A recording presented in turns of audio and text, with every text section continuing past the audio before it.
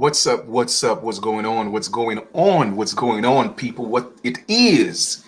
Why go on? What the deal? This is Chief Kalanago Flying Eagle. Listen, man. We about to go in this evening. Well, actually, it's night.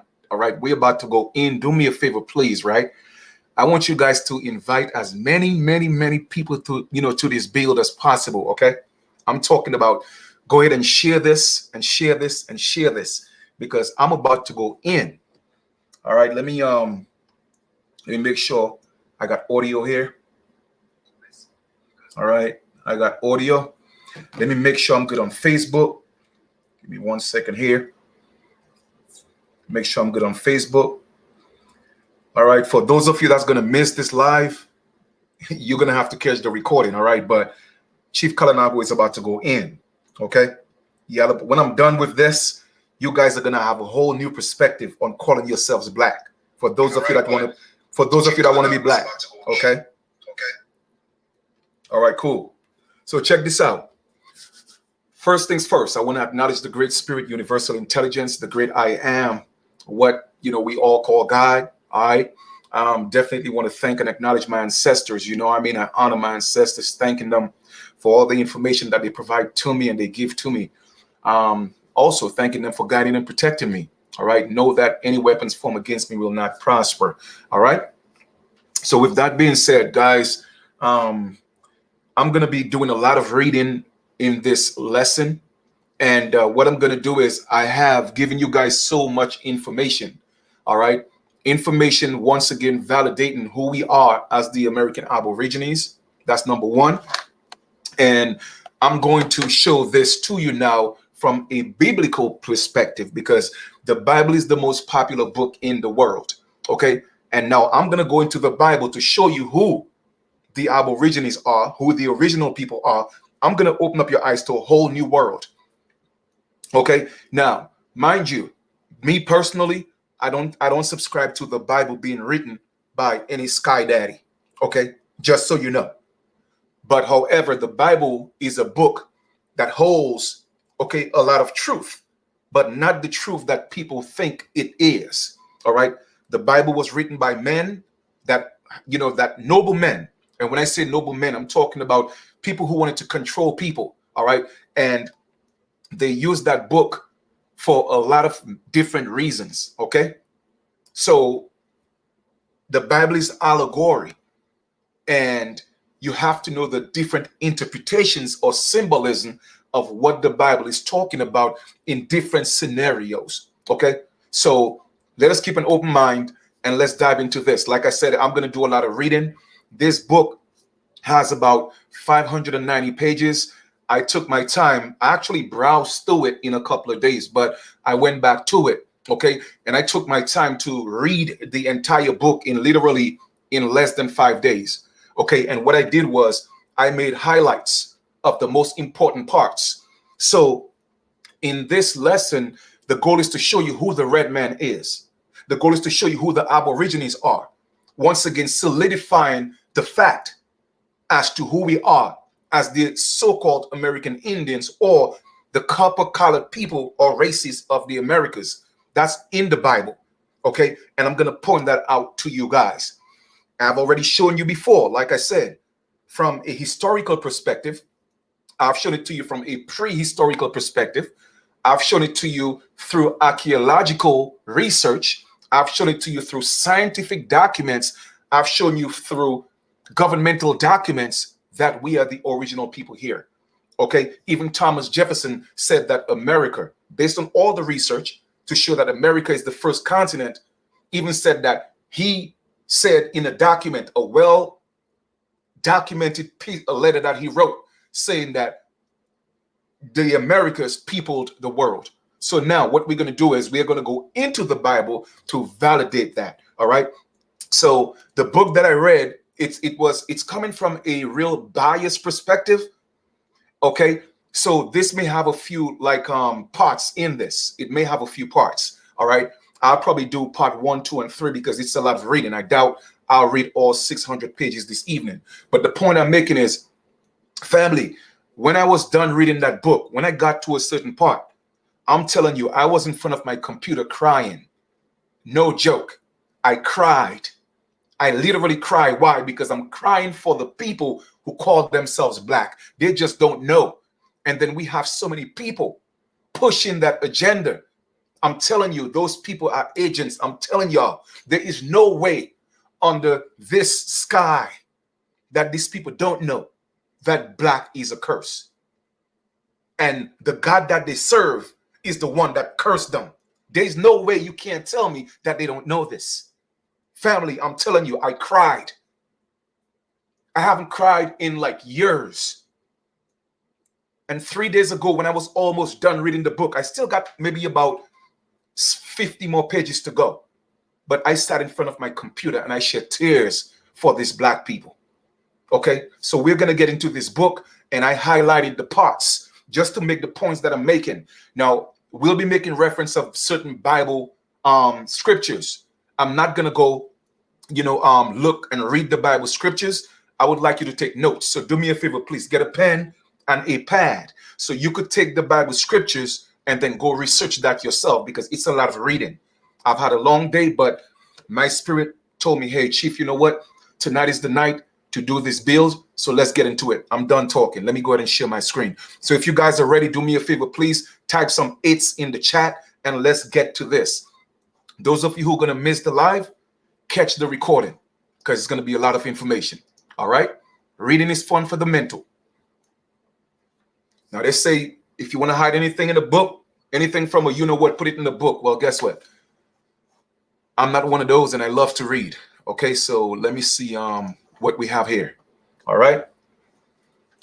So we're going to take it from the top. Type some 8s in the chat. If you guys are with me, type some 8s in the chat. We're going to do a lot of reading. Here we go. Let me know that you're with me. This book is University of Pittsburgh library, and it has a date of 1851. I think it was written or published in the 1800s. Just so y'all know. Okay. Just so y'all know, 1840. All right, so it's the abortion. Well, it's actually 18. Let me see. Let me go back real quick. It's 1851 or 1840, but that's the time that book was published. So it's been out for a very long time. Okay. Now, mind you, in 1828, Noah Webster's 18 dictionary told you who the American is, the copper-colored races. So I'm going to prove to you once again in the Bible who the copper-colored races are. And I'm going to open up your mind to a whole new realm, so to speak. Okay. All right. So now they're showing there are actually 4 representations of mankind. Okay. They say that there are 4 representations of mankind. All right. And they're showing an image of that, and they're showing the Caucasian man on top. Like I said, this is that book is very, very, very biased. Okay. And trust me, very racist in my opinion, but this is one of the hardest read I've ever had. Okay, it was one of the hardest but I had to take my emotions out of that until I was done reading the book and let the tears out. That's how difficult this book was to read.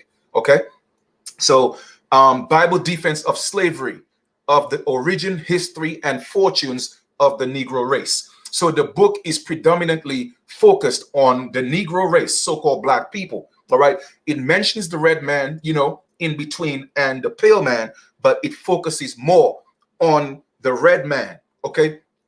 Going into details why and showing how the black man, or the so-called Negro, is cursed, and that was ordained by God. Okay. So that's the premise of the entire book, just so you know. All right. Now, I did a few highlights. Let me blow this up so we could read. All right. And once again, family, this was tough to read, man. I cry for people who call themselves black. I mean, it's crazy. I mean, even if you're from the African continent, don't call yourself black. You know what I'm saying? I mean, that's crazy, because no matter how you look at it, family, black is a curse. Okay. It is a curse. So let me just scroll up here for a second. And I hope you guys could see this. All right. I'm trying to blow it up as much as I can at the same time. Give me 1 second here. All right.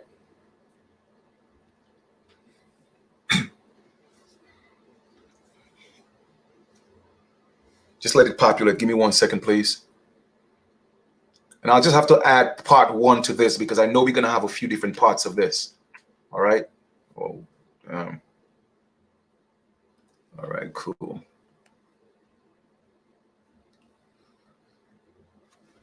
Okay. I think we should be good. Now, that's the preface, okay? Oh, come on, man.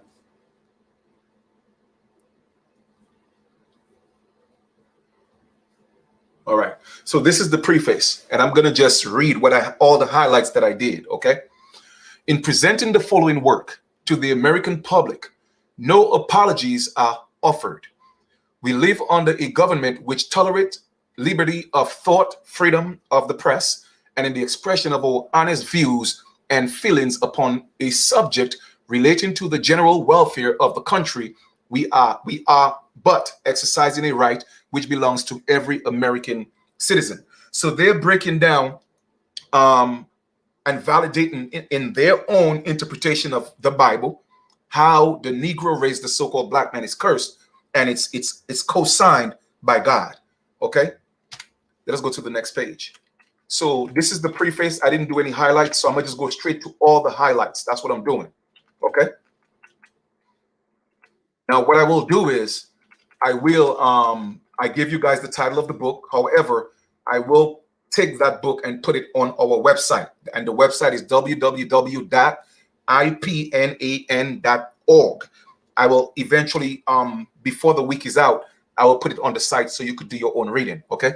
Now, although we believe that the institution of slavery received the sanction of the Almighty in the patriarchal age, that it was incorporated into the only national constitution which ever emitted from God, that it is legality was recognized and its relative duties regulated by our Savior when upon earth, that it was established in wisdom and has been wisely continued through all ages and handed down to us in mercy, and that the relation of master and servant harmonizes strictly with the best interests of the inferior or African race, in particular in securing to him that the protection and support which is native imbecility of intellect disqualifies him from securing for himself. All right. So like I said, this is done, in my opinion, from a very biased perspective, a racist perspective, but it rang a lot of truth because it's actually in the Bible. Okay. Now let's go to the next page, and I'm only reading the highlights. Our individual views on the subject of national system of colonization as applicable to the free black population of the United States may be regarded at first sight perhaps as somewhat novel and wanting in the essential qualities of age and precedent of experiences, but the reader may rest assured that they have been submitted to the inspection of many of our prominent citizens and leading statesmen and have received their unqualified approval without exception. So they even mention the so-called blacks that's within the United States as well. And family, this is why we have to get away from this black. Even if you think you're from Africa, even if you think you're from a different continent, we have to stop calling ourselves black. And you'll see exactly why. Okay, let us go to the next page. Once again, I'm only reading the highlights. Okay. The author has sought in the oracle of God, in authentic history, and in the analogies of nature, the key to the mystery of the degradation through the unchronicled ages of the past of the Negro race, the fact of the inferiority and consequent subordination of the black race to the white race being in accordance with the will of the supreme ruler of the universe. It is not like mathematical problem susceptible of absolute demonstration. Yet we think the readers of this work will acknowledge that the author has let in a flood of light upon this deeply interesting subject through the myths in which ignorance and misguided sympathy has enveloped. Now, what you need to realize is this. This is the type of information that a lot of pale people are reading. This is the type of information that's being taught to people in Africa. You see what I'm saying? There's a reason why you see Africans bleaching their skin. There's a reason why you see all their gods are actually white, because they are being fed this type of information. Okay, this is crazy. Let us go to the next highlighted portion of this book. As the origin of the Negro man, we have in our cogitations recollected several. Hold on for a second. Let me make out this word here. Okay. Recollected several curious opinions relative to the subject, which we have thought proper to present on the account of their wild and extravagant character as follows. Some have queried whether the mother of the first Negro man might not have been frightened by some hideous black monsters of the antediluvian age. The antediluvian age is before the flood. So they're saying that the mother of the first Negro might have been some monster, by some frightened monster. Okay, as in the first ages of the world, there were many terrible beasts of the wilderness roaming about, whose races are now extinct. So they are alluding that, the mother of the so-called black people, the Negro race, might have been some frightened monster that has been extinct. Okay, and I just highlighted as an example the black orangutan. All right. Now, like I said, this book was a very tough book to read, so just hang in there with me. But it's deep. Okay, it's deep. It's really deep. We're still reading the preface. Okay, just so y'all know. Thus, as some have supposed, the Negro race was produced, forming an entire new class of human beings and distinguished from the nature, color, and character of the parents by the fright of the mother. Okay, so they are saying now, because the mother got frightened, the children came out black. All right. Now, to me, a lot of that stuff just sounds silly, but this is really serious, okay, and deep, like I said. All right. Others have seemed to believe that in very first ages of the planet and long before the creation of Adam, there existed a race of animals having a resemblance to man, as has the orangutan, but of gigantic stature, as well as power, dwelling in communion with other beasts and monsters of that time. From this family of animals, it has supposed that the Negro race was derived and brought forward by the continental mutations of nature, passing from one change to another in pursuit of maturity, with all things else arriving at last to their highest point as exhibited as an exhibit in the present of the black or Negro nations. It has also been believed that at a very early period of time, some community of men have been so situated in relation to the climate, food, and other circumstances as to have been changed from the original stamp of complexion and character to that of perfect blacks, thus originating the Negro family of man. Some have imagined that the origin of the race was a disease of the skin, which being of an incurable nature, formed at length a radical character and thus produced these people. Now, just so you know, this also is what the Book of Mormon also suggests. Okay, that the so-called black people got their skin from a curse. Okay, that's also in the Mormon book. So when you see a lot of our people are being taught that, especially if it's in the Bible, then you have to realize what's going on. And that's why so-called black people will never get on top, because they took upon themselves a curse from the God that they serve. And like I said, this is crazy. Okay, let us read the final highlighted paragraph on the left side of the screen. Many have believed that there was a first as many fathers and mothers created as there are now different races of men, from whom have descended the red, the white, the black, the brown, and the yellow tribes of the human race, discarding the account given in the scriptures of there having been but one pair of human beings created. Now, we are doing this lesson strictly from a biblical perspective, okay? So we're dealing strictly with what the Bible is saying. And based on the Bible, it's not about whether you think the Bible is true. It's not about whether you think the Bible is written by this God. That's not what it's about. Okay. The majority of the world hold the Bible to be a book created by a sky daddy. All right.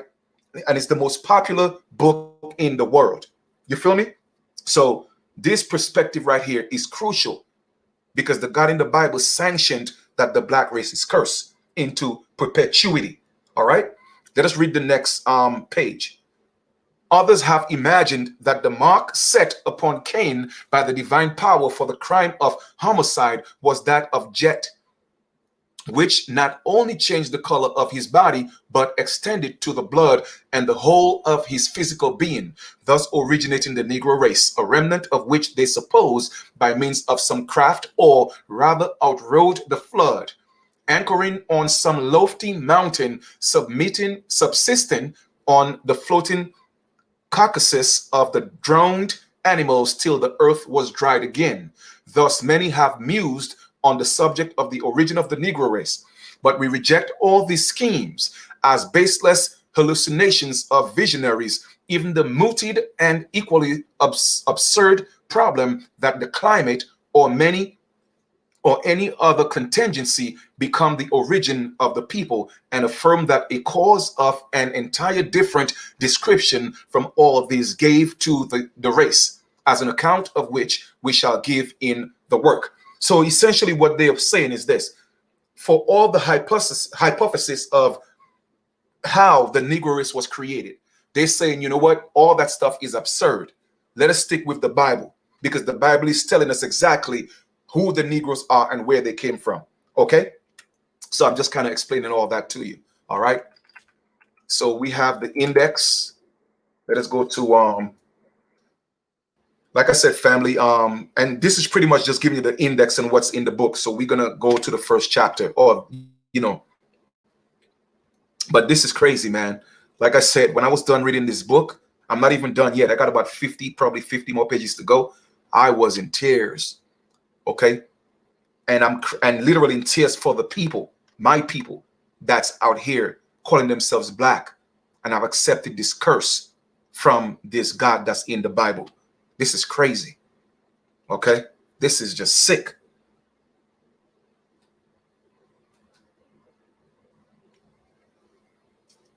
All right, we getting ready to go to the first chapter, or the first section. All right. So here we go. So once again, the title of the book is Origin and History of the Negro Race. Okay. And this is the first section. And I'm only reading the highlighted parts of this book. However, I will put the entire book on our site and you could read it in its entirety on your own. Okay. Now, complexion of the parents of the human race, kind of earth, man, was made of power of the Hebrew language in given names, Adam and Eve, both called Adam by the Creator. Complexion of the antediluvians, curious chronology of the holy seed, from Adam to Jacob, the immediate head of the Jewish tribes. The opinions of some that Adam was created black, refuted personally appearance of Adam and Eve in the paradise before the fall, with many other curious matters. So they're saying that some people say that Adam was black. However, if we go based on the Bible, Adam could never have been black. Okay? And you will see why. All right? You will see why. Let's go to the next highlighted one. From whence came the Ethiopian, or black man? And I'm only reading the highlighted part. So if you see I'm reading and I jump to a next page, just follow, please. Okay? Because that was a lot of, almost 600 pages, and I cannot read the entire book to you guys. Okay? I was just picking out the points. All right? To prove to you, to make the point of the lesson. All right? So we're on page 16, the left side of the screen. Who was his first father? They're talking about the black man, aka the Ethiopian, right? Who was his father? Did he spring from Adam or some other race? Can it be that from one and the same source, the white, black, and red portions of mankind proceeded with all the hues and shades of complexion which mark the human race? Okay. Next highlight. On this subject, nature, or rather God in nature, has instructed us that without the intervention of divine power, there could and never would have been but one general complexion of the people of the globe, and that one complexion would have been like the first parents, whatever that complexion was. If the first two of the human were created white, they would never have been the parents of the black, and that's true. And the red man, that's a fact. Okay, because white is extremely recessive. Okay, now if they were created red, they could never have been the parents of the black and the white man. If they were created black, they could never have been parents of the white and the red man, and they would naturally procreate only their own complexion. Now, it has been said that the so-called, and I'm saying so-called, the so-called black man and woman, okay, could bear any child. Now, once again, this is strictly from a biblical perspective. Even if me personally, I think that, we existed before Adam. However, if we are doing it from the Adam and Eve perspective, then it still validates who the Aborigines are. That's the point I want to prove to you guys. Okay, it is still validating and proving who the American Aborigines are, and that's the point I'm going to make as well. Okay, now, very learned historian, namely Flavius Josephus, who says in his work on Antiquities of the Jewish book, page, this thing is blacked out, but anyway, the following in his words: God took the dust from the ground and formed man and inserted him a spirit and a soul. This man was created Adam, which in the Hebrew tongue signifies one that is red, because he was formed from the earth, compounded together, for that kind is the virgin or true earth. Okay, so Adam was created from the true earth or the virgin earth, which was red, right? Red clay soil. Okay, now earth of the globe, of which is said that there are 9 different variations of earth, okay, or soil. Now, for this very reason, doubtless it was written by Moses in Genesis 5, Genesis chapter 5, verse 2, that God called the 2 parents of the human race by one name, which was that Adam, in which name was comprehended as well their natures as their complexions. Now, family, keep in mind, a lot of people don't know this, okay? I am going to put this book on the site because I'm not going to send that to everybody. That's going to be too much work for me. So I'm going to put the book on the site. As soon as I'm done with this first lesson, I will put it on the site and you guys could go download it, because if I have to send it to individuals individually, that's going to take me too long. And I can't do that. All right. Not that I can't. I'm not willing to do that. All right. So I'll put it on the site. Now, with that being said, okay, please keep in mind, the God in the Bible, and I'm saying the God in the Bible named man and woman Adam. Okay, God didn't name Eve. If you go into the Bible right now, you'll see that God didn't name Eve. Adam named Eve. Adam was the one who named Eve. Okay, so keep that in mind, and we'll come to that too as well. Now, God did not give the first woman the name Eve. That's a fact. Okay, it was Adam who did this when he saw that she was to become the mother of all human race. Adam was the name which God gave to the woman as well as the man at first, as shown above from the text of Moses. And that's true. If you go into Genesis, you will see that God named them Adam, both of them Adam. And then Adam was the one who named Eve. A lot of people don't know this. Okay, now, male and female created he them, and blessed them, and called their name Adam in the day when they were created. So therefore, both their names were Adam. God did not name her Eve. In accordance with this statement of Josephus, in the rendering a reason why God called the first human being but one name, and that name being Adam, or red man and woman, we find that the Hebrew language establishes that the word Adam, Adama, Adami, Adama have all the similar meaning. Adam signifying red or copper colored. Once again, who are the copper-colored races? And I'm just showing you, family, even if we were to look at it from a biblical perspective, I'm still showing you who we are.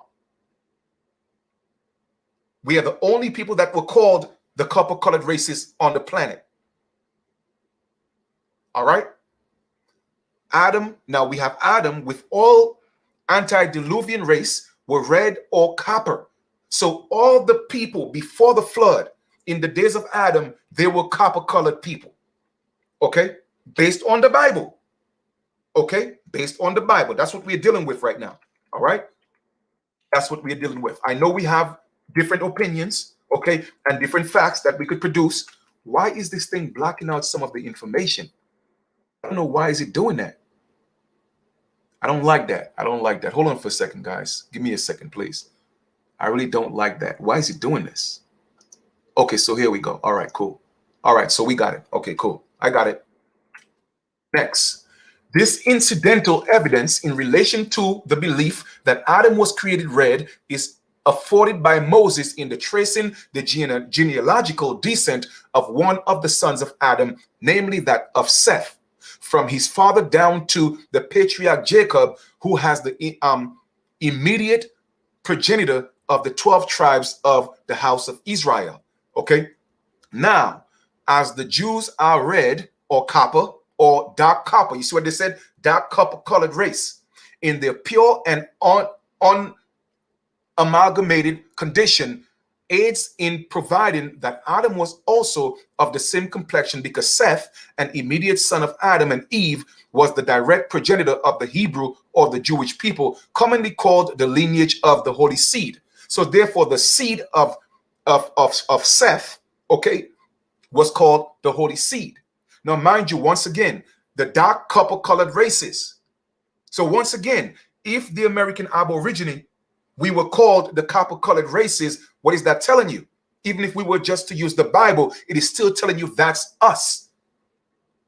And I'm just going based on the Bible. So therefore, I'm proving to you again from a biblical perspective that we peopled the earth. Okay? We peopled the world. And I'm talking about in the Americas. All right? Now let us pause here for a second. Let us go look at this red, what this red soil or this red clay soil looks like, because I have a little something to show you guys real quick. All right, let me just pull that up real quick. Let's see what it looks like. Okay, we all know what a penny looks like, because a penny is copper, and when it changes into different shades, we see what it looks like, right? So let us go look at what this soil looks like. Supposedly, what the complexion of Adam and Eve and the people before the flood would have been. Okay, now this is red clay soil. So this would be the complexion, okay, of the people. Once again, this correlates with Noah Webster's 1828 dictionary. The copper-colored races found in the Americas. You feel me? Different shades of copper, brown people. When you go look at the Crayola Indian red, you feel me? So I'm going to ask you again, how could the natives, show me how many natives that look like this? And I'm not here to knock natives, but I'm just letting you know that people, we have to stop playing the games with these people. You feel me? And stop allowing the people from the colonization of society, okay, to play these games with us. Because I'm taking it now from a biblical perspective. All right. So this is what the complexion of the people, Adam, once again, if we were to believe, all right, that Adam, we all came from Adam and Eve. No, I'm not saying I believe that. I'm just saying from a biblical perspective, if that's the premise, we are going to go on and we hold it to be true, then this would be the complexion of the first humans, Adam and Eve. And once again, keep in mind, the God in the Bible did not name Eve. He named both of them Adam, which means it could have just been, he called the soil Adam, atom, and everything came from that. You feel me? But the point I'm making is Adam was the one who named Eve, and Eve stands for evolution, okay? The better half of the atom, so that the atom could evolve, all right? But anyway, we don't have to get that deep, all right? Let's go back to the book, all right? Let's go back to the book. Let's go back to the book.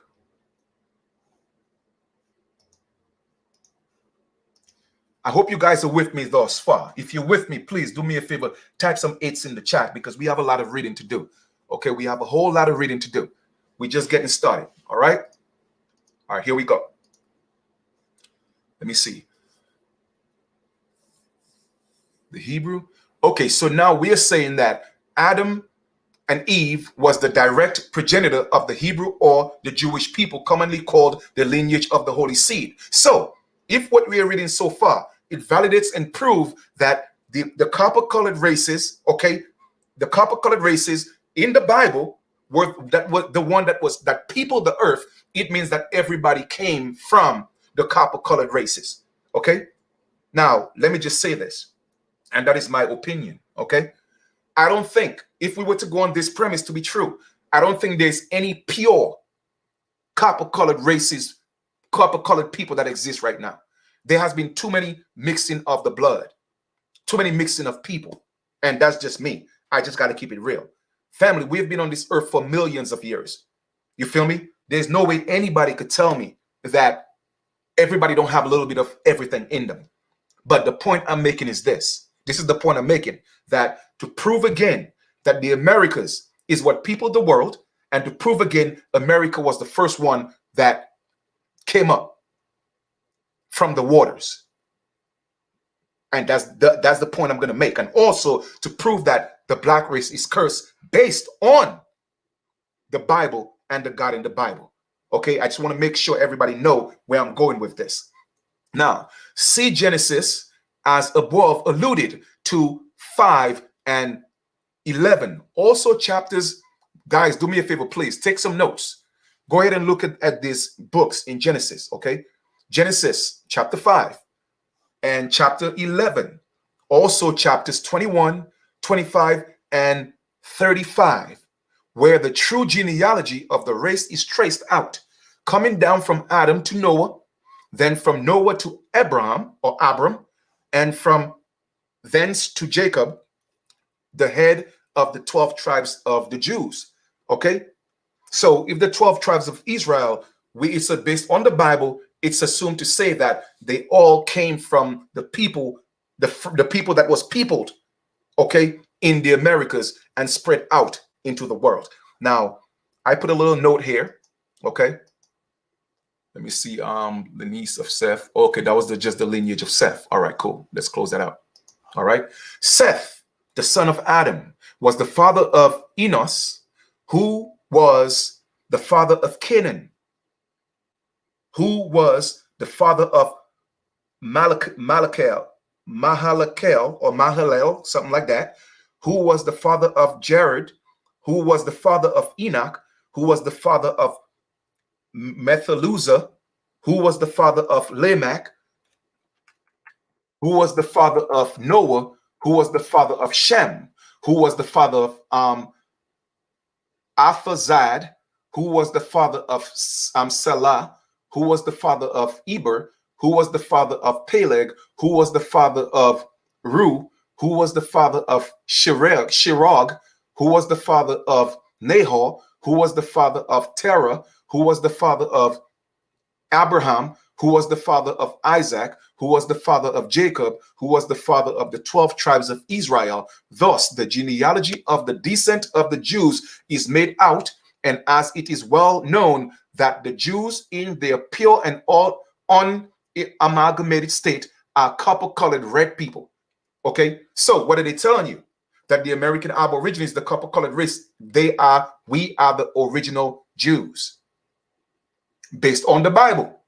Okay, so what's his name? I don't know if Nick Cannon is coming from that perspective, but he said it. I don't think he broke it down that way. Okay, because I think he's just talking about all so-called black people, but that's not true. Okay, it's only the copper-colored races based on the genealogy we just broke down. It is safe to say, based on the Bible, the copper-colored races are the direct descendants of, they are the original Jews. Okay, now colored, they said copper-colored or red people. We prove by this fact in, let me see, in connection with the foregoing evidence that the Diluvians, with the father of the human race, were red men and women, the copper-colored races. Okay?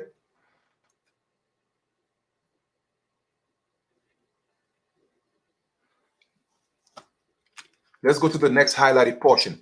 Arabs or Ishmaelites are red or copper-colored, as well as the Jews, and are alike the descendants of Abraham, who was of the race of Shem, as above shown, one of the sons of Noah. In the existence of the Arabs, we have a tangible and an abiding evidence that the Jews were a people who were copper-colored, as the Arabs are brethren of the Jews and have never mixed their blood with that of other people as much as the Jews have. All right. The reason why they have not is the peculiar location of their country is being situated along the eastern coast of the Red Sea in Asia Minor, and is an almost unapproachable desert of sand in the very heat of Arabia, where from the remote ages they have subsisted in wandering hordes, living many of their tribes woolly by ripen and plunder, amalgamating but little with other nations, who have been deterred from conquering the country by the horrid desert and stumps of flying sand, so that they have remained a distinct aboriginal people from the age of Abraham and Ishmael, the son of Abraham, in the very face of all surrounding countries, the same in every age. Oh, come on. I think I went back too far. Hold on for a second. All right. Thus, from the foregoing facts, we believe it is made clear that the complexion of Adam and Eve and the antediluvians was neither black nor white, but red, copper-colored people. All right. Now, once again, guys, we're dealing based on the Bible. Okay. Based on the Bible.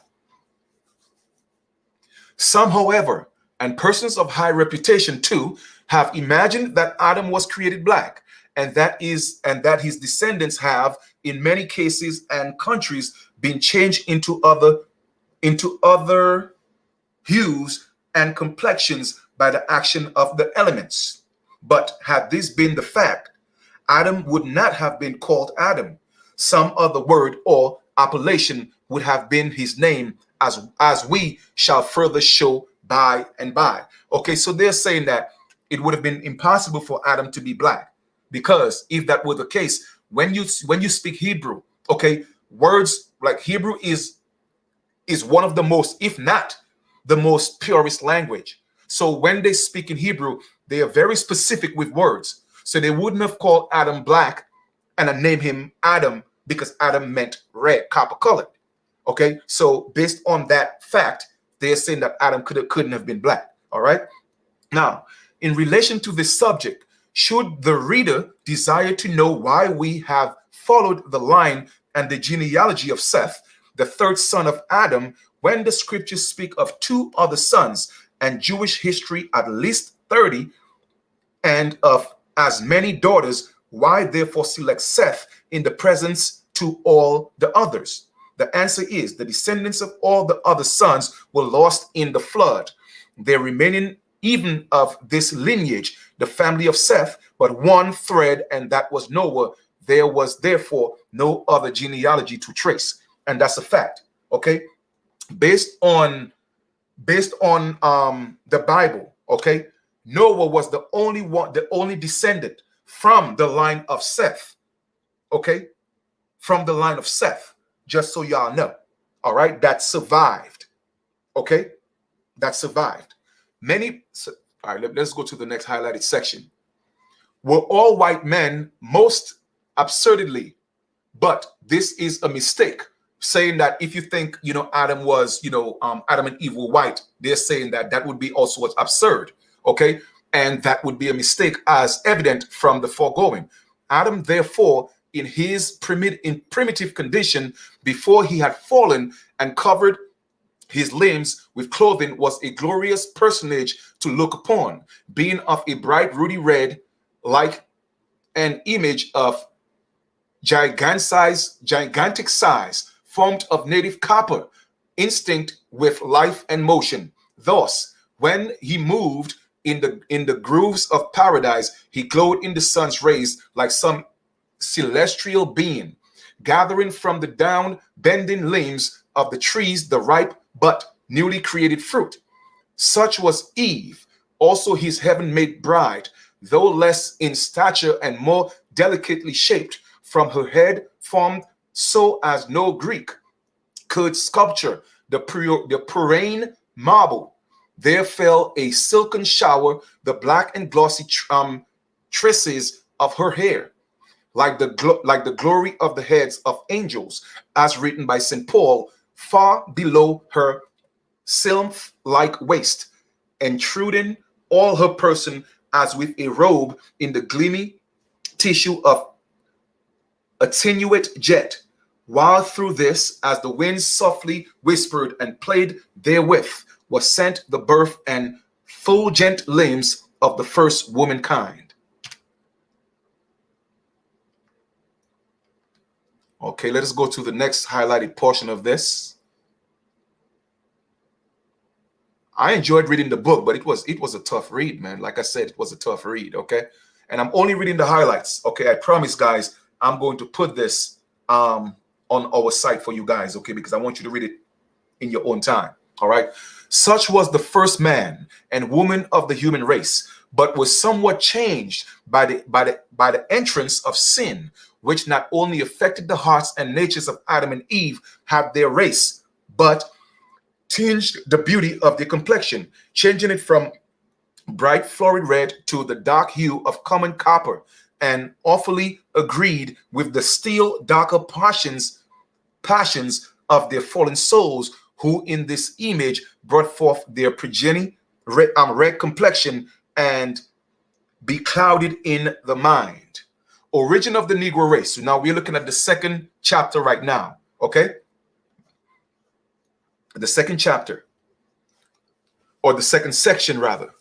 Origin of the Negro race. Argument to this assertion causes the great varieties of human complexion, doctrine of climates and local causes to produce such varieties refuted, impossibility of human parents producing any other complexion than their own without a miracle.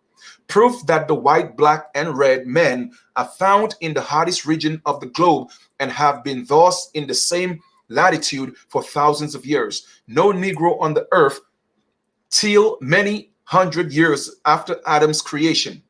The precise time of their origin, when and where. No climate forms or causes the origin of human characteristics or characters. Birth of the first white man, when and where. No white man on earth till many hundred years after Adam's creation. All right. Argument to ascertain this, the Hebrew language that of Adam as well of Noah and the patriarchs, meaning of the word Ham, of Japheth and Shem, reasons why God produced men of different constitutions and colors than had the first man, with many other curious matters.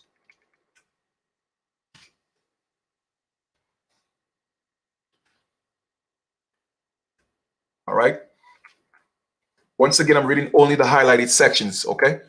So if it seemed like I'm not going in chronological order, that's the reason why, okay? Now, these declare after due examination and argument that the coldest regions of the earth have not materially changed the color of the skin, formation of the body and limbs, on character of the hair of the heads of the different races of men. It is true, however, that the skin of such persons, when exposed to the air and the rays of the sun, undergo a change called tanning. But this circumstance proves nothing in favor of a radical or material and final change from the white to the black, because this tanning is always more or less removed by a change from a hot or a cold climate. So they're saying that, okay, we cannot, claim that complexions change because of climates, which is true, because the original Eskimo, okay, they've been in the snow all their lives, and the original ones are still, they're still so-called dark skin, okay, or so-called black. So I believe that climate doesn't really change people's complexion, okay, to an extreme. Okay, they may get a tan if they may, but to me, that would be the extent of that. All right, let us go to the next highlighted section on the right side of the screen. Yes, this complexion, the copper color, the original and the first hue of the human race, holding a grade between black and white, is the strongly fixed in the blood of that race, as is the black and white in the blood of other two races.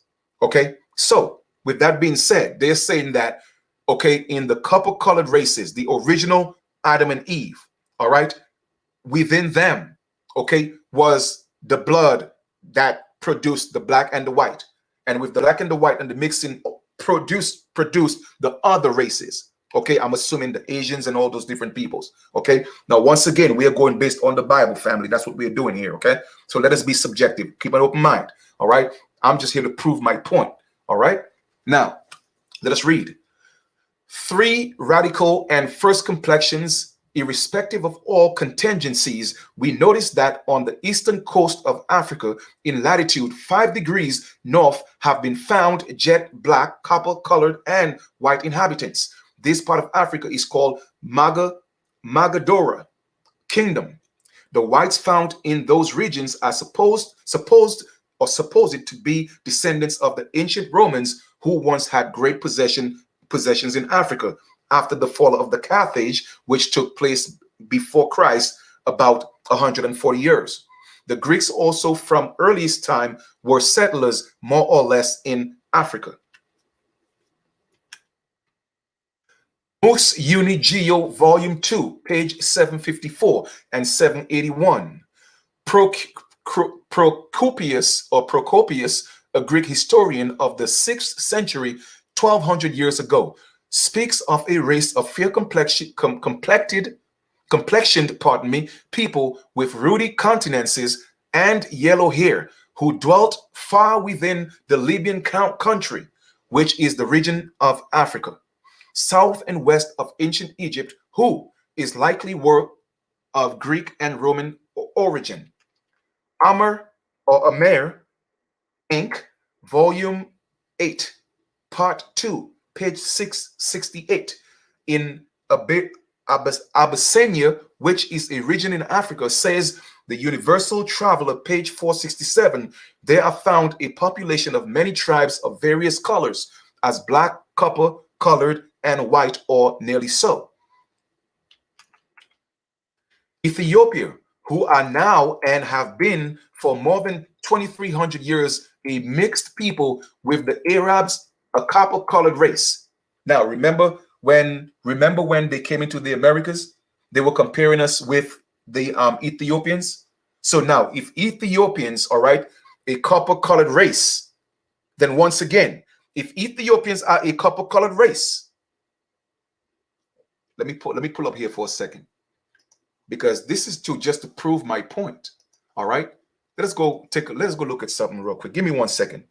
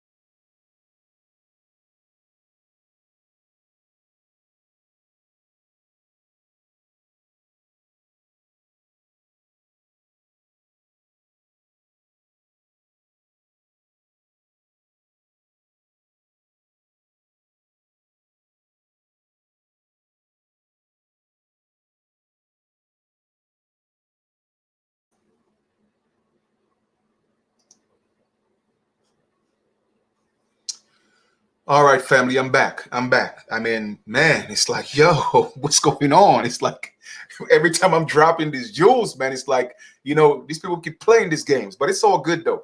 We're going to get into this. Like I said, guys, please, I'm going to put the book on our site.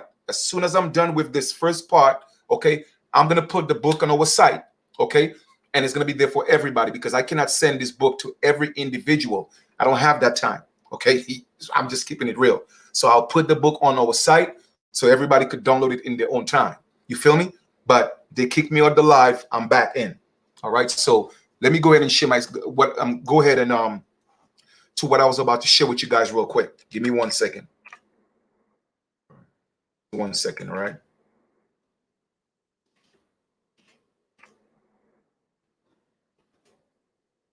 All right, give me 1 second, guys. Let me just pull this up. Ethiopian people. All right. Let's pull that up real quick.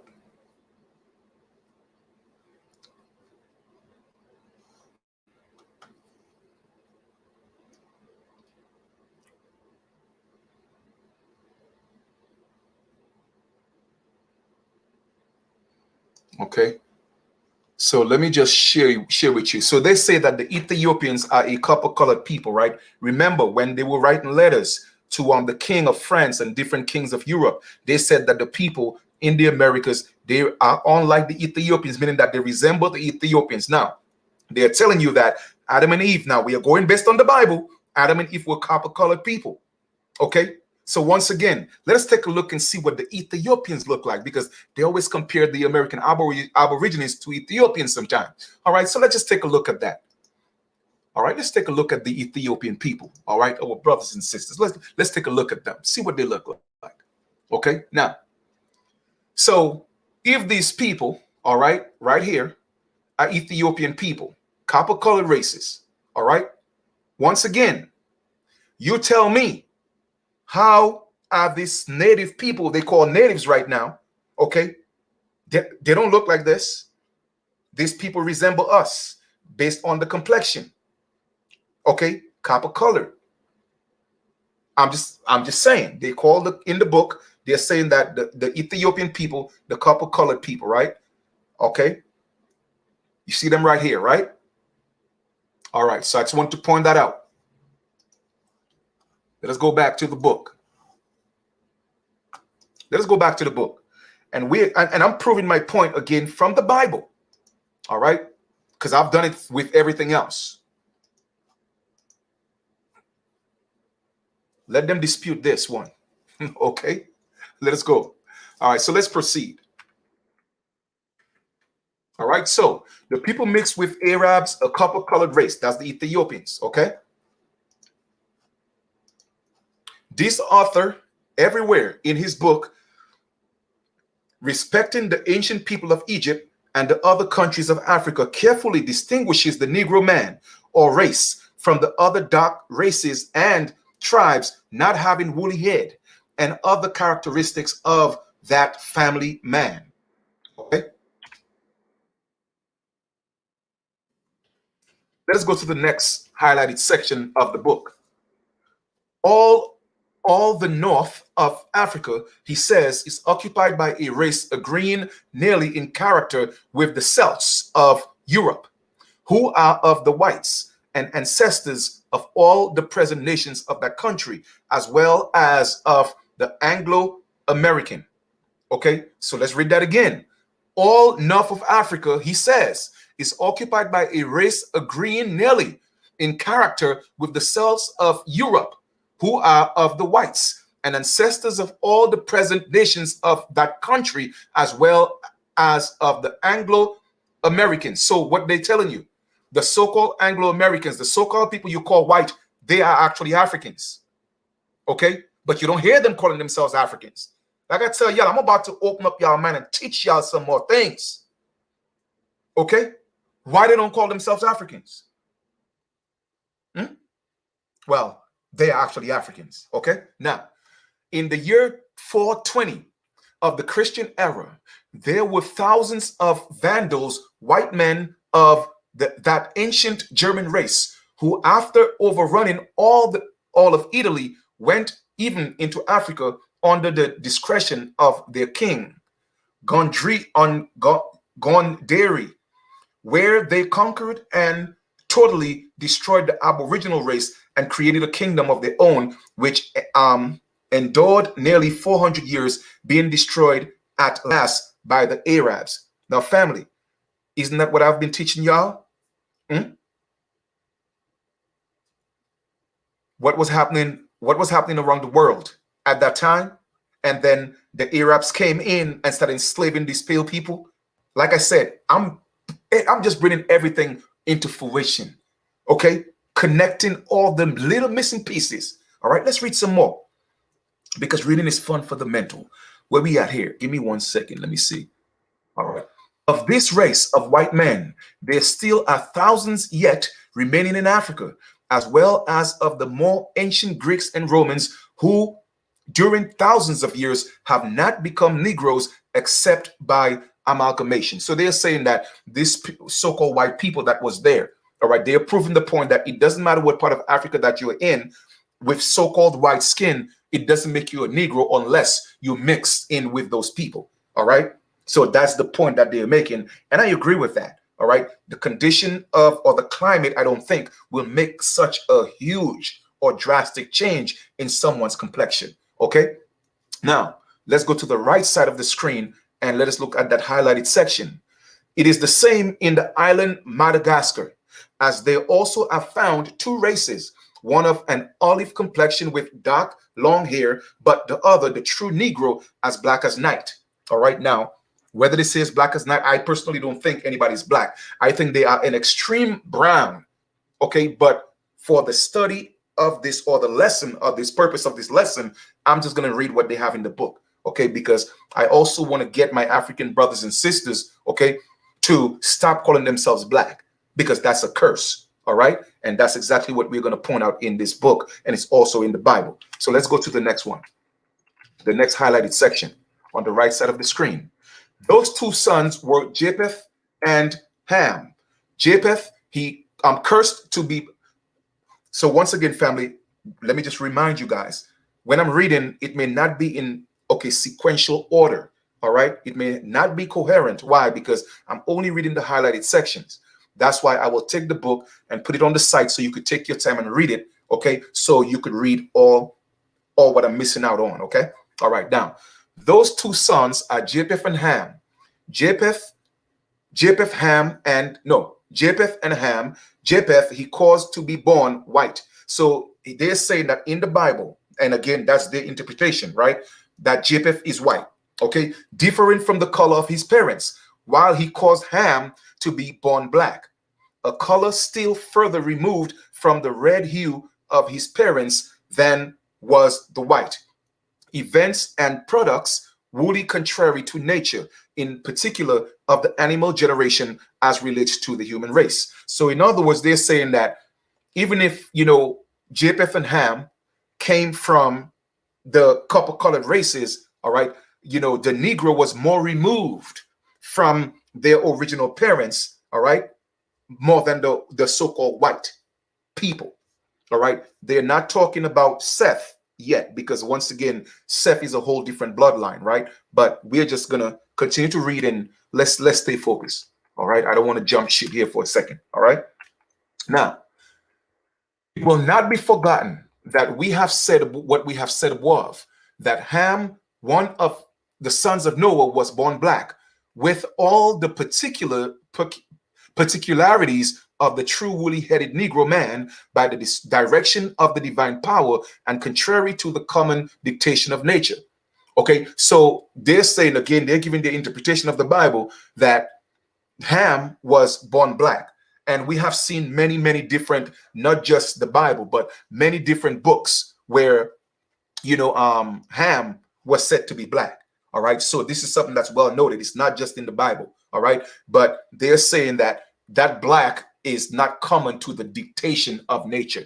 In other words, being black goes against nature. Now, that's their interpretation. That's why I said that this book is very racist. It was a hard read, but I had to kind of like curb my emotion and get the message out of what I wanted in reading the book. Okay, let's go to the next highlighted section.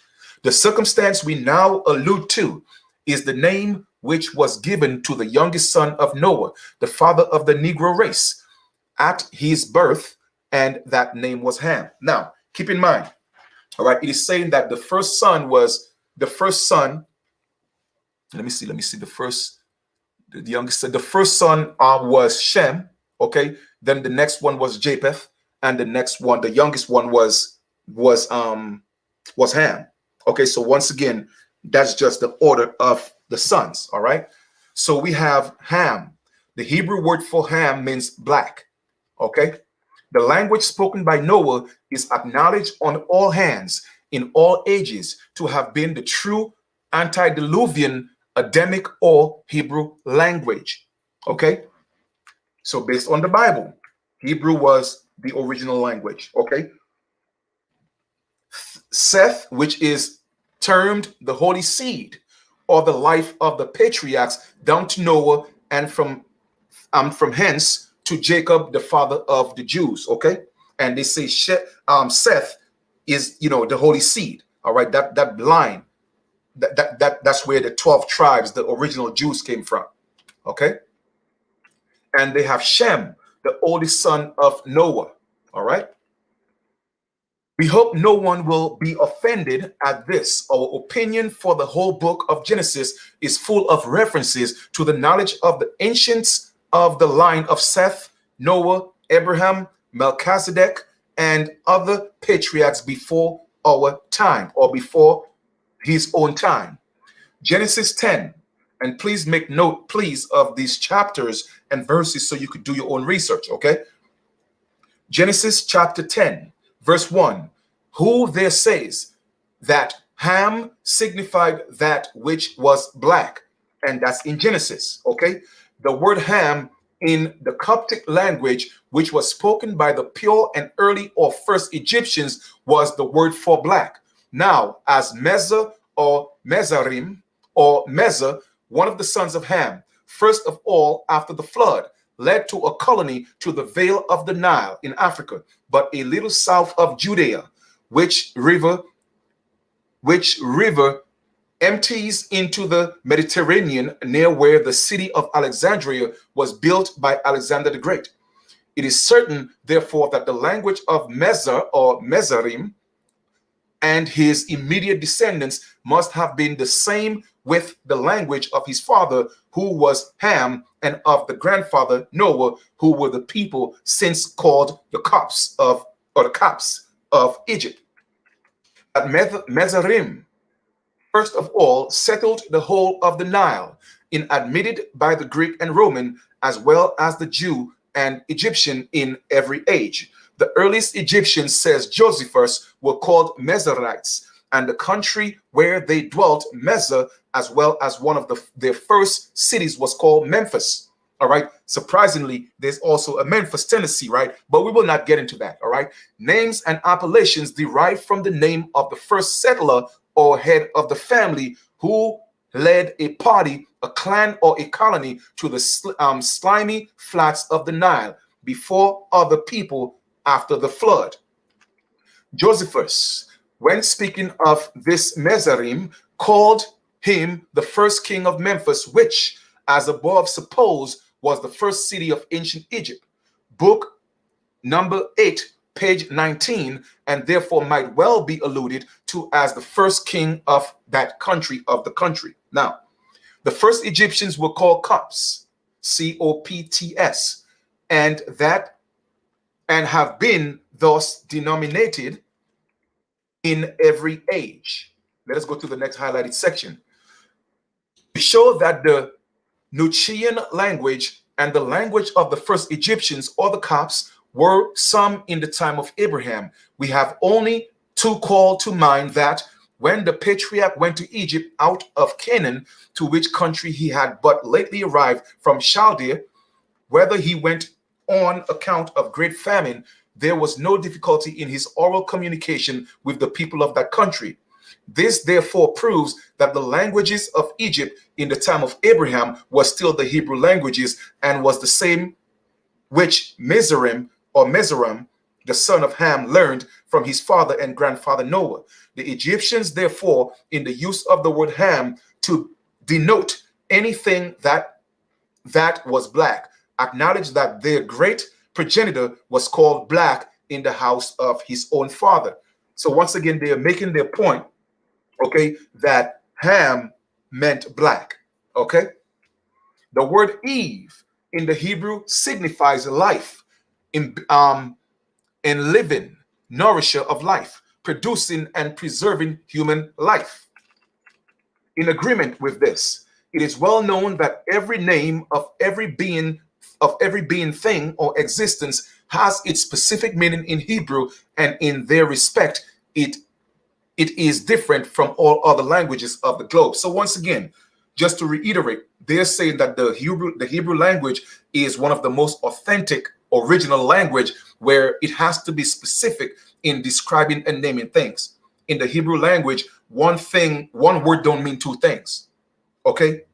Like for instance, people would say, like somebody would say, I love my mother or I love my wife, and at the same time say they love their car. In the Hebrew language, you have to use a different word for love. Okay? When you're saying love to denote a person or a thing. All right. So in that sense, Hebrew is a real authentic language.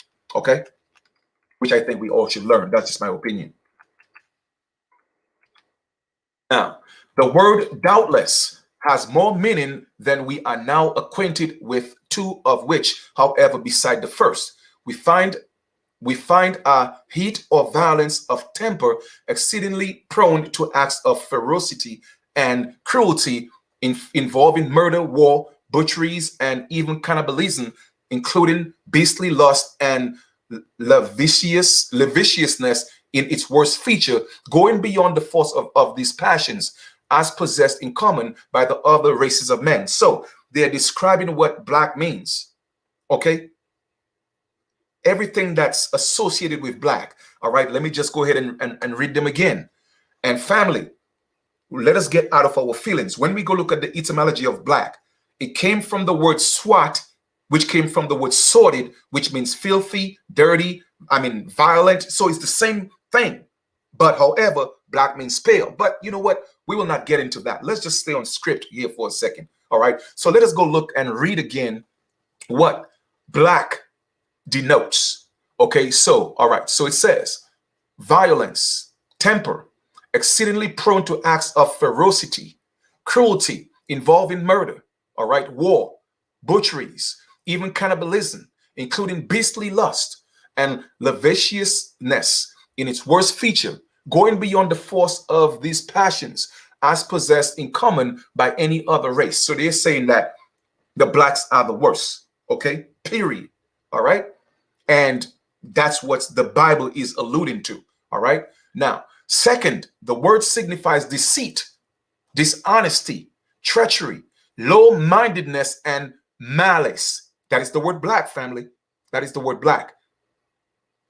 What a group of horrors are here, couched in the word Ham, all agreeing in a most surprising manner with the color of Ham's skin, as well as with his real character as a man during his own life, as well as with that of his race even now. So they're saying that Ham is the progenitor of the Negro, the black race. And all these foul words or characteristics were not just associated with his skin, but his character. You feel me? That's why I tell you guys, words are very important. And with so many people, especially people who are not black, calling themselves black, you have just literally took up the curse of Ham. And y'all don't realize that. This is deep. And that's why when I was finished reading this, I had to cry. I had to let it out. You feel me? Now let's continue to read the last paragraph on the left side of the screen, my left. Okay. Thus far, we have shown that the very name of this youngest son of Noah is an evidence of no small account that he was born a Negro with all the physical, moral, and constitutional traits which mark the distinguish that the race of men from the other two races. All right. That's why when I had that conversation with that dude from the Cherokee Nation, he knew I'm not black. He knew that. I never told him that. But he kept pushing that. No, you black. No, you African. No, you black. But yet still, he had to say that when his mother permed her hair, she looked like a black woman in Tulsa, Oklahoma. So what you trying to tell me? All somebody have to do is perm their hair to turn black? And that is the BS I keep telling y'all, man. Our people got to wake up from this curse. You feel me? This is a whole lot deeper. I didn't just read a book 600 pages just because I want to come and read and just read. I ain't got nothing to do. No, there's a message in this. And I hope people get this. Okay, because now we're looking at it from a biblical perspective. All right, which a lot of religious people hold to be the book of all truth. All right. So hopefully my people will get the message here. All right. Now we're going to read the highlighted section on the right side of the page, my right. Okay. In reference to the foregoing arguments with respect the cause of Ham's name, we notice that after the flood, when the children were added to his family, the same circumstance, their complexion seemed to have exerted an influence on their names also. Kush, which is a son of Ham, that means black, right, was one of the sons of Ham, which word also had a reference to which was black. Kush, Cushion, Cushi, and Kushan Rish Shem are all the same or relative important, and especially the word Kusharish Hashem signifies Ethiopian blackness as well as the blackness of iniquity. Okay, the blackness of iniquity. Now, they did say earlier that Ethiopians are copper colored. So there must be two different type of Ethiopians, because they said what one was copper colored and now they're saying that one is black. All right. And the blackness of iniquity. All right. Sin. All right. Now, on this very account, the ancient country of Ethiopia, situated in Africa, in the origin of the headwaters of the Nile, which was settled first of all by the family of Kush, was called Cushan, as well as Ethiopia, or the country of the blacks. The meaning of and even what's his name earlier? This dude, man, this sellout dude. Yeah, Uma. When he was talking, oh, well, I went to Ethiopia and I came back, I was in love with Africa. That's cool. I don't hate Africa. We're just not Africans. You know what I'm saying? But let us read.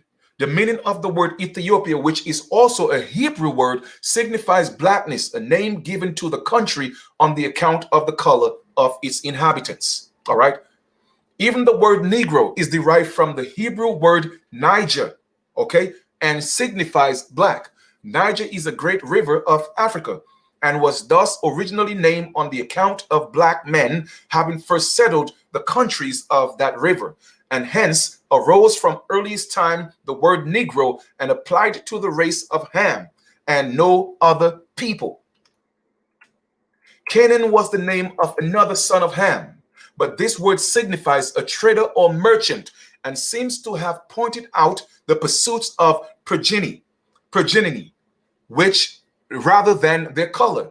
It was from this son that the Phoenicians, the Tyrians, and the Zidonians, with all the tribes of the land of Canaan, which was Phoenicia itself, proceeded, who were a trading, seafaring, and mercantile race. There was, however, a place in this country of Canaan, a Palestine, a district that was called Shushi, inhabited no doubt by a colony or family of the race of Cush. The word Canaan, therefore, appears to have been phonetically given to the son of Ham, pointing to the pursuits rather than any other peculiarity of that branch of Ham's race. The word Japheth is a Hebrew word and was given as a name to one of the sons of Noah, which also had its prophetic meaning and pointed out the fortunes of Japheth's race, which was to consist of great enterprise, enlargement, and renown in the world, one who was to exceed and even to rule over the races of his two brothers, which as well shall show in due order has been wonderfully fulfilled. Now, this is a fact. Now, if we are going based on the premise of the Bible, all right, right now they say alluding to Japheth being the Caucasian race or the white man, so to speak. He's the one controlling things right now, right? Controlling the copper-colored races and the black people, the Africans, right? So let us continue to read.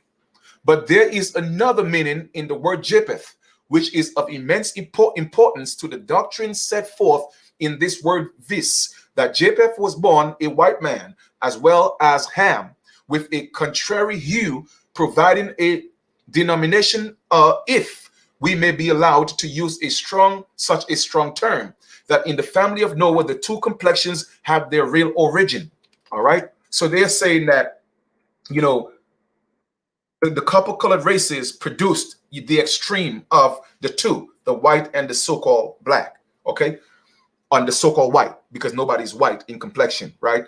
This peculiar meaning is found in the translation of the word Japheth by the Reverend James of Creighton, A.B., a most accomplished Hebrewist, in his Dictionary of the Scripture Proper Names, page 162. This great linguist states that one of the meaning of the word Japheth is fair or white, which cannot be said of black, as black is not fair.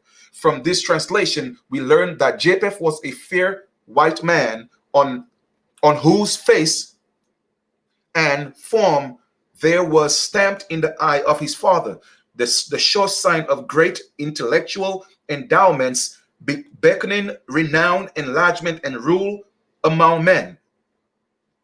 Wherefore he could give him no other name than the important word Japheth, and the fair and ruddy white son, his fortunes remaining to be fulfilled in the course of time, while his father, acted upon by the great beauty of his child, gave him his name and blessed him as the progenitor of the race who will fill the world with their glory and numbers, as is now the fact before the eyes of all men. For the white man and the white woman are paramount in all the improvements of the earth. Shem was the name of the other son of one of the other sons of Noah, which word also had its meaning and was renowned praise or greatness, prophetically pointing out the character of his race, but doubtless more particularly the renown of the genealogy of the holy seed, or the line of the patriarchs, prophets, the Jews of Jesus Christ, who came of the line of Shem.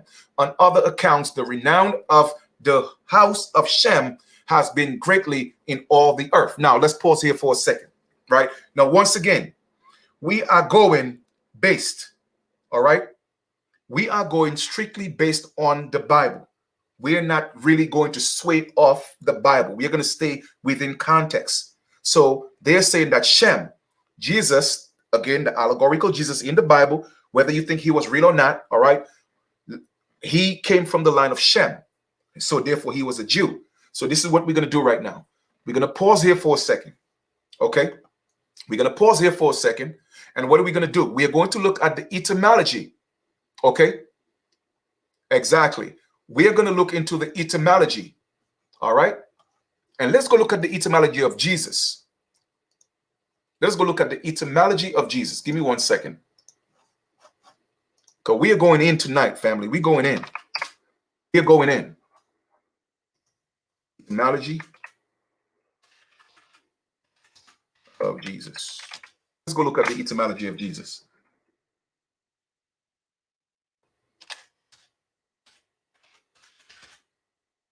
It's pulling up.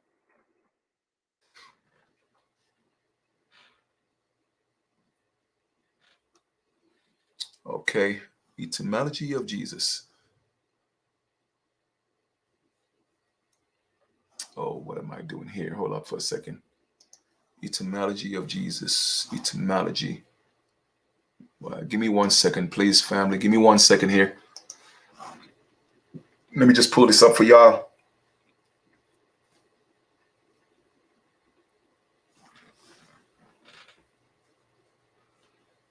And I promise you guys, as soon as I'm done with this, I'm going to put I'm going to put the link of the book. I'm going to put it on the site. All right. So it will be there for you guys to download.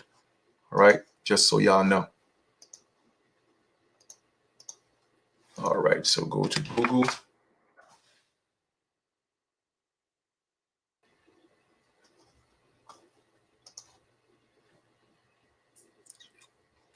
Etymology of Jesus.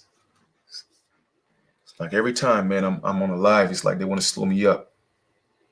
All right, so here we are. Etymology of Jesus. All right, here we go. And guys, the etymology of a word is the origin of the word, okay? So it's important that we learn some etymology. All right, so let me go share my screen and let's bring that up. And if I butcher some of the pronunciation of these words, please forgive me, okay? Please forgive me. I don't mean any disrespect. All right, so this is the etymology of Jesus, all right?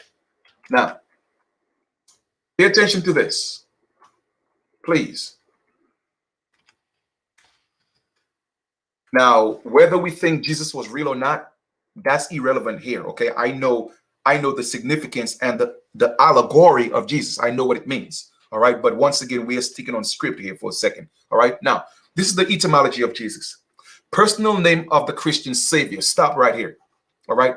Jesus is only the Savior of the Christians, okay?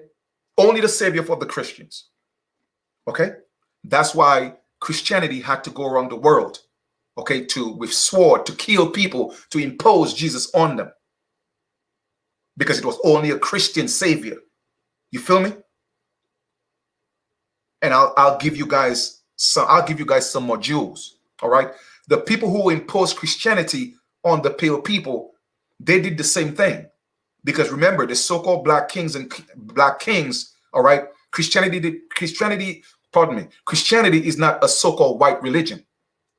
Christianity came from so-called black people across the seas, and they enslaved these pale people, all right? And they gave them the ultimatum: be slaves, die, or accept Jesus as your savior.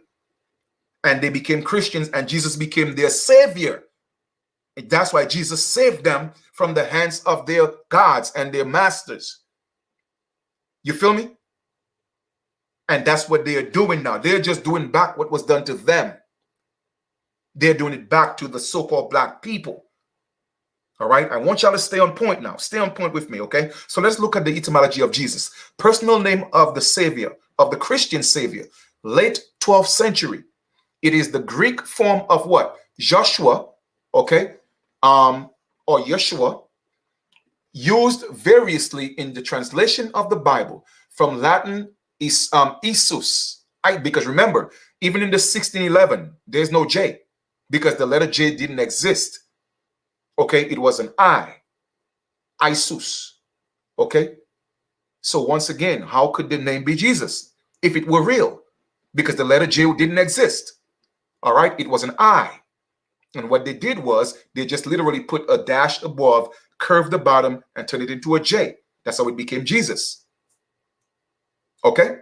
Now, properly pronounced as 3 syllables from Greek, Isus. All right? Which is an attempt to render into Greek the Aramaic Semitic proper name of Yeshua. Hebrew, Yeshua. So the original Hebrew name for Jesus is Yeshua. Okay? Yeshua. Jah is salvation. That's what it means. That's why the Rastafarians say Jah Rastafari. Okay? Now, this was a common Jewish personal name during the Hellenizing period. It is a later form of Hebrew Yeshua, see Joshua.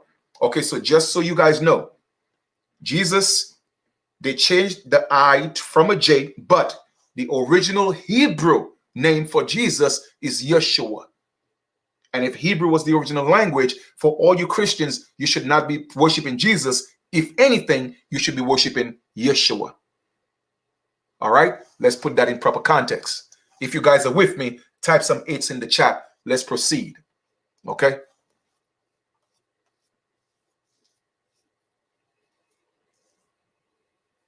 No, J didn't exist. Whatever I said, I meant. The letter J didn't exist until the 1700s. So there was no J. So I meant to say J. Okay, J didn't exist. All right, so let's proceed.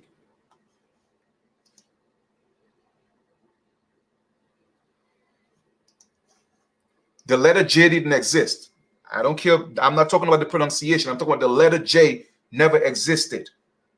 Okay? It never existed. So let us continue to read. All right? We are reading only the highlighted section. All right? Now let's read Shem again.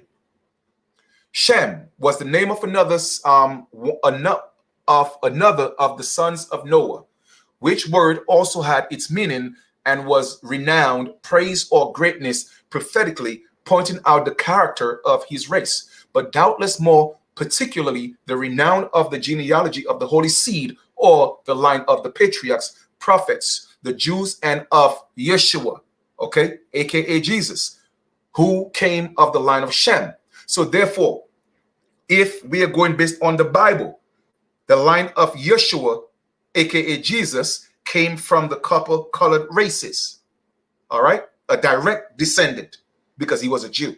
Okay, now the Jews have in every age been a wonderful people who were produced by miracles, as in the birth of Isaac, when his parents were too old to have children and have been preserved by the power equally miraculous, carrying out and maintaining the significance, pardon me. No, I was right. Significations of the word Shem, which was the name of their great progenitor. All right, let's go to the next page. So now we are going to the third section of that book. All right, only reading the highlighted sections. Okay. To the white race, the descendants of Japheth, the northern regions of the earth were given. Shem and his descendants, the red or copper-colored race, the middle regions or the temperate climate north of the equator was allotted. Now, where is the center of the earth? Around the equatorial line. South America, certain parts of North America, including parts of Africa, mostly West Africa, because remember, if that was still one landmass, okay, you could literally say some of the countries in Africa was part of the Americas, or vice versa. You see what I'm saying? The point I'm making is we are talking about that temperate region, because if we go back into the days of before the flood, there was no extreme heat and there was no extreme cold. It was a temperate climate, really comfortable, okay, where people were walking around practically naked. It wasn't extremely hot. It wasn't extremely cold. It was a perfect weather, okay, just like some of the islands still are in the Caribbean.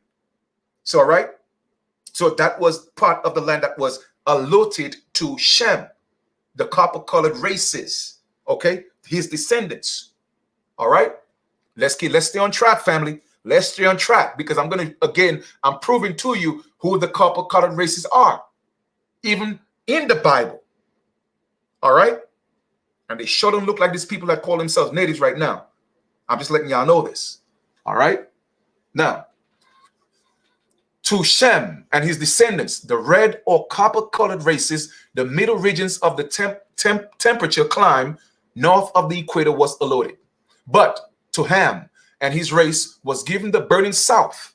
The red race we perceive, like their complexion, occupied a middle region between the two, the blacks and the whites. So they put us, we were placed in the middle, okay, because they both came from the copper-colored races, all right? And then they spread out. And I've shown you guys from the greatest minds, okay, that did archaeology, all right? Proof to y'all that the Americas, all right, was the center of it all. And she was the first one that came up. So now, boom, even the Bible, based on the Bible, is saying the same thing. All right, let us read some more. The blacks in the south, the red men in the middle, and the whites in the stormy regions of the cold and snowy north. All right. But the Negro, again, we are going to the next side of the page, the highlighted section. But the Negro is never affected in the way by the sun, nor even their children, though they are continually wandering on the wilds and in the deserts, bareheaded and naked. But says the querist, do not the skull bones of the whites increase in thickness in hot countries, therefore showing that it is the climate which does this, and that originally the heads of all men were alike, and thus proving that the climates giving complexions as well of formations to all the human family. Our answer is that no such phenomenon as the thickening of the heads of the white man who have lived thousands of years in their posterities in Africa has ever been known to happen. So basically, they're saying that most people are saying that all men have the same skull, all right? But the skull of the so-called Negro and the white man are different. The Negro have a harder skull. So they're saying that if that were possible, the white man living in Africa for all these years, his skull would have been the same way. All right. So they're debunking that theory or that hypothesis. All right. Just so y'all know, because I'm kind of skipping and going into the highlighted sections. I want y'all to know what exactly I'm reading and why I highlighted those areas. Okay. Let's go to the next highlight on the left side of the page, my left. Okay. When in Egypt, the people showing him a place where a great battle was once fought between the Egyptians and the Persians, and the bones of the slain on both sides. Okay, so the reason why they were able to compare the heads or the skull of so-called black people and so-called white people is because there was a war, and Herodotus in 450 years BC. Remember, I told you guys in 450 BC, I showed you guys the map. So everything is literally adding up right now. Okay, we are putting the pieces together. All right. So they did a comparison with the skull of the so-called black African and the white African. Okay, and the skulls were different. All right, they were different. Let's go to the next highlighted section on the right side of the page, the top side of the page. It was observed of the Persians that their heads were so extremely soft, and they're saying that the Persians were the whites, okay, as to yield to the slightest impression even of a pebble. Those of the Egyptians, on the contrary, were so firm that the blow of a large stone could hardly break them. All right, so they are confirming that Egyptians were Negroes. Okay, let's go to the next highlighted section.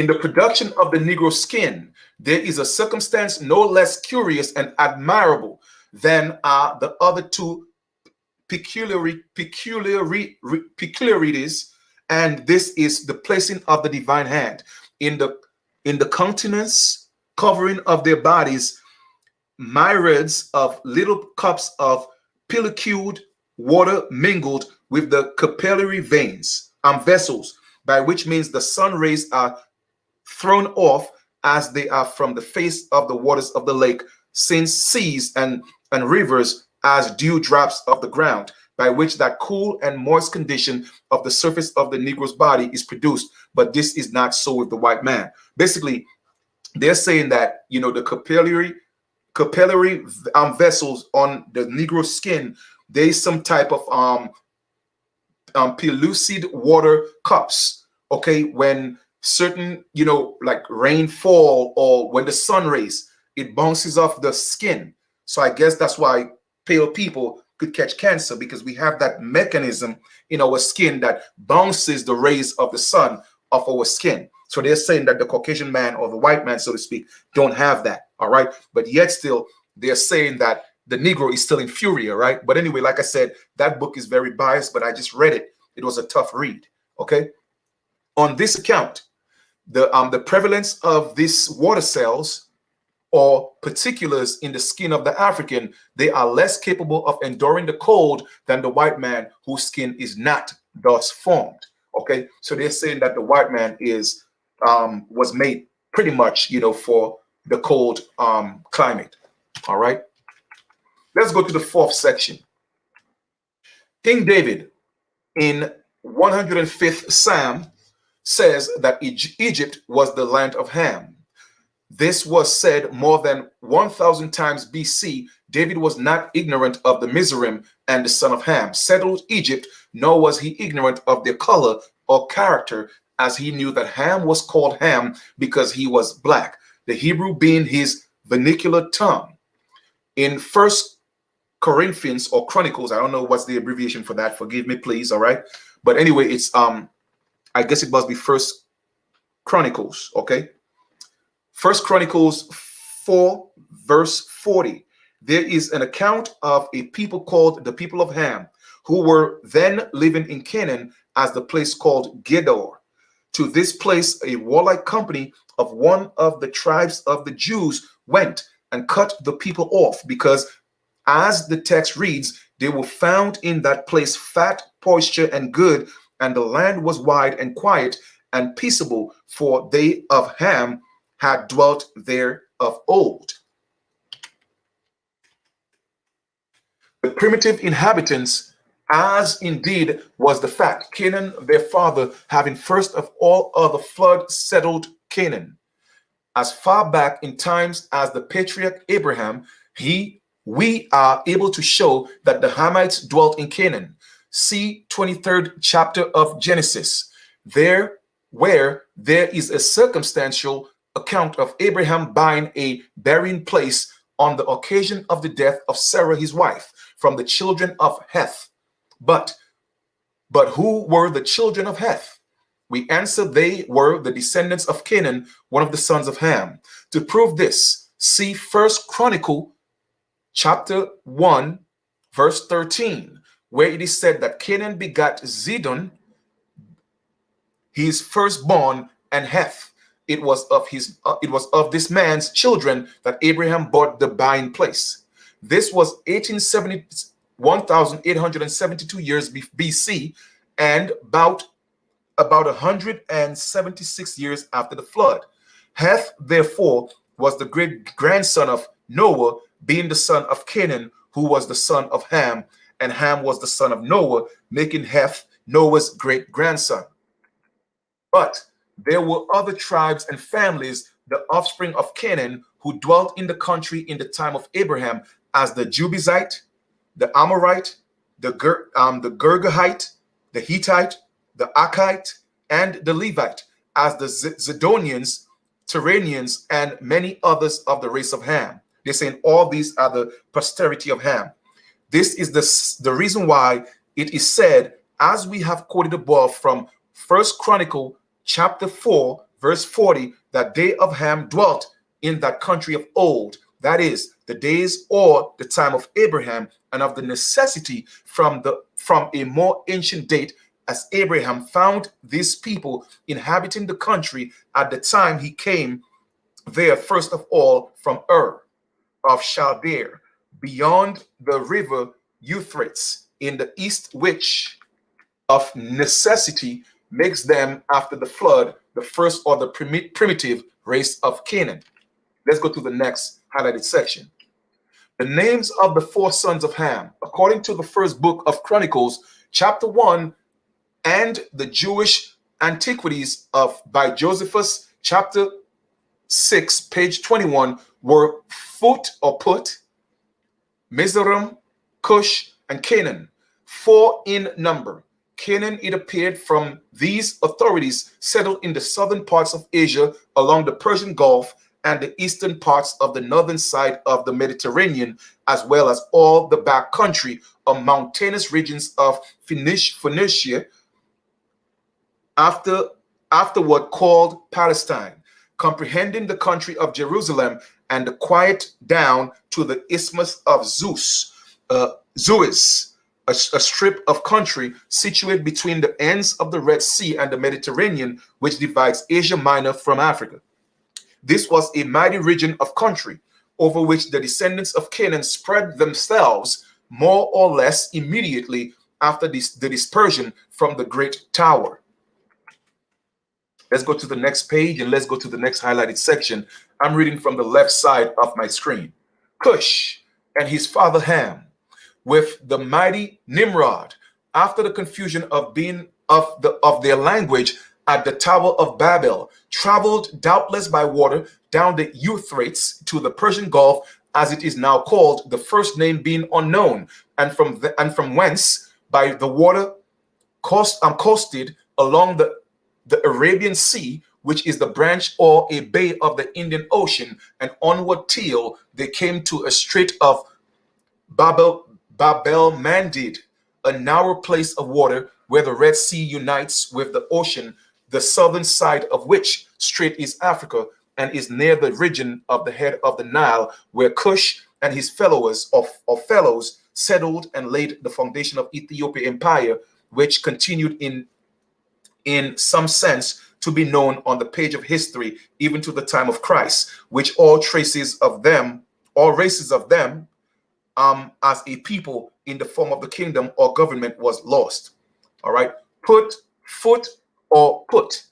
as it is spelled in the scriptures, went also to Africa, but as his region of the colonization was even west of Egypt, in the interior of Africa, they must have gone the whole distance by land across the Isthmus of Suez and laid the foundation of the Libyan Empire.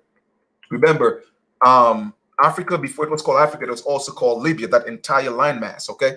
Mizoram, it seems, took the same course with his clan or family, passing over the isthmus and settles on the slimy flats of the Nile, where that river unites with the Mediterranean, following up the river on both sides, filling in the process of a few years the vast vale of that mighty river for hundreds of miles, with their multitudes commencing in the way the famous Egyptians empire. Let's go to the next page. Now, this is Herodotus, okay, doing this research, all right, on this page right here. This man says, which is Herodotus, expressly that the Egyptians with several nations contiguous in the interior of Africa were black, having curled or woolly hair. So it is established that the Egyptians were so-called black people, all right? And that's what Herodotus is saying in his own studies, because he went to that area, okay? Now, on the authority of the statement of Herodotus, Volney, a celebrated French writer, remarks that the people of those countries, Egypt, Libya, and Ethiopia, were real Negroes of the same species with all the nations of Africa. Okay? Let's go to the next page. I'm reading the highlights on the left side, on the right side of the page, pardon me. All right. Zipporah was the black daughter of Rahul, or Jethro, which is all one, as he had several names.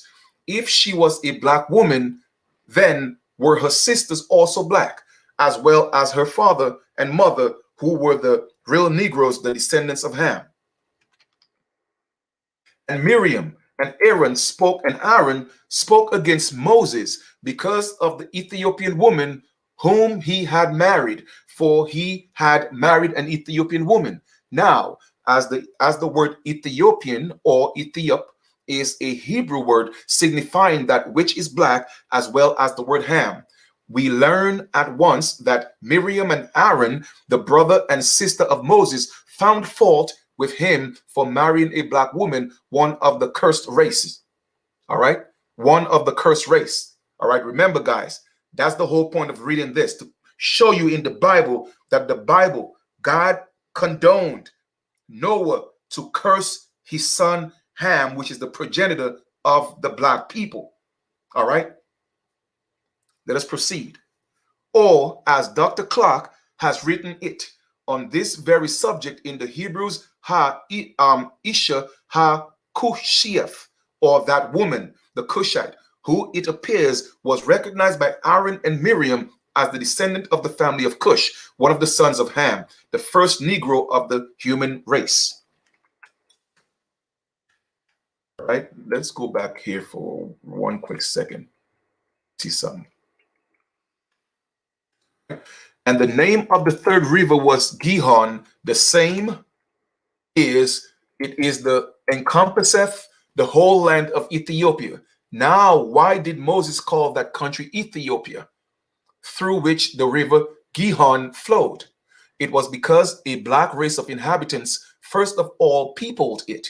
For the word Ethiopia in the Hebrew of Moses, as well as the word Ham, Kush, etc., signified black, the country having no name prior to its settlement by the family of Cush, the son of Ham, and of the consequence, the name which distinguished the first settlers would become the name of the country. Next highlighted section. That an Ethiopian was black is stated by Jeremiah. Okay, please, guys, once again, take note of all these scriptures because I want you guys to research that for yourself. Plus, the book will be on the site. Okay, now, that an Ethiopian was black, it is stated by Jeremiah chapter 13, verse 23, as follows. Can the Ethiopian change his skin or the leopard his spots? From this statement of Jeremiah, as well as from all the other evidences, we learn that the whole race of Ham, the Ethiopians, the Libyans, the Ethiopians, and Canaanites were also many black nations. All right, Ethiopians, the skin, and let me see, hold on for a second. Let me see why I had Ethiopian. Now, the prophet even makes sense of this fact, the blackness of the Ethiopian skin, as an emblem of the depravity and wickedness of the Jews, which he insinuates they could not change because they had become so accustomed to do evil, many more than the Ethiopian would have changed the blackness of his person. Okay. All right, next page. The Ethiopians were the aboriginal people of Egypt. It is maintained with considerable labor by Herodotus as well as Josephus, who say that Menes was their first king and the man who built Memphis, the first and the eldest city of Egypt.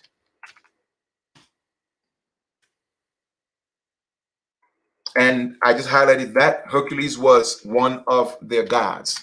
Okay, let us go to the right side of the screen and let's read the highlighted section.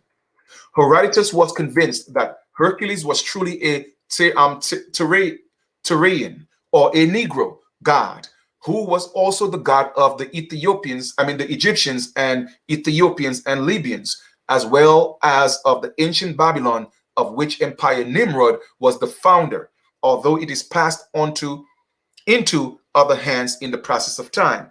We have said above that Nimrod, the grandson of Ham, was a Negro, and after his death, became a Negro god by deification, after the manner of the ancients. For Herodotus expressly says, Volume 1, Book 2, page 246, that the Colchians and Egyptians were all one, and with the Tyrians, Zidonians, Ethiopians, and the Libyans were black and had short curly hair.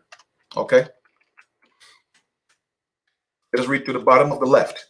This tradition says, after the death of the great king who came through the waters when the sea overflowed the world, that his three sons, one of whom was white, the other red, and the third was black, agreed among themselves to divide the property which was left by their father in the equal and equitable manner. When they had assorted the goods, the cattle, the gold, the silver, the precious stones, they sat down to smoke a friendly pipe, saying that the next morning each one should take his and depart where he pleased rather. But the white brother slept only a short time. When he rose, seized upon all that was most valuable and disappeared. So basically, he's saying that was one of a story interpreted by somebody. So you're telling me that the so-called white man was conniving from the very beginning, right? Okay.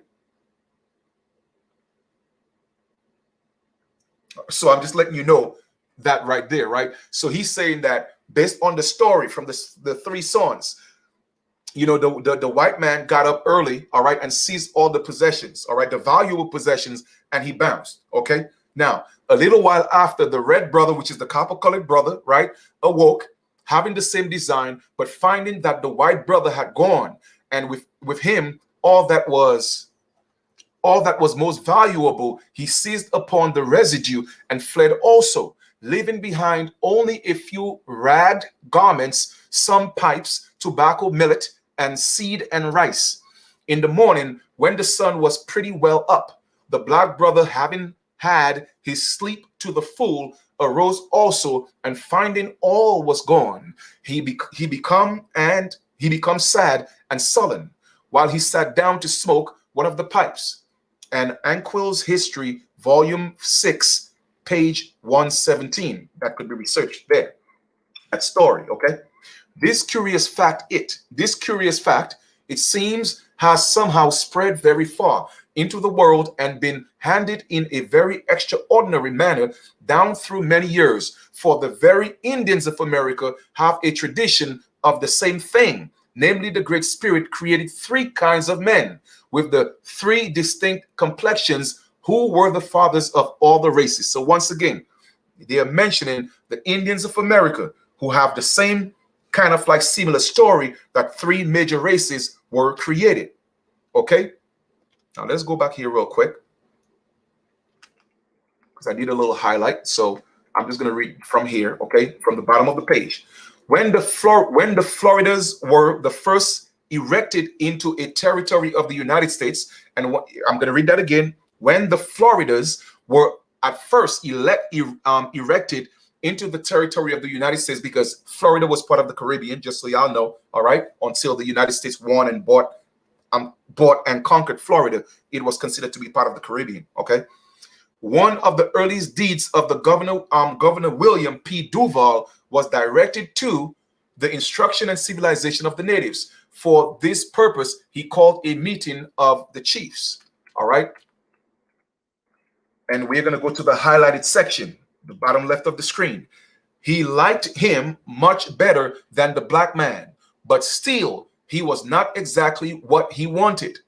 So he tried once more and made the white man, and then he was satisfied. So basically, essentially, he's saying that even in that story, okay, of some of the natives, okay, that one of the Floridas was, they were telling, it's like the three men that were created, right? That apart from the original race, which is the copper-colored races, they had to be two other races. So they made the black one, and he wasn't satisfied. You see what I'm saying? So he made a white one, and then he had favor. He didn't like the black man. He's saying that the Great Spirit didn't like the black man. So he created a white one, and then the white one showed favor, and he was satisfied. Okay? So just kind of breaking that down for you guys.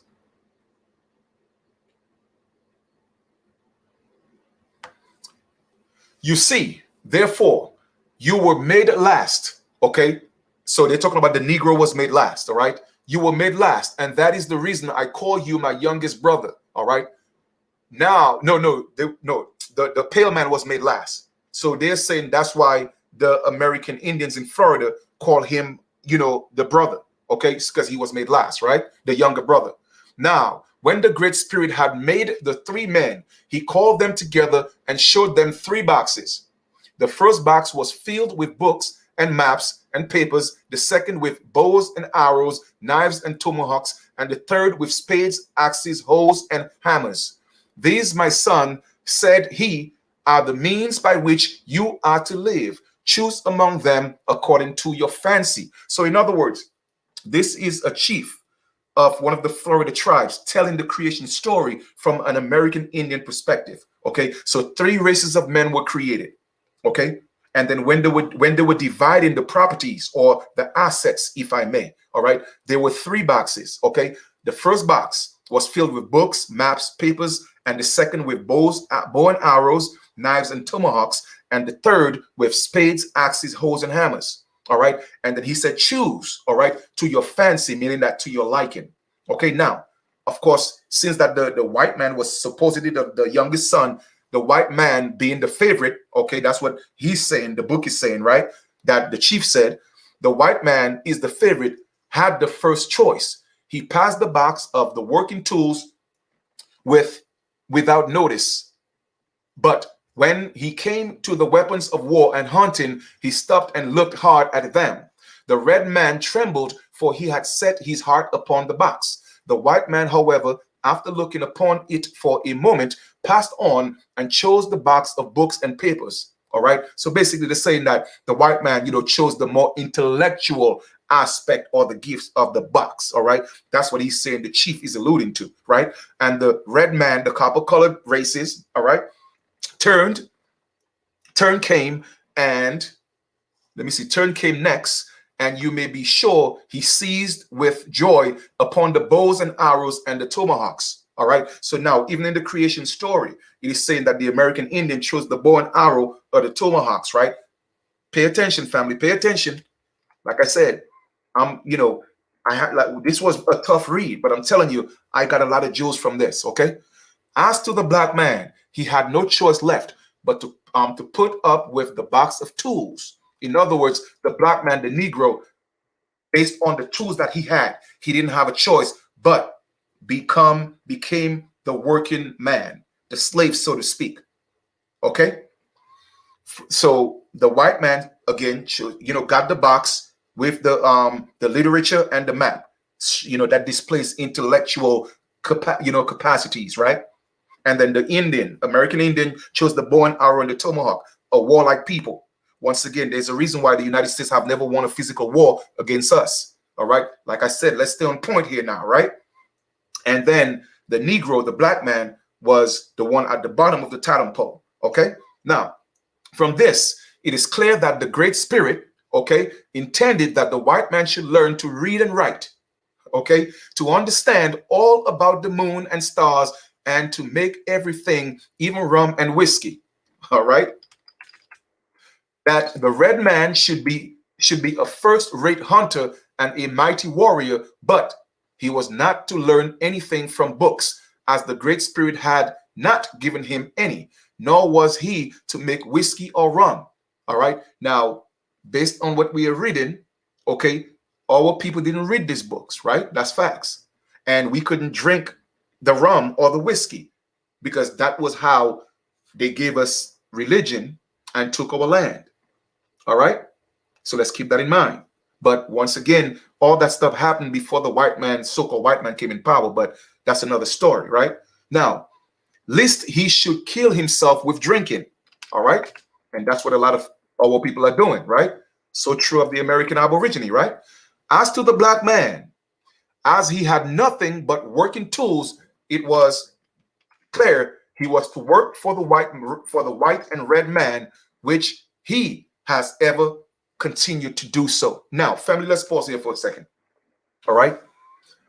If we are to look into the annals of history, whether we agree or not that the pale man, got the books and he knew how to read and all that stuff, let us say that was the case, right?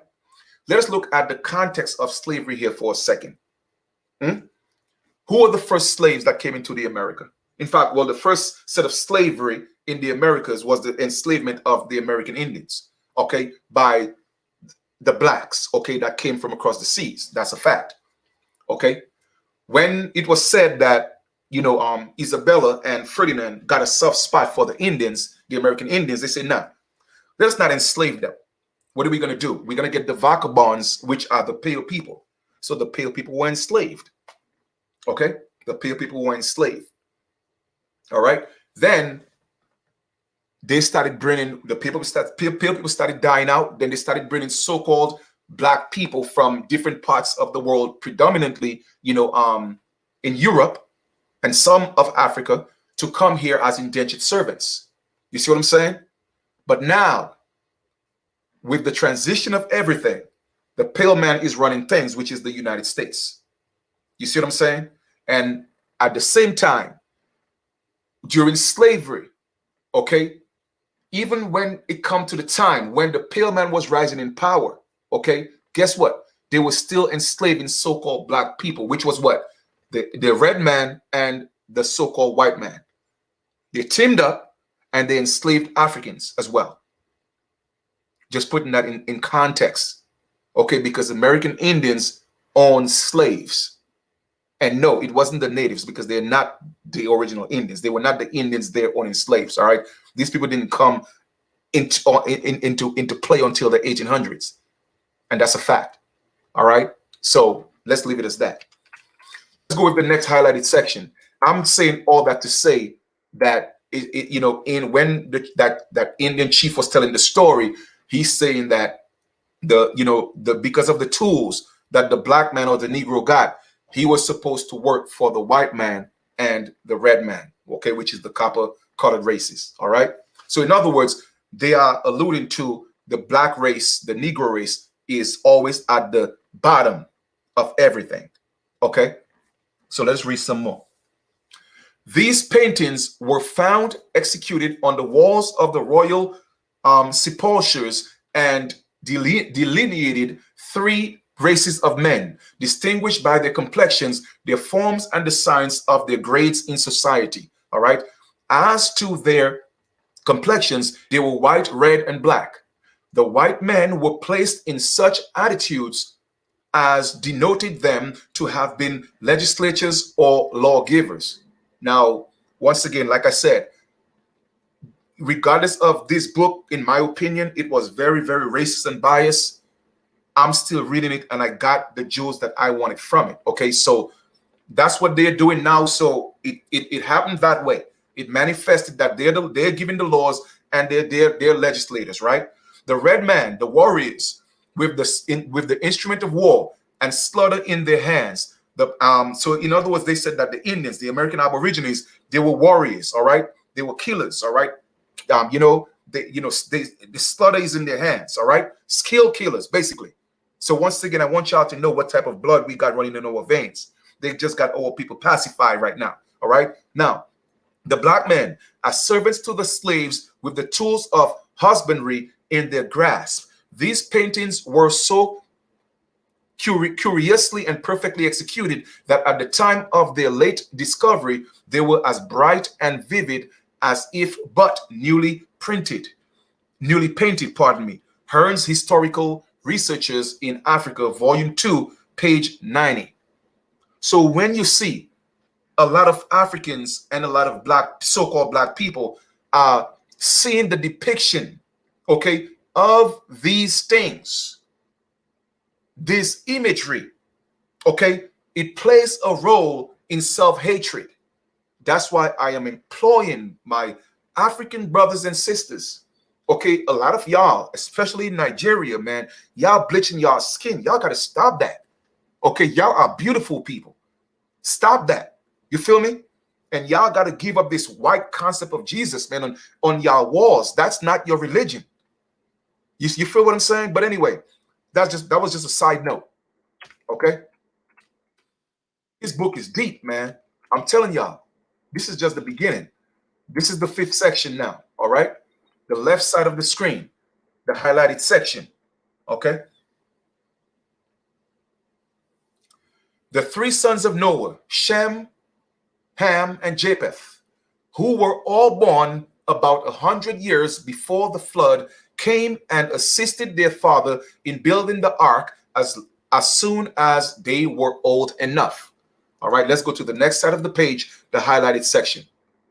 Prior to the flood, it is our belief that the whole surface of the earth was so united by land as not to be separated by water, except mere rivers, small lakes, and streams, when both men and animal could and did pass without interruption quite around it. That's facts, okay? Before the flood, all right, the entire earth, there was just little streams and rivers. All right, streams and rivers. There was no big oceans, and all that stuff didn't exist. All right, all that stuff came after the flood.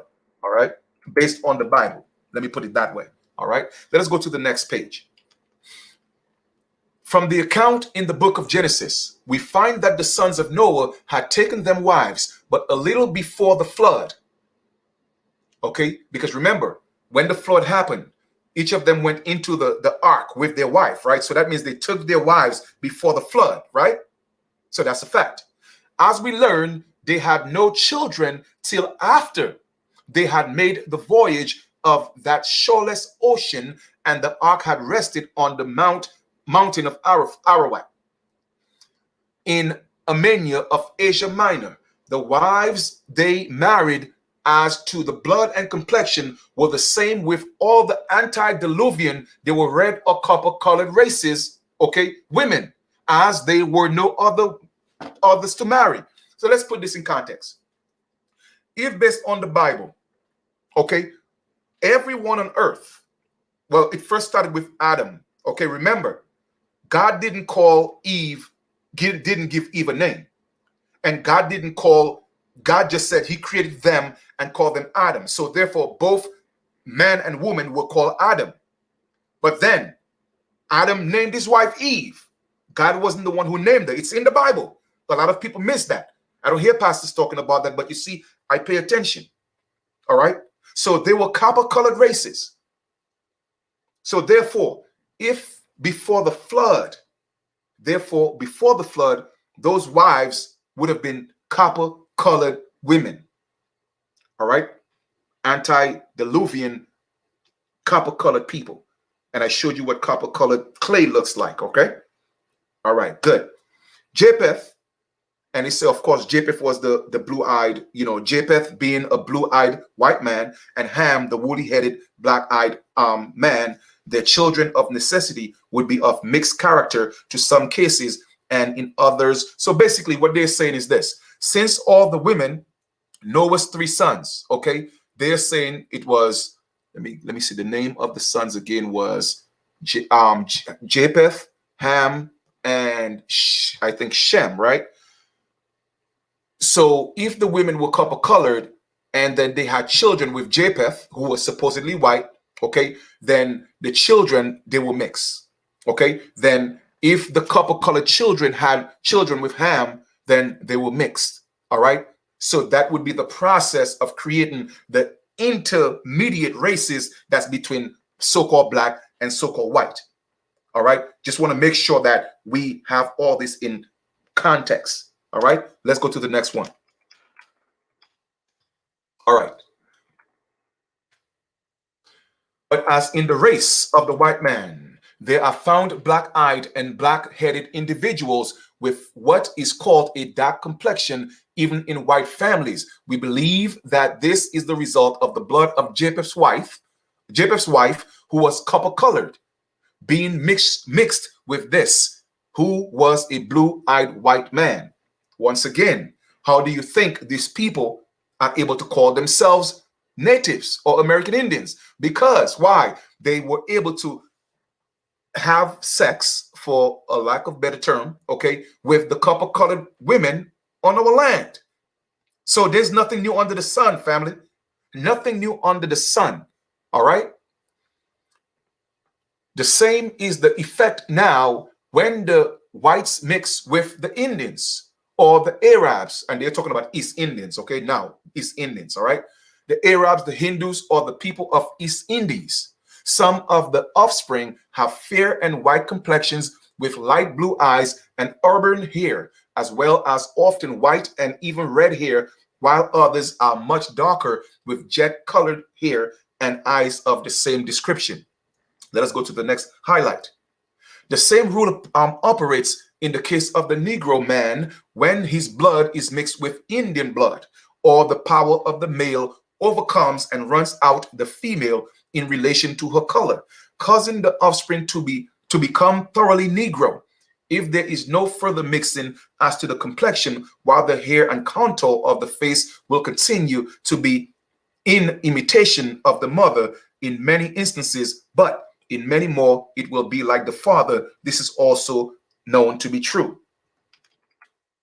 This is our opinion, again, it's their opinion, was the way the marriage of Ham with the antediluvian girl operated, and thus in the first ages, and as is now the case, there was produced the woolly-headed and straight-haired Negro, such as were some of the Egyptians, the Ethiopians, the Libyans, the Canaanites, with the Carthaginians, and many of the Africans at the present time, but all pure Negroes. So in other words, they're saying they got the coolie hair from the copper-colored woman, all right, and the Negro, all right. So with that mix, even if they're Negroes, they still have the copper-colored, they still have the woody hair, so to speak, right?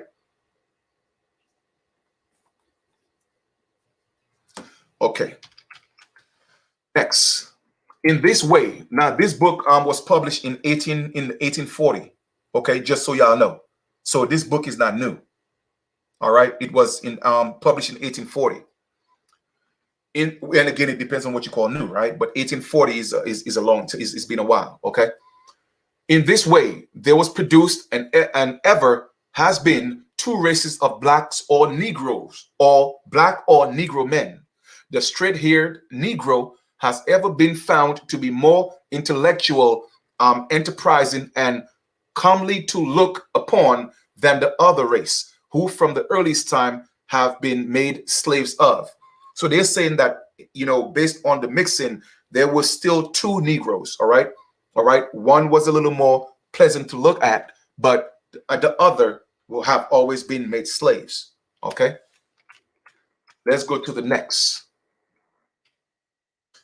Noah was born but 170 years after the death of Adam, whose father was the patriarch Lamech, born 182 years before Adam's death, there being but one intermediate patriarch between Noah and Adam of necessity. Therefore, how intimate must the mind of Noah have been with all that appertained to the knowledge of God and his providences from the beginning till his own time, and now capable he must have been of instructing his own house in true knowledge as well as the arts after the flood, as he lived 350 years after that event. It was from the lips of this man that everlasting God chose to announce the curse or malediction of servitude and slavery upon Ham and his race, as it is in Genesis 9, verses 25 and 27. Now, do me a favor, guys, please. Go look at these chapters, because it will solidify the message that I'm bringing, that the God in the Bible, your God in the Bible, for all you Christians, your God in the Bible, okay, put a stamp, okay, on you having to be slaves into perpetuity. You know what that means? That means your children till the end of time. If there is an end of time, you were meant and you will always be slaves. Okay? Just so y'all know. And that's in Genesis. All right? Genesis chapter 9, 25 to 27. Please make a note of that and go do your own research. Okay? Let's go to the next. And I'm only going through the highlighted portions of the book. All right? I will put the book on the site so you guys can read it in its entirety in your own time. Okay?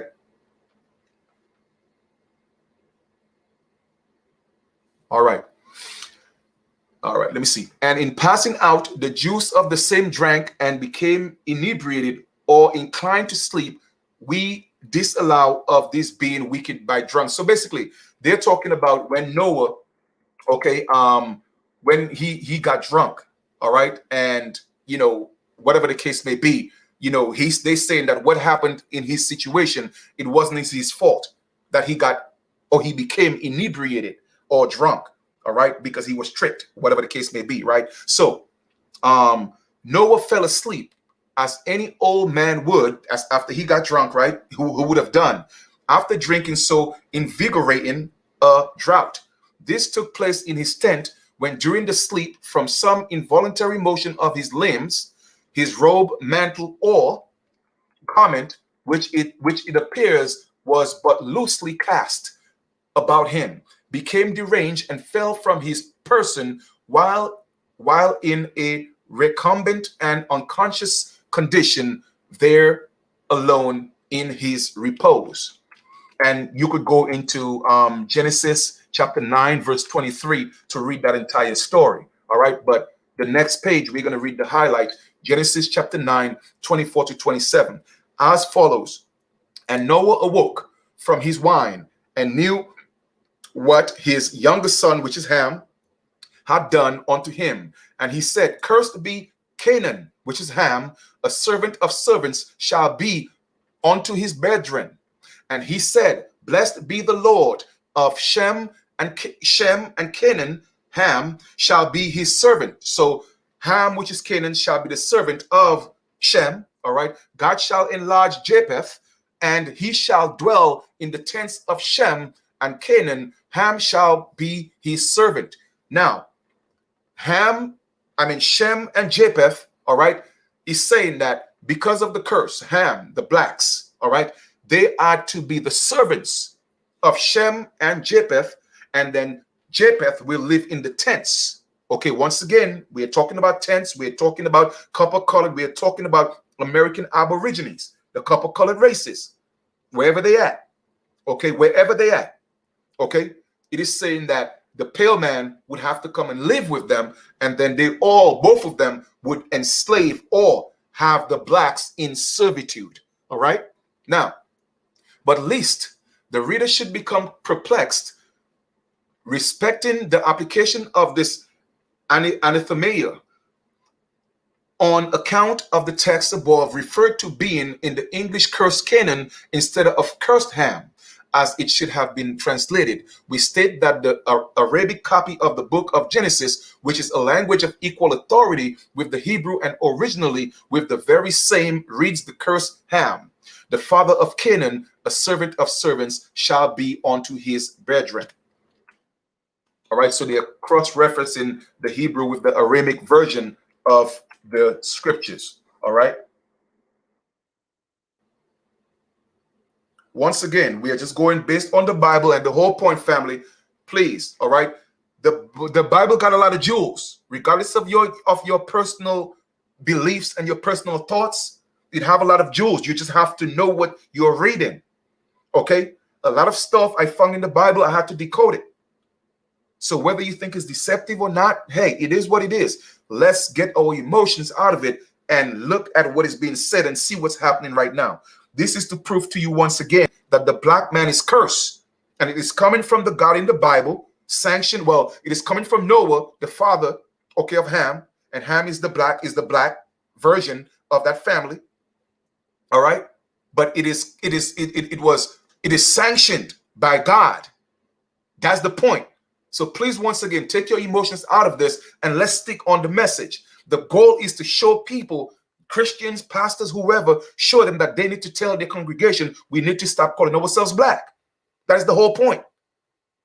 Because the God that you serve said that you are cursed for the rest of your life. And it's a spell. Let's continue. As the Arabic records and understands it, the subject becomes plain, simple, and straight before us. Ham is the man who is denounced with his posterity. His posterity means that everybody who comes after him, okay, who were to become the slave of themselves. No, to become the slaves of the posterities of the two other races and among themselves. So therefore, they are saying that Ham, the black races, they were to become the slaves not just of Shem and Japheth, but their posterity, meaning that their children, okay? And also, the black people have to enslave themselves, okay? That's what the Bible is saying, all right? That's the prophecy in the Bible. Let's stay on point here now. As well as the servants of hired servants of the other races, as in the fact in all countries and has ever been thus, all right? Now, whether you like it or not, isn't that what's happening right now? So whether it was written and done and it was a play that was played out, that is not the point I'm making. That's why I said from the very inception of this lesson, it's not about whether we think the Bible is real or not, or the Bible was written by a sky daddy. That's not what it's about.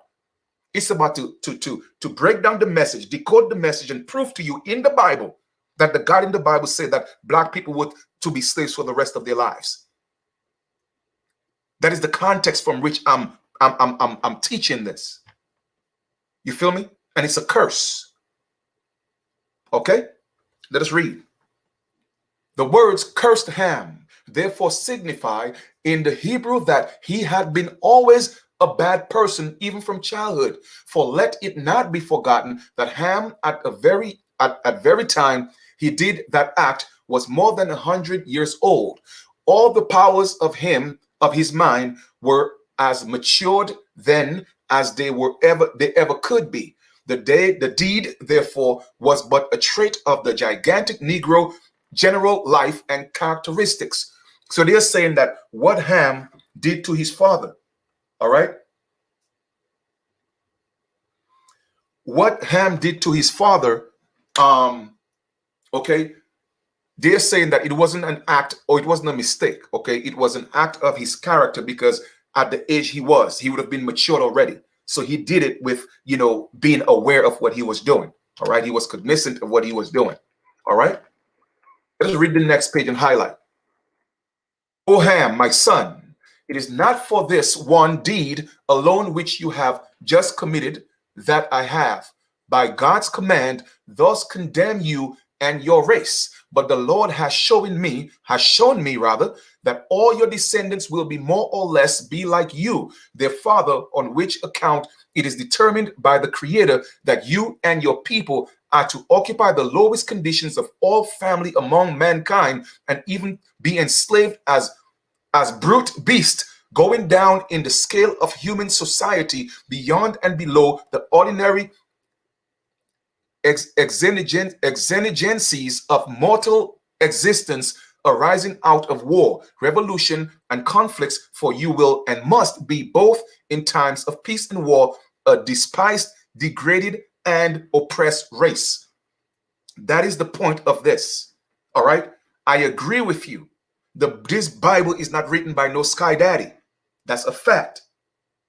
All right, I know this, family. So let us not get too emotional here. Like I said, when I was reading this, I was furious. I cried when I was done, but I had to get the message, because the truth of the matter is this: the Bible was written by men to enslave so-called black people. That's what it was. That's all it is. It has nothing to do with a sky daddy. Nobody's coming to save you in that book. Okay? Period. So we know this. I want to show these Christians and the people who believe the Bible is a book of God in the sky. No. The God and lords that's in the Bible are kings and noblemen. They call themselves gods and kings. I mean, gods and lords, because that's the term they used to use. That's what they used to use in those times. Yes, my Lord. Yes, God. That's what they deified themselves.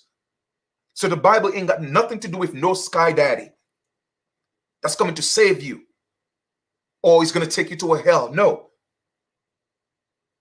Okay? It is a book that was created by man, a well planned out book. Okay? It was a blueprint. And now they're making it manifest. And they taught it to people to make them think it's a book of salvation. So now when the God in the Bible you think is the real true God tell you that you and your people have to be slaves, what do you think you're going to believe? That is the whole point of this, family. You see what I'm saying? That's what I want you to see. And I want these Christians to see what this Bible truly is. Because you are cursed by your own God. Now let me ask you a question. If the God in the Bible tells you that you are cursed for the rest of your life with all your children, why do you think that God will save you? That's the whole point, family, I want to make. So let us go to the next page. On the subject of child's treating its parents with intended disrespect, see the opinion of God himself, Deuteronomy 27, verse 16. Who is the place says, cursed be he that sitteth highly light by his father or his mother, and all the people shall say amen.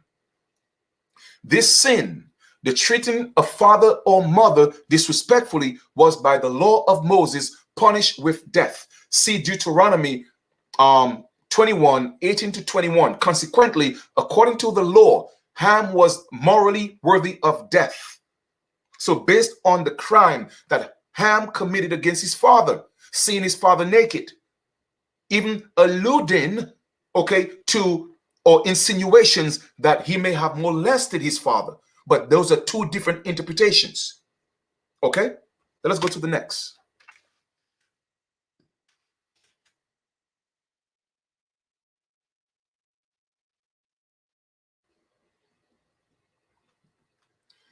The first case of this kind, which occurs on the sacred page, is found in Genesis chapter 3, verse 14, and it reads as follows: And the Lord God said unto the serpent, Because thou hast done this, thou art cursed above all cattle and above every beast of the field. Upon the belly shalt thou go, and dust shalt thou eat all the days of thy life. This curse on the serpent, which was uttered more than 1600 years before the curse of Noah upon Ham and his race, has lost nothing of its force and true meaning, though vastly more ancient and prolix in its interpretation as commonly understood. No man discredits the complete accomplishments of the patriarch Jacob's prediction respecting the fortunes of his 12 sons in their posterities. See Genesis 10, I think, let me see, what is that? 50, I think, let me see, 50, whatever that is. I think it's 59. From the 3rd to the 27th verse includes where the wonderful and specific history that prophets foresight is related. Now, let's go back to the serpent here for a second. Very interesting point to point out, right? If in the Bible, once again, we are reading from a Bible context, right? If in the Bible, right, that the serpent became cursed and is supposed to crawl on its belly for the rest of its life, it is safe to assume that the serpent wasn't always crawling on its belly. Okay, so the serpent could have been a different, okay, animal, okay, or a different being. All right. So let's just keep that in mind. Okay, let's just keep that in mind. Just pointing some things out. Let's go to the next highlighted section. First, the fact they're being created or produced in a lower order of intellectuality than either of the other races. All right, so they're saying that the Negro, the black man, based on intellect, they were created less. Okay, now the preordination of their fate as slaves on the earth, as none but God could have done or determined this thing.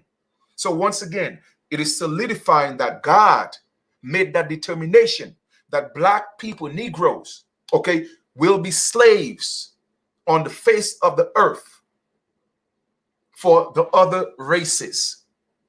Now, when you wonder why so-called black people are being treated that way, is why? Because they call themselves black. Family, it's a curse. Okay, it's a curse. You see, words have power, and people don't realize that. Okay, they don't realize that. A lot of people don't. All right. Now let me see where we at. Slavery. All right, adjust the whole race of human. All right, let me see. All right, so here we go. The whole race of Ham, pointing out in so many words, in the clearest and most specific manner, that they are adjudged to slavery. Namely, that the Negro race as a people are judicially given over to a state or peculiar liability of being enslaved by other races. Okay? And in the next side, it's talking about how wicked, the Negro is and the characteristics of the Negro and all that, stating that those were the characteristics of Ham, okay, and his descendants, like fathers, like sons, okay, like mothers, like daughters. All right. Left side of the page. Let's read the highlighted section. On the subject of judicial curses, see Deuteronomy, the 27th and the 28th chapters, in which there are no less than 16 such decrees or curses, all of which, however, are conditionally suspended over the heads of the 12 tribes. Okay? If they would obey the law, then blessing should be their portion. But if they transgressed in the particulars mentioned in those 16 verses above alluded to, then they are cursed, and judicially so. So they're saying that there are other curses in Deuteronomy, okay, that was geared towards the Jews, so to speak, right? However, it was contingent on them, obeying the laws. If they obeyed the laws, then the curses would not affect them. But if they didn't obey the laws, the curses would affect them. Okay?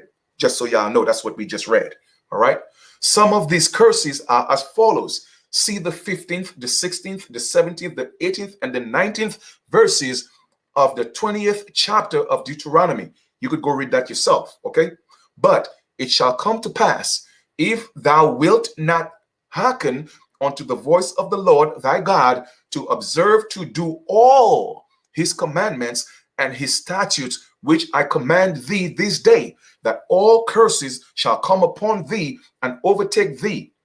Cursed shalt thou be in the city, and cursed thou shalt be in the field. Cursed shall be thy basket and thy store.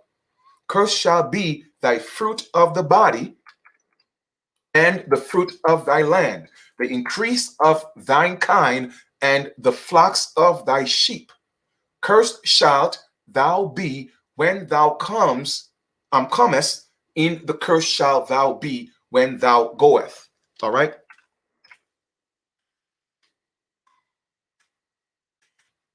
And once again, I'm just pointing this out.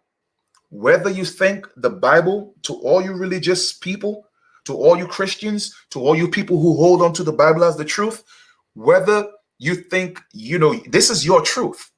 And I'm just pointing out to you what your God said and what your God said in your Bible in regards to your race. So my question to you is, why would you serve a God that tells you that you will be slaves for the rest of your life, but yet still you're still praying to that God for salvation? But yet still, and even in the New Testament, you may say, well, you know what? Jesus came to basically to put things in perspective. Even in the New Testament, it is still saying that you are to be slaves. And we will go over that in this book as well. All right. Family, our people got to wake up, man. Y'all got to wake up and let this book go. I'm letting you let go of this book, or let go of this God that y'all serving. That's the reason why our people are in a state of being right now, because they are serving a God that's not their God. They're serving an energy that is not in their favor. That is the whole point behind me reading this whole 600-page book, just to look for this information. All right. Now check this out. This highlighted section. This act of God is found on the page of the divine record in the same chapter with the act respecting the Negro race, namely the sixth, at the 5th and the 6th verse, as follows. And surely your blood of your lives will I require at the hand of man. What type of God tells that to his children? At the hand of every man brother will I require the life of man. Whoso sheddeth man's blood by murder, by man shall its blood be shed, for the image of God made he man. Now, let us read a little more. This is crazy. It's deep, but it's crazy. Check this out. So, also is the act of God in relation to the judicial condemnation of the race of Ham, equally responded to in the 10th commandment, or the law of Moses, where it is written, thou shalt not commit thy neighbor's manservant or slave, nor his maid servant or female slave, as it is in the original. If the servants or the slave alluded to that, the commandments, which is the 10th and the last, were not therein recognized as property, how could a slave be a subject of covetousness as well as an ox or an ass? Creatures no one denies, but were property, which are classed together in that command and referred to in the same light equally as being property and as objects that might be coveted as such. All right. Now we are going into the book of Leviticus. This is the right side of the screen. All right. The highlighted section. Once again, I will upload the book on the site. When I'm done, as soon as I'm done with this, I will upload the book on the site and you guys can read it yourself. Okay. And I so appreciate you guys staying up with me. Let's go through this. All right, family. Let's go through this. I'm just pointing out, all right, what type of book the Bible is. That's number one. I'm also pointing out that the God in the Bible was the one who sanctioned that black people will be slaves for the rest of their lives. And number three, I'm also pointing out who the copper-colored races are. All right. Just so y'all know, that's the main objective of this lesson. All right. And there might be different parts because it's a lot of pages. All right. Now, here it is found written that any Hebrew having bought, not hired, a Hebrew servant should not be oppressed or ruled over with regal, as they would rule over or oppress a bondman, not derived from the Hebrew stock. Okay, so in the Bible, the laws, okay, of Moses is saying that, okay, well, if you are to enslave a Hebrew, meaning that your own brother, all right, or sister, all right, they should not be ruled with rigor. In other words, treat them differently as you would or oppress another or a bondman, not derived from the Hebrew stock, from your own people. Okay, just want to clarify that. All right. If thy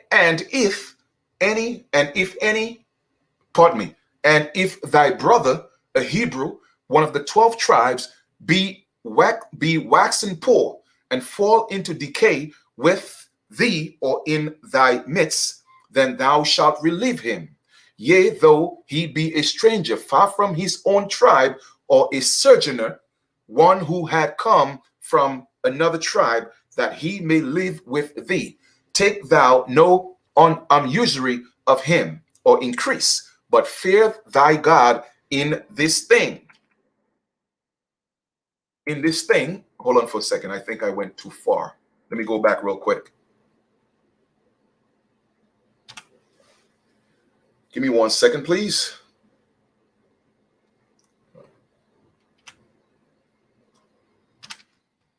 See, he in his stock, right?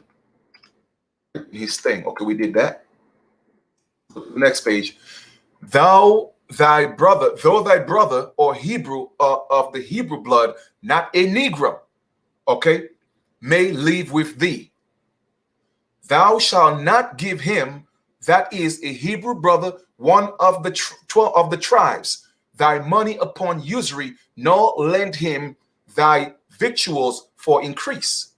And if thy brother, not a Hamite or Hemite, that dwelleth by thee, be waxen poor and be sold unto thee on any account, thou shalt not compel him to serve as a bondservant, but as a hired servant, and as a Hebrew brother, one of the 12 tribes, sojourning, he shall be with thee and serve thee unto the year of Jubilee, and then shall be depart from thee, that is, if he desires to do so, both he and his children, if he has any with him, and shall return unto his family or tribe, and unto the possession of his fathers shall he return. For they are my servants, which I brought out of the land of Egypt. They shall not be sold as bondmen.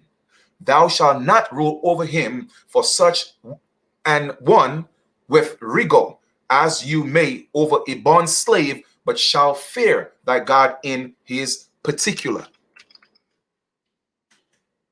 This is made clear by the qualifying words of the account, which says, for they are my servants, which I brought out of the land of Egypt. Now, God brought no Canaanites or Negroes out of Egypt. Remember, they only brought the Jews out of Egypt.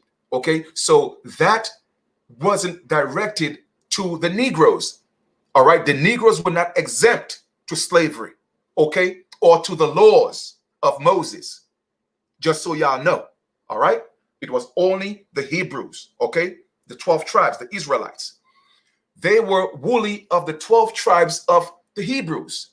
Thus, we see that Moses marked out in the law the difference there was between bond servants, hired servants, and servants of the Hebrew tribes who might be sold on account of their poverty.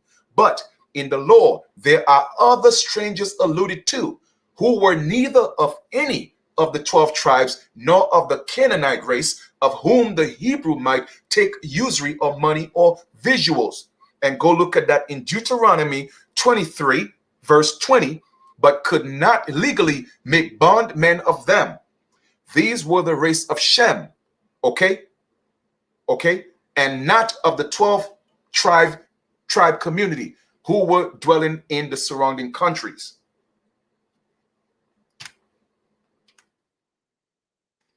Let's go to the next page, left side of the screen. Of necessity, therefore, Abraham's wife, Keturah, was his first wife, who he had married in his youth, and was dead when he took Sarah and came into Canaan, on which account his great age, that of 137 years, he could not have been the father of the above named 6 sons after the death of Sarah. As the order of the history in Genesis chapter 25 seems intimate, which is a mistaken of the Hebrew copyists and compilers of the ancient scriptures. Then there was Ishmael, the son of Hagar, the Egyptian born servant of Sarah, born to Abraham, of whom came many nations, now known as in the ancient times as the Arabs or the Ishmaelites. These were also the descendants of Esau, the brother of Jacob, who were known as the Edomites. There were the descendants of Laban the Syrian, a near relation of Abraham, all of whom, together with those above named, amounted to millions in the time of the giving of the law, and during the nationality of the Jews, who were the strangers alluded to, of whom the Hebrews might take usury or interest for Lent victuals or Lent money, as it is specifically stated in Deuteronomy chapter 28, verse 20, but not of their brethren, which appellation brother always meant a member of the great confederacy of the 12 tribes and nobody else. That this was the case respecting the term strangers. We have the favoring opinion of Adam Clarke in his remarks on 2 Chronicle chapter 19 verse 9. The text reads as follows: and he, Asa, gathered all Judah and Benjamin and the strangers with them out of Ephraim, Manasseh, and Simeon.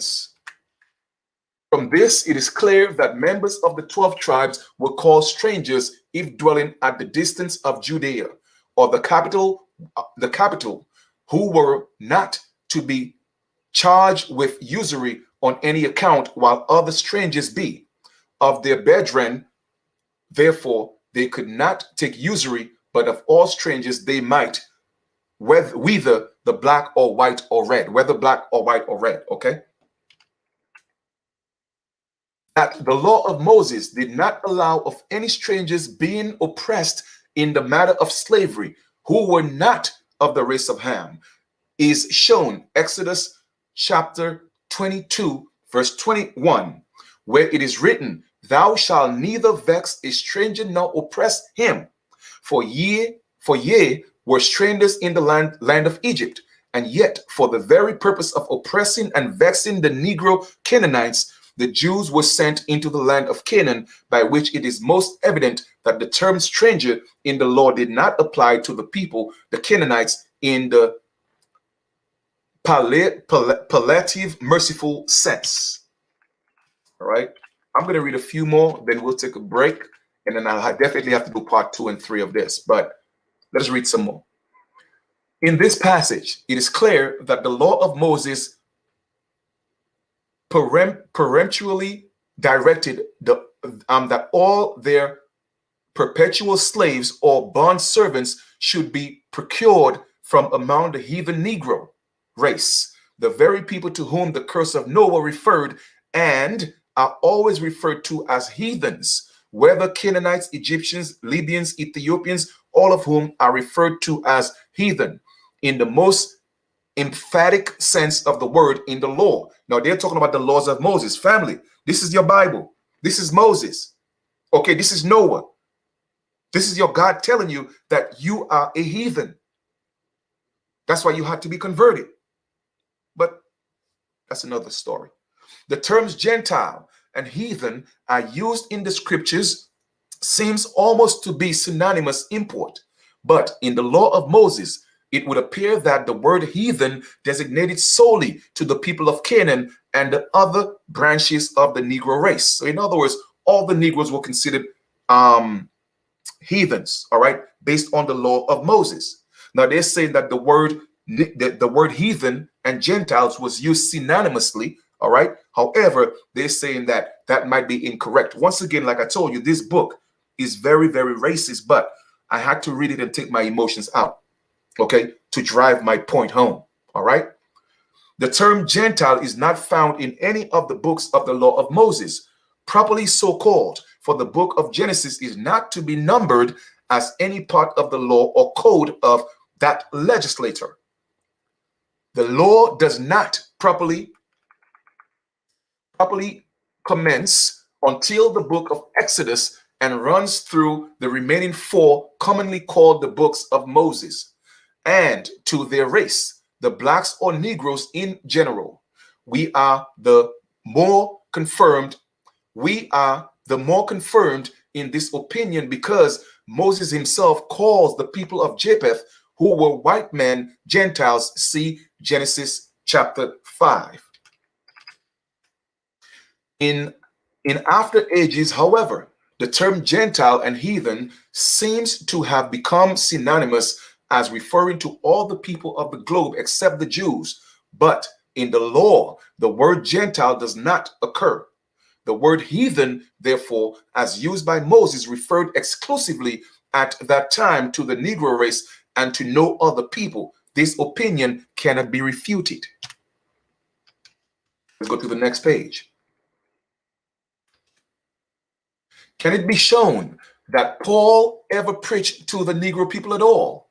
If not, then it follows that the word Gentile still referred to white men in this time as the Greeks, Romans, Gauls, Italians, Spaniards, and other nations of the north, but never to the Negro race. This distinction is made still more clearly by St. Luke, chapter 21, verse 24, where the power which was finally to destroy Jerusalem is called the Gentiles, who is a well-known were the Romans, an empire of white men. Apostle in Acts chapter 28, verse 28, who while at Rome was a prisoner. In the passage, it is said that as the Jews rejected the gospel, that he should turn to the Gentiles and that they would receive it. Paul was then in the very heart of the Roman or Gentile states, and therefore of necessity proves that the term signified no other race but that of the white. If so, then the word stranger we use refers not to any of the Shamite or the Japheth race, but only to the heathen Negro race. I'm telling you, man, they were pounding on the Negro race, talking about, what the Bible is saying. And once again, y'all could go read it for yourselves. I'm just pointing it out. Both thy bondmen and thy bondmaids, which thou shalt have, shall be of the heathen, that are round about. Of them shall be ye buy not hire, bondmen and bondmaids. Moreover, of the children of the strangers, that is, the children of Negroes, foreign to Canaan, who might be dwelling among the Canaanites, and do or may sojourn with you, of them shall ye buy children, and of their families that are with you, which they beget, or might beget in the land of Canaan, after the Jews should possess it, and they shall be your possession, and ye shall take them as inheritance for your children after you, to inherit them as possession. They shall be your bondmen forever. Keyword forever. Okay? Forever. And that's the Bible saying this. The following are his words on the 46th verse of the 25th chapter of Leviticus, which reads, and ye shall take them as an inheritance for your children after you. So in other words, blacks are possession. In the Bible, it is telling you that that curse is forever, perpetuity. All right? So you are to be handed down like property to the children and children of your masters. Such servants, they might leave at their death to be inherited, okay, inherited as they did their estates and lands. For such servants are, said Gil, esteemed by the Jews to be like immovable property as fields, vineyards, to inherit them for the possession of their posterity, likely anything else that was bequeathed to them as Negroes now are our plantation abroad. They were to be in their bondmen forever and not to be released at the year of Jubilee. So in other words, the year of Jubilee had nothing to do with the Negro. The Negro, why? Because Noah put the curse on his son, and it was sanctioned by God that they are to be slaves for perpetuity. So the Jubilee, when people that are not Negroes are to be free, the Negro is supposed to stay in bondage. And it is confirmed by the God in the Bible. Okay? Let's read some more. I know y'all got to go to work, but I want to thank y'all for just hanging in there with me, because you up getting some information. All right, let's dive a little deeper. The above is a true comment, for in every age, in every age, the Jews as well as the more ancient Hebrews, their ancestors have reckoned their bond slaves as property, and thus every commentator in every age and language upon the Holy Scriptures have determined, except for late, as in the persons of all abolitionists, respecting the opinion and speculations of some of these men who are the leaders of the party and agitators of the subject of Negro emancipation in America. We give the following as their views of the meaning of the law of Moses as it regard to bond slaves. The above is to the right side of the page, highlighted section. The above is a most singular opinion and has as much of the dust of sophistry in its composition as any written remarks we have ever met with. To perceive this, we have only to recollect that when that permissive trait of the law of Moses was given was more than 40 years before the Jews got possession of the country of Canaan. How, therefore, could the remarks of Moses, which are found in Leviticus chapter 25, 40-46, be a record of the crime of slavery when the thing alluded to prospectively had not as yet been done by 40 years or more?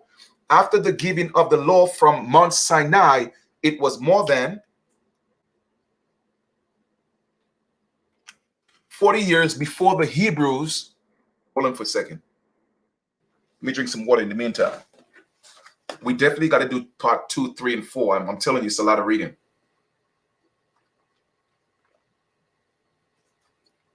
Let me go back here real quick and see something.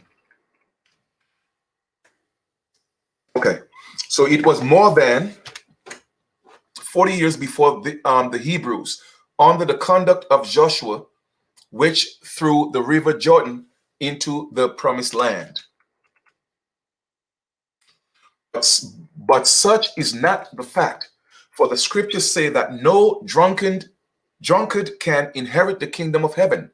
1 Corinthians chapter 6, 9 and 10. No incestuous person or fornicator. In Deuteronomy 21:20, it is said that if a son was a drunkard, he should be stoned to death. This is reproof of those crimes with a vengeance. We could multiply, even from the Old Testament, reproofs for sins of kinds above named. As to polygamy, the scriptures do nowhere say that a man might have more than one wife, neither in the Old nor the New Testament. By the Savior, it is strictly or impliedly forbidden. Matthew chapter 29, 5 to 8. And was it not the Savior Jesus Christ who gave the law from Sinai to Moses and the Jews? It is likely, therefore, that Christ in the law would allow polygamy by a direct precept when he has said hold on for a second. Let me just get rid of this line. In the verses above quoted, that from the beginning it was not so. It is true, however, that Moses in the law did suppose, Deuteronomy 21:15, the case of a man having two wives, and has therefore prescribed certain regulations respecting the children of such wives, but does not, in so many words, anywhere say that his people might have more wives than one at a time, nor had Moses himself ever but one wife. It is true also that he gave a power to the Jews to put away a wife by divorce, who did not please them. But even this allowance was done out of mercy to the woman. For on this very subject, Jesus Christ said that Moses allowed it to be done on account of the hardness of their hearts, or cruelty to their wives. But from the beginning, it was not true that a man might have a plurality of wives. All right, let's go to the next. I might probably do one more section or two more sections, and I'll take a break, and we'll do a part 2 another time. All right, Nehemiah 20 chapter 13 verse 26, that Solomon, who had many wives, sinned against God and his own soul by doing so. More wives than one, therefore, was forbidden by the law of Moses, and although that good trait of the law was never much violated in that respect by all the Jews under heaven in those ages, yet this does not make it out that the scriptures allowed polygamy or did not reprove the practice as a sin. But as it relates to those two men, Noah and Lot, we maintain that they were not sinners in the alleged transactions. Noah, as we have said before, was an aged man, being over 600 years old when he drank the wine spoken by Moses.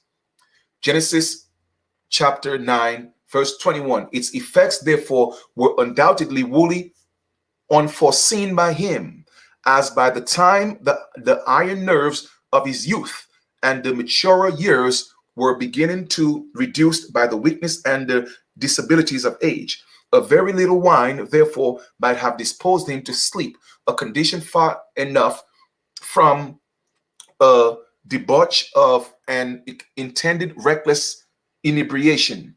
If so, then he was no sinner in that affair, nor does the scriptures intimate any such thing. Neither was Lot a sinner in the affair of his daughters, for the scripture plainly states in Genesis chapter 19, 33 to 35, that when his daughters approached him in an inappropriate way, he perceived it not, when they lay down with him, nor when they arose. There was no sin, therefore, in that transaction on the part of Lot, as his mind did not consent to the deed, nor his perceptions take cognizance of the act. So basically they're saying this in layman's terms, right?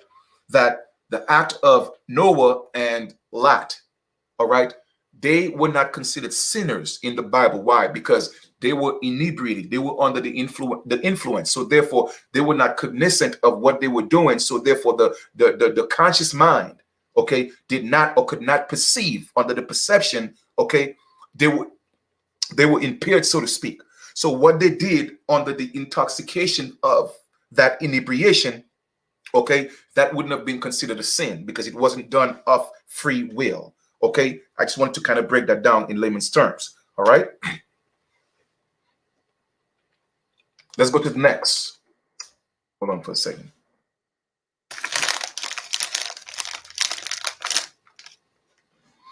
But was this sin reproved during the night in which he slept on the mountains, at which time he was converted to God by the operation of the Holy Ghost, when he had the dream of the celestial ladder, and when he awoke and said, God is in this place, and I knew it not. Genesis 28, verse 16. Let's go to the next page. Moses, when he said the Hebrews might buy children of the heathen Negroes for slaves, did not mean purchase, but rather signified a reciprocal contract entered into between the parents of such children and the adult persons thus just bought, and was therefore by a conditional bargain after all, which if not fulfilled on the part of the buyer, rendered the bargain null and void.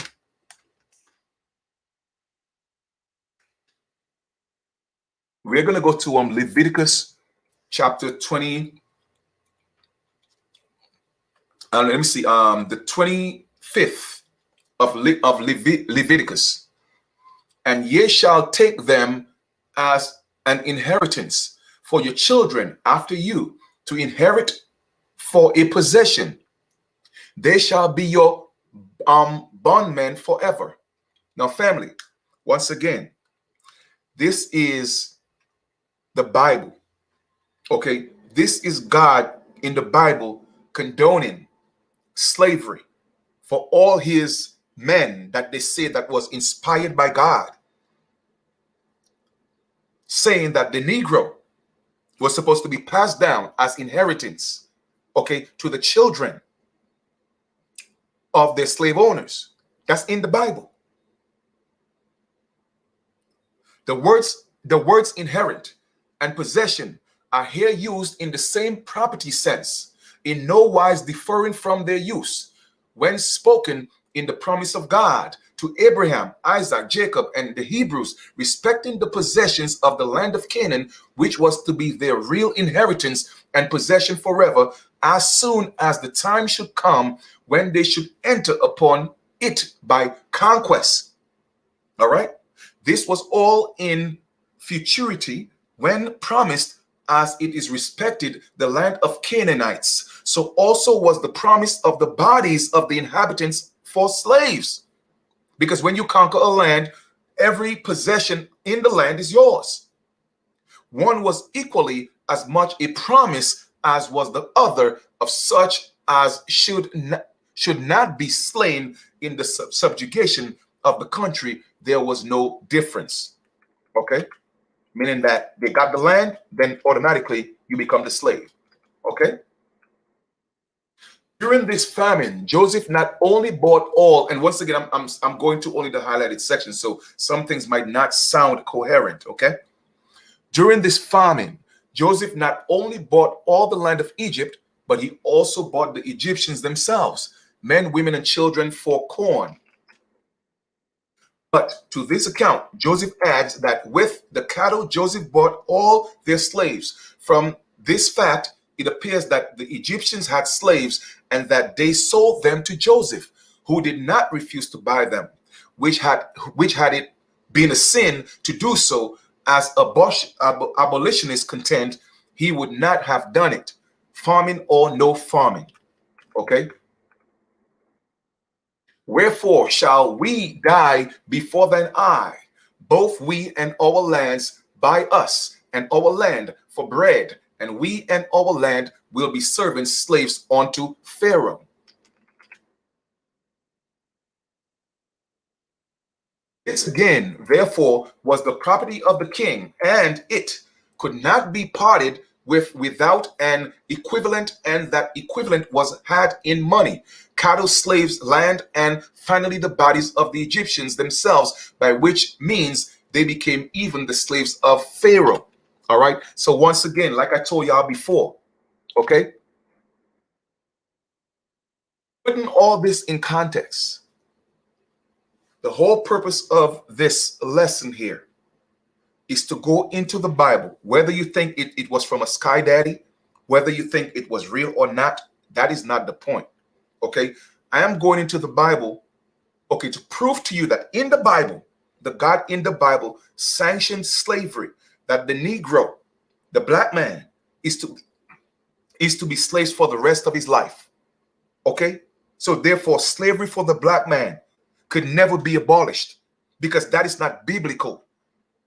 Well, Chief, how can you prove that again? In 1985, the United States made the Bible the book of the Lord. It's in every court. So therefore, when you go into court as a black man, okay, you are going in as a slave, as a dead entity. So you see, there's a madness behind everything that I do. You feel me? In every perspective, I'm breaking this down for you to show you that black people are dead in law, not just in law, but from a spiritual perspective. Because why? The God that you serve in the Bible said that you are dead. You are a slave for the rest of your life.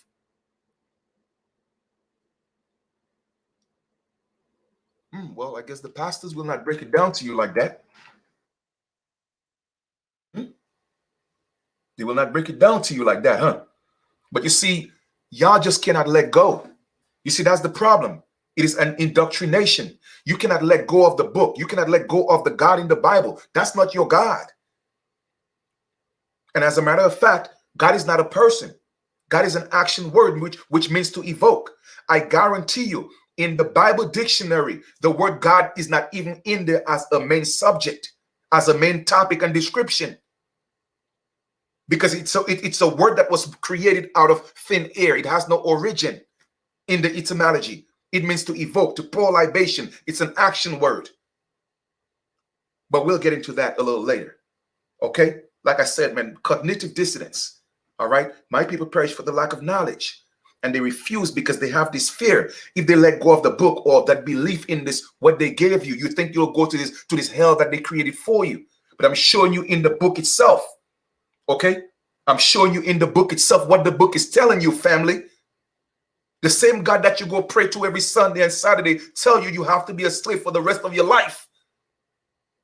So there's no abolishment of slavery for you, period. Because you are spiritually contracted to be a slave for the rest of your life. And y'all don't see it. Man, I know the truth is tough, man. But I got to give it to y'all. Let us read some more, man.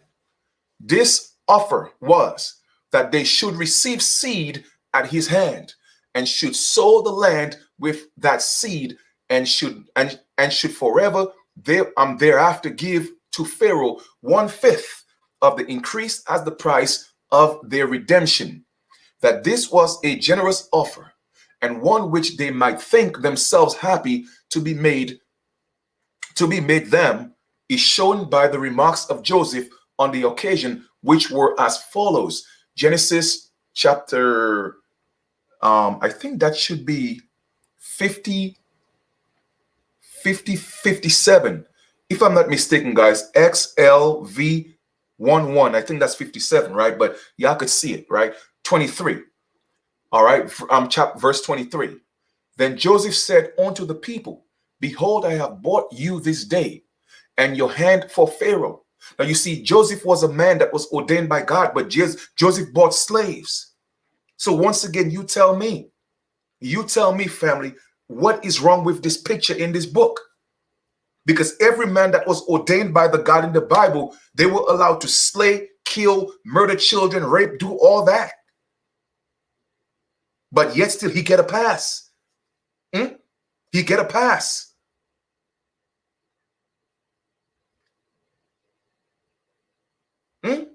Who's going to bring that God to judgment? Guess who? Me. I am. Because the God in the Bible is a criminal. You see, y'all don't see that. The God in the Bible killed more people than Satan, the one they taught y'all to be afraid of. But you know what? Maybe I don't know what I'm talking about. But let's read some more.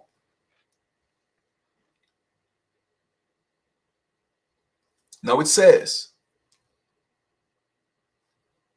Joseph said unto them, Joseph said unto the people, behold, I have bought you this day and your land for Pharaoh.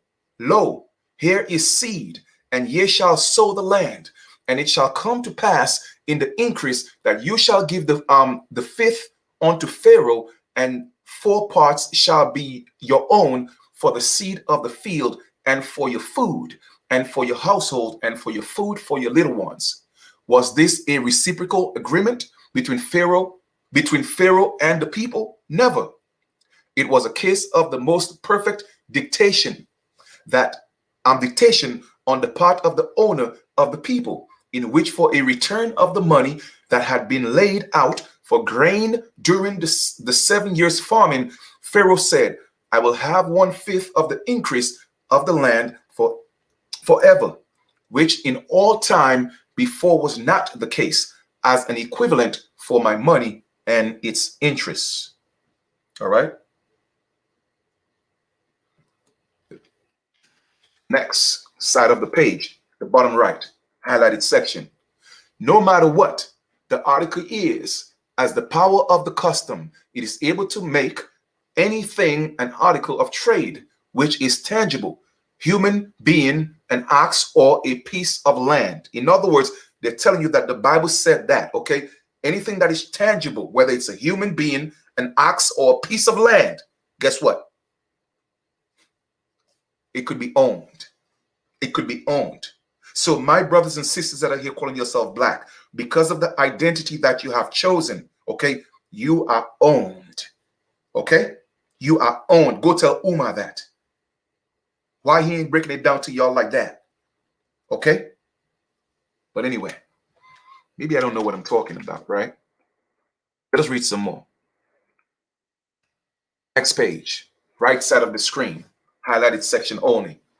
According to the law of Moses, just referred to, the firstborn of all Hebrews was to be redeemed with the money, which went to support the priesthood. Okay? It was the parents who were required to do this, who could not and did not hereby increase their right to their own children. Neither could the priest seize and sell such children as were not thus redeemed. It was a sin of omission to be punished by the divine hand and not by the man if the money was not paid at the altar for their souls, typically redemption. All right, at the altar. So they are alluding to a church. Okay, so the church was one of the big, okay, players in slavery. All right, let's put them together. All right. It is asserted by the abolitionists that between the buyer and the person bought, as spoken of in Leviticus chapter 25, whether it is related to Hebrew servants or bond servants bought of the heathen Canaanites, aka the Negroes, that there was a mutual stipulating between the parties, the buyer and the people bought. Or it was the law. It's always about law, right? The law that they made up. It was a law which sold the man or the woman and not themselves. It was the law that did this, as it would sell by the means of an auctioneer. Okay, they used to auction people back in the days. An article of property nowadays at auction. There was no other way to sell a delinquent debtor or a criminal. Family, once again, I'm just going to break it down for you in layman's terms. All right.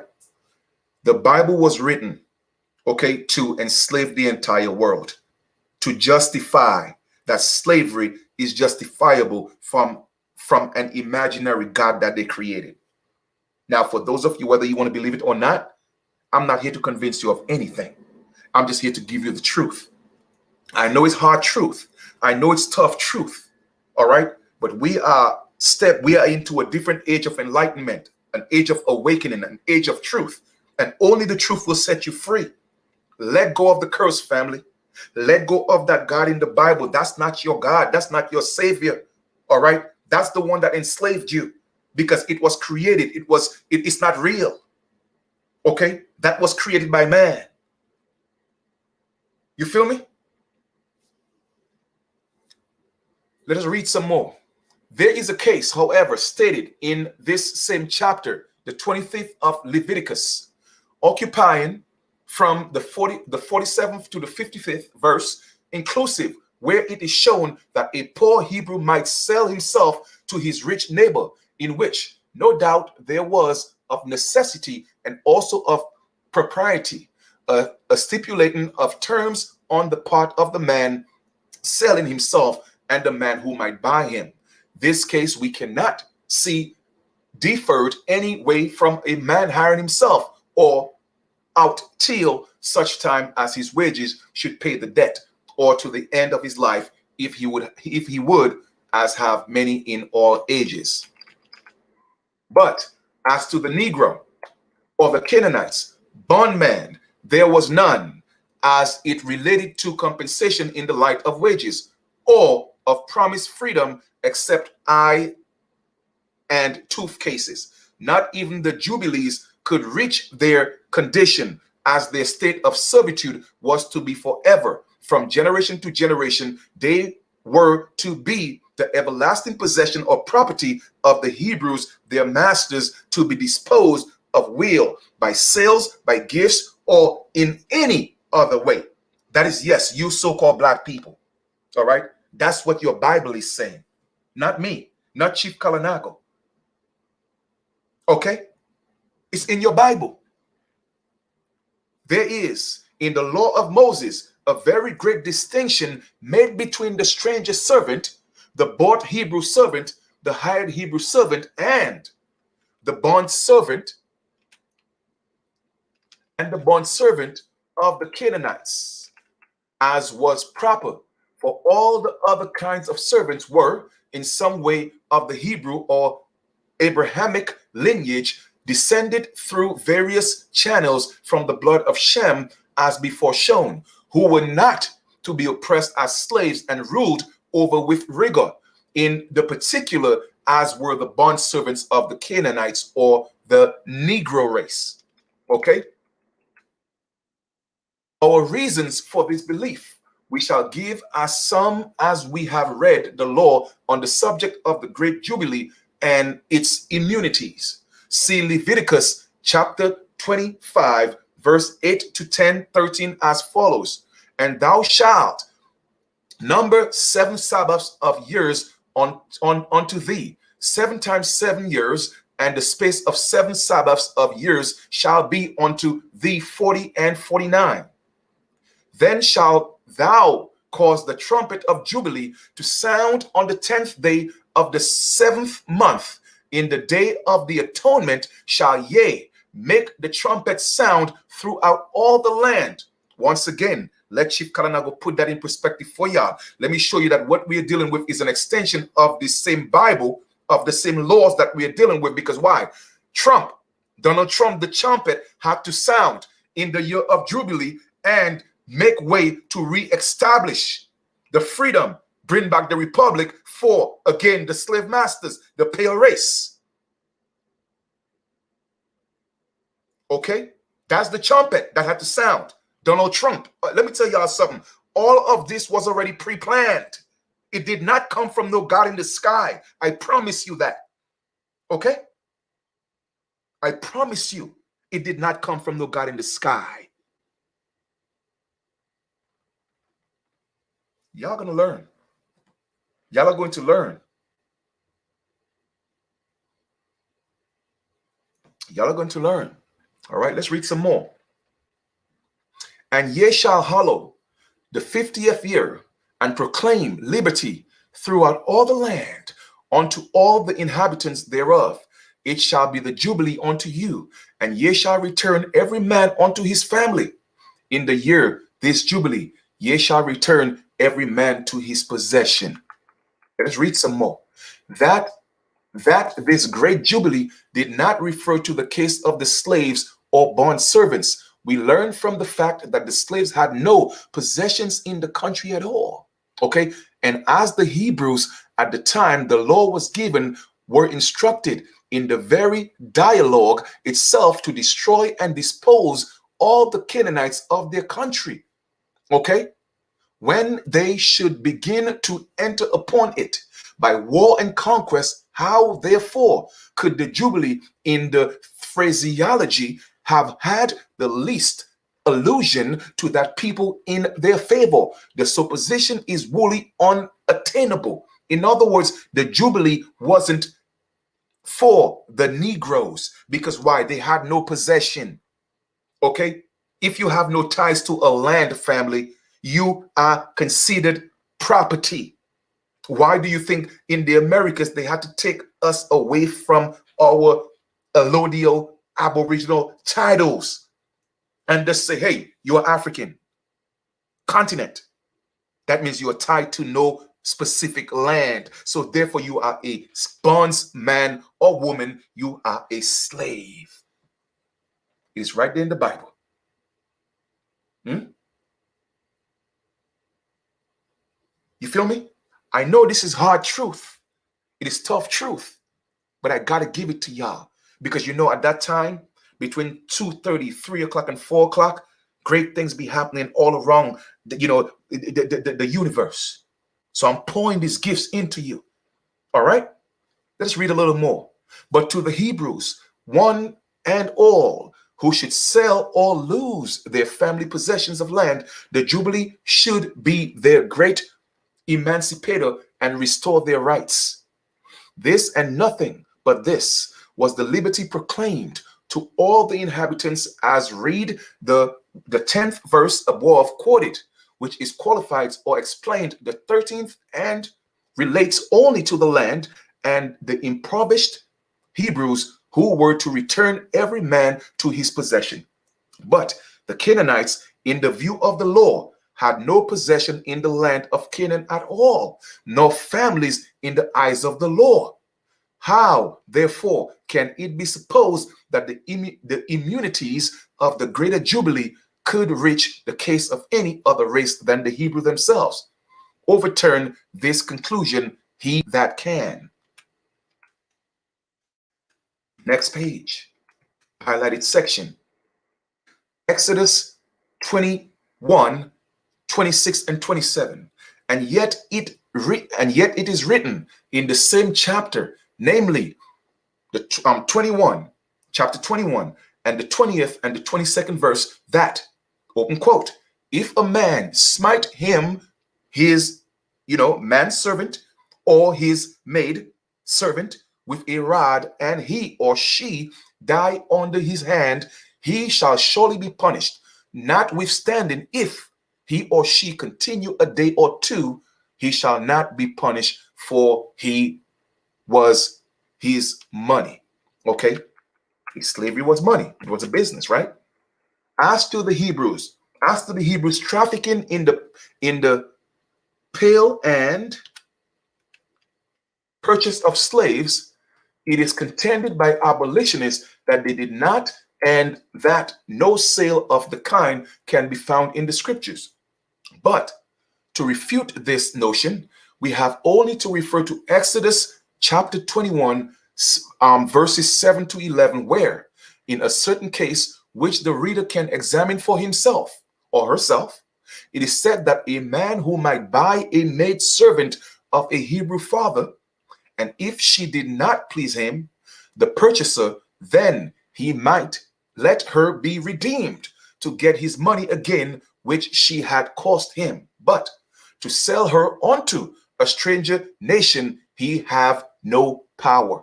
Now, from the very prohibition itself, we infer that the practice of the Hebrews selling the poor of their own people to other nations was in vogue at the time of the giving of the law, and even while they were yet in Egypt, but in the new law given from Sinai, this was forbidden. Ham, who were then the aborigines of old Canaan. All right, I just made a note of that. Let us go to the next highlighted section. Okay.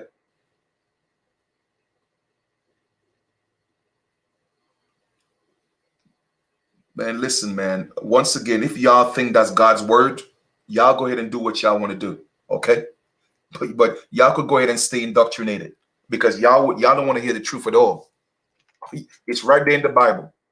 I mean, do you need a brain science to break it down to you? What part of that you can read that the God in your Bible said that you as a black man or a black woman should be a slave for the rest of your life?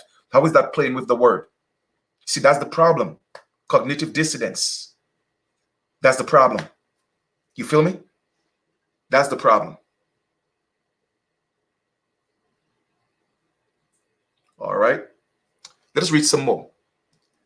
I'm reading strictly stuff from the Bible, but you telling me I'm playing with God's words. Something is wrong with y'all people, man.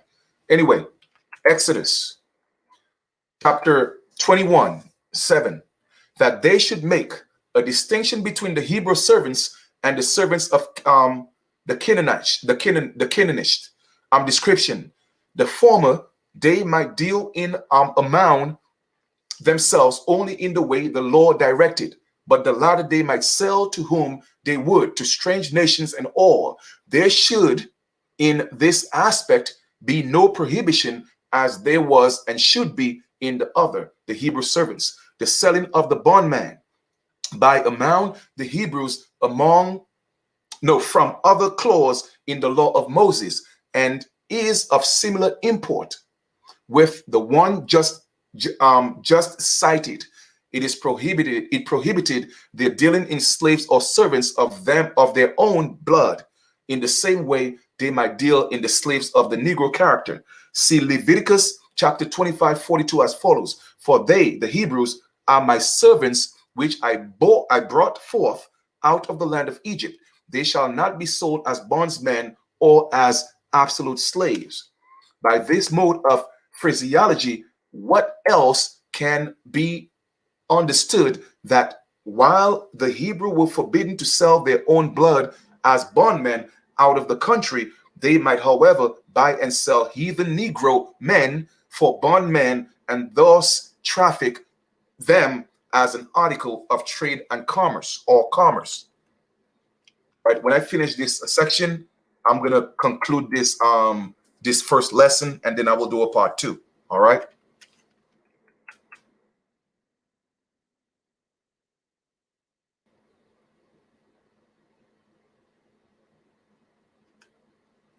Once again, all this is actually in the Bible. Even if I'm reading it from another book, go read it for yourself. That's why I'm giving the chapters and the verses. Okay? Stop making excuses for this Bible y'all think is from a sky daddy. Okay? Y'all better wake up and realize what it is. Okay? That's what it is. Let us read a little more. But to make the fact still more clear, namely that the Jews did actually deal in slaves of the Negro race. See the book of Joel, 3rd chapter, where it is shown that because the Tyranians, the Zidonians, and people of the Palestine were of the same race with just names, being all Hamites of the old Canaan, had abused the Hebrews while captives among them at a certain time, by ridicule and by selling their little ones at drinking haunches for wine, and at the house of ill fame, for the purpose of riot and lewdness, that they should themselves be sold by the Jews in turn, as recompense or as a judgment on their own heads for having done so great deed of wickedness. And I will sell your sons and your daughters into the hands of the children of Judah, and they shall sell to the Sabaeans, a people far off, for the Lord hath spoken. Now, once again, this is in the Bible. Who's talking? So who's talking? If you tell me I'm playing with the word of the Lord, who's talking? Say of the Lord. I'm going to read it again. And I will sell, and I will. God is saying that I will. Okay, I will sell your sons and your daughters into the hands of the children of Judah, and they shall sell them to the Sabians, a people far off, for the Lord hath spoken. Who's talking?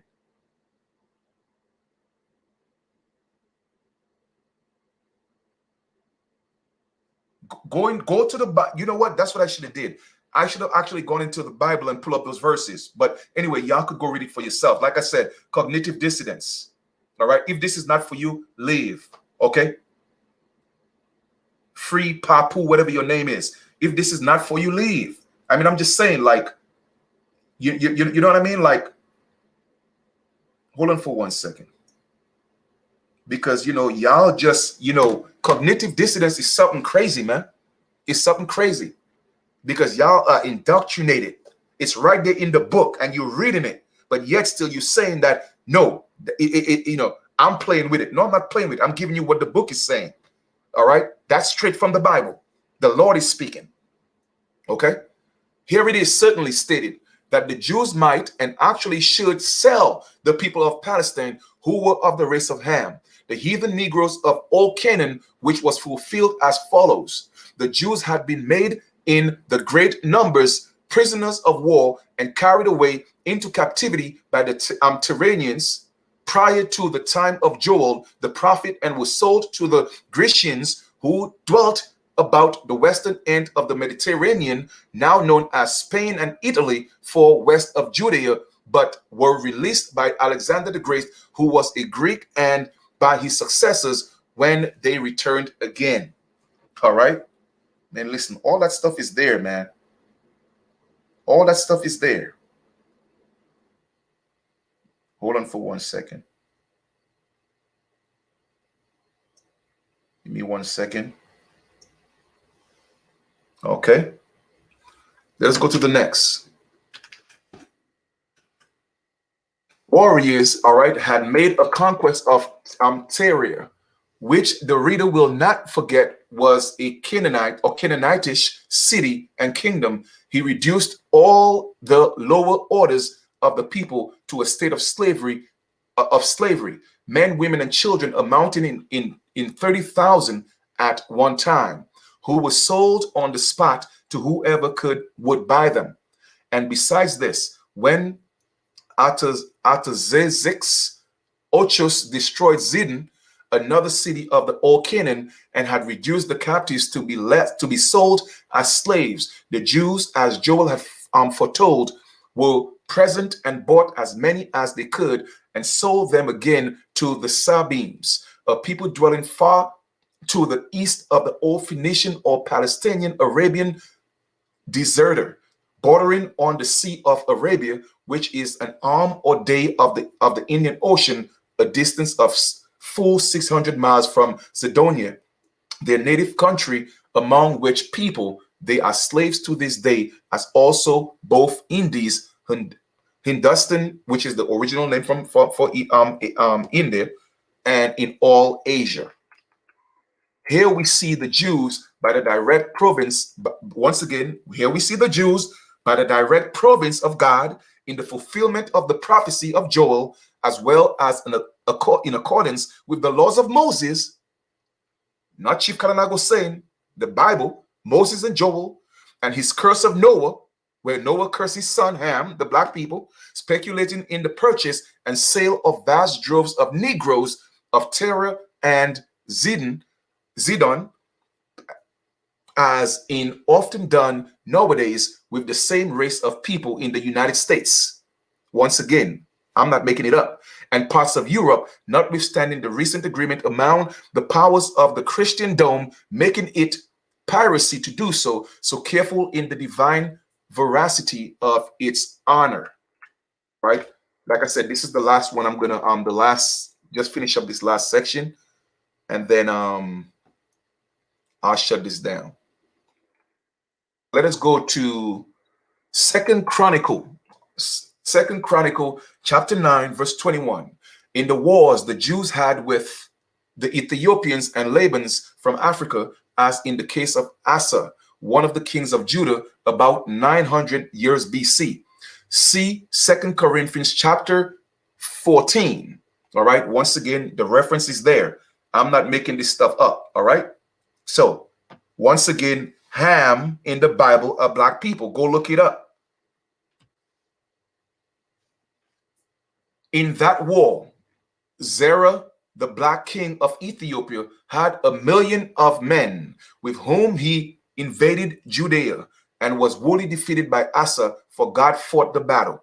All the prisoners of this comprehensible host were taken and held as slaves, which was the usage of war in these times. But if the word Ethiopia, as word by Josephus to the mind of any reader, should not exactly prove that Negroes or black men were alluded by him, we still state that the American folio edition of Josephus says Negro instead of Ethiopians, which in reality are but two words meaning the same thing, making it clear beyond all controversy that Solomon did trade in Negroes bought in foreign countries from those who had them to sell, or Josephus is no authority.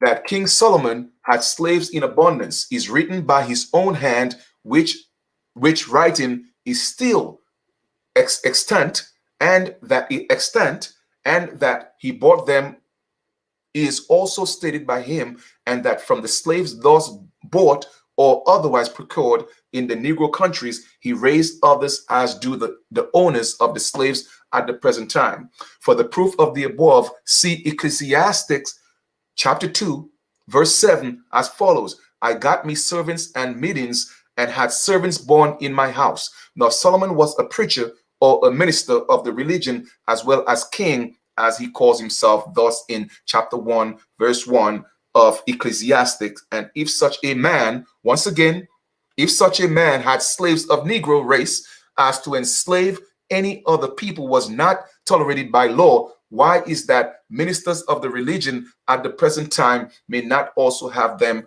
if they desire it? In other words, they're saying that if Solomon was such a great man of God and Solomon had slaves, okay, God allowed and condoned slavery, that Solomon could do it, and he was highly honored and recognized by God. So they're saying that if he could do it, why can't the ministers of the day of today couldn't do it? All right, how about try that for size, right? But not only Solomon procured slaves from Africa, but all the kings of the East, the Chaldeans, the Medes, the Persians, the Assyrians, the Arabians, etc., which is intimidated in the let me see that's 10, 11, I think 20th, the 19th, pardon me, and the 20th chapter of Isaiah as follows: in that day shall there be a highway out of Egypt to Assyria, and the Assyrians shall come into Egypt, and the Egyptians into Assyria, and the Egyptians shall serve with the Assyrians. Okay, servitude, slavery. In this verse, the state of slavery is more than intimated, which they were to endure among the Assyrians as slaves. Don't be afraid to go look up the verses. Please do. Because you know what? The Nile is a river in Egypt. So get out of the Nile if you can swim, all right? Because you're in the Nile right now. For an account of the almost countless numbers of Canaanitish bondmen employed in the works of Solomon, see book of Hosea, chapter 9, verse 23, and 2 Corinthians chapter 2, 17 and 18. See also 1 King, chapter 9, 20 to 22, for an account of the bond service levied by Solomon upon the Amorites, Hivites, Perizzites, Hittites, and Jebusites, who were all of the black race of Canaanites, the sons of Ham. No nation of the globe shall equal the Jews in the enslaving of the Negro nations, except the Negro themselves. For even Moses assisted in reducing one of the fiercest of the nations who opposed him and the Hebrews in their progress forward the land of Canaan to personal and literal slavery. These were the Amalekites dwelling on the wilderness side of Canaan toward the Egypt on the south. If you don't believe me, go look at the history of Africa. Okay, before the pale man got into control, go see who was enslaving Africans. Okay, go see who was enslaving them. It was Hebrews. Okay, so when y'all don't know what y'all talking about, just get out of your emotions right now. Okay, I'm telling you what the Bible is for what it is. Okay, who do you think came here in 1492? Do you think it was the pale man? It wasn't the pale man. Okay, it wasn't the pale man. It was Hebrew kings. All right. If y'all think y'all know what y'all talking about. Even in the temple of God had its slaves of Negroes and Canaanitish race, who were called the Nethims, or slave of the temples. From 1 Kings chapter 2, 39 and 40, it appears that private citizens of the city of David had slaves of black or Negro race who were Canaanites.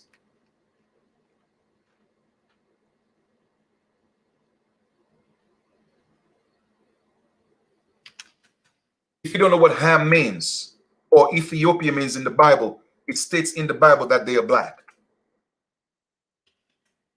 In Exodus chapter 12, verse 44, the buying of slaves is also incidentally mentioned as follows: but every man's servant that is bought for money, okay, when thou hast circumcised him, then shall he eat thereof, that is, of the Passover. But that such servants as were bought with money, as above spoken of, were not so many hired men as abolitionists seem to believe, appears for the next verse. The 45th follows the above quotation, which reads, a foreigner and a lured servant shall not eat thereof. Okay, and that's in Exodus chapter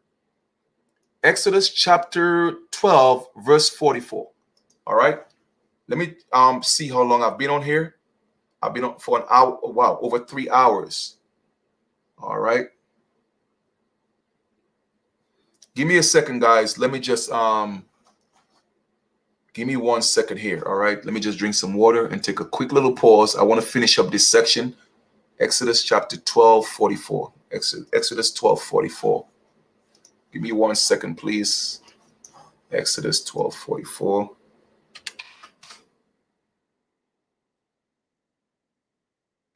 Give me 1 second, please, please, please, please. All right, I'm about to finish this section, and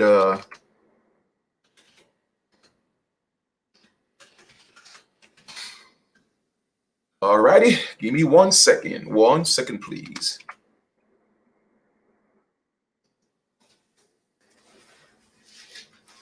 I see some people on here, particularly one individual getting in their feelings. Don't be mad at me for telling you what the Bible is saying. Okay?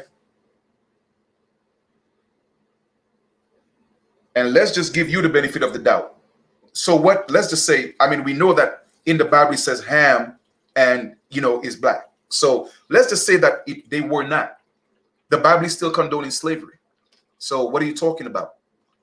All right, let me see if I can pull something up real quick before I get back to this. Now, let me go to, because somebody's talking, oh, you're reading from a book. This is not from the Bible. Well, let's go. Let's go to a real Bible verse. Why do I have to be an offer? Who is this fool, man? This free papu? Who are you? Do I have to be an offer to read a book? That's why they say, man, if you want to hide anything, put it in a book, man. I tell you, man, people don't read. They sit around and wait for somebody to read for them. That's what they do. But let us go to the Bible itself. Just this one verse. Just this one verse. That's why I tell you, man, y'all are dealing with what y'all dealing with, because y'all don't want to think for yourselves and read for yourselves. Okay? Because now somebody's going to do it for you. Let us go to the King James Version, any Bible, it doesn't matter which one. Okay, look, here's an actual verse. Exodus 12:44. Let us read, because reading is fun for the mental. You tell me I'm reading from some book. It's not from the Bible. Okay, well, let's go to the Bible, which I didn't have to justify, but I'm just showing you. Okay, let's read the Bible. Exodus chapter 12, verse 44. But every man's servant that is bought for money, what is that? When thou hast circumcised him, then shall he eat thereof. In other words, your slaves that you buy, if they're not circumcised, they cannot eat. Okay? How about that for size, free Papua? How about that for size? That's actually in the Bible. You're right. I'm not the author of the Bible. Your God is. Okay? Inspired by man. So what do you have to say about that now? It is not from the book you're talking about. What you mean I should have been did that? I'm giving up from day one. I'm giving all the chapters. Are you slow? I'm giving all the chapters. I'm giving it to you. I just didn't want to go and show every one of them because it is time consuming. But I am giving it to people. I'm telling people do their own research. Also, now do you believe me? Because you say, oh, I should have done that. I should have been done that. Well, duh. If you know the Bible, why didn't you know that?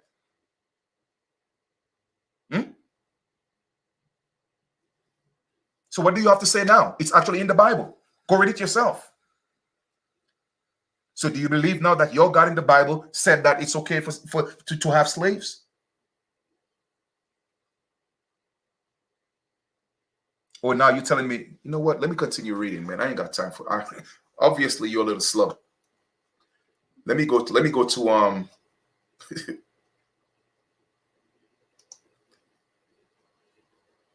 go to Hosea. The word is better. Oh my goodness! I tell you, family. You see why people are going through what they're going through? Because people are enslaved, man. They indoctrinated, man. They are indoctrinated. This is crazy. Wow. Yeah, I realize it's a troll.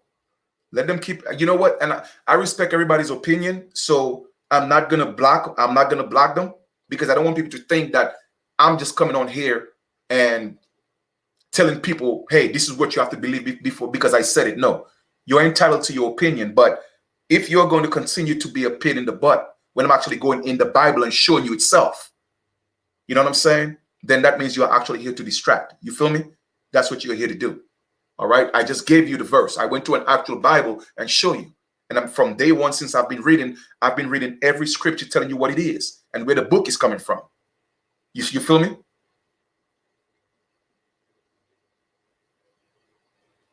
So let us finish this up. So I did that. Okay. Boom. Let us go to the next one.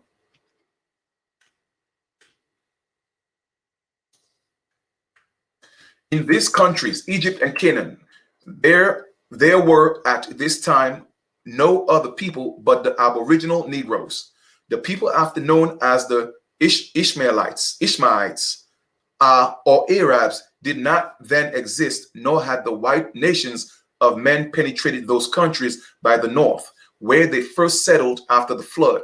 The servants or slaves of Abraham, therefore, were of the Negro race, and then only.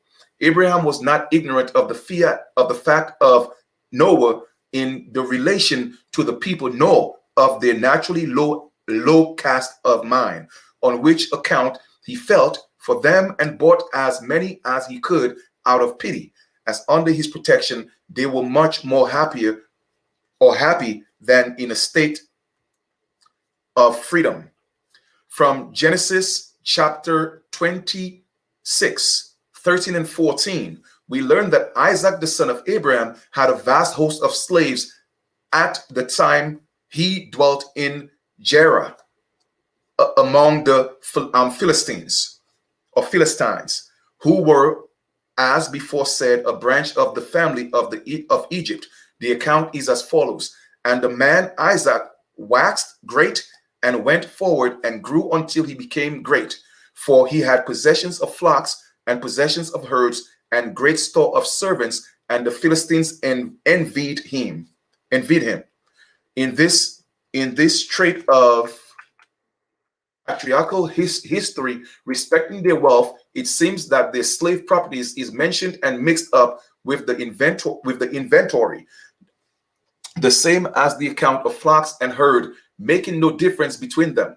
From the reasoning of Adam Clarke on the meaning of the word servant, it appears that the term slave is the highest possible idea the word conveys, while the word servant, but as a secondary and accommodated or lower application and meaning of the term. See this comment in the first chapter of Romans, page 36, where he insists that to be a servant of Jesus was, as St. Paul was said, to be his slave or property, and that he had no rights to himself or any of the powers of soul or body, all belonging to his master, Jesus Christ. This therefore establishes that in the term bond servant, as used everywhere in the Bible, signifies a bond slave and not a hired servant or a servant of any other kind, but slave in the true property sense of the word. That the great store of servants possessed by Isaac, the son of Abraham, when he lived in Gerar among the Philistines, some toward Egypt and not a great way from the place where in after ages the temple was built, were slaves of Negro race, is shown from the fact that the people of Canaan, Egypt, and Philistine were black as that at that time. At the time, there were no Ishmaelites, no Edomites, no Moabites, no Amorites, no descendants of Abraham, Lot, Jacob, or Esau of any account. All these families at the time of Jacob's flourishing were but young like himself, and of necessity were at the time but few in numbers. Even in his own family were but two sons, Jacob and Esau. Right, let me go back here real quick.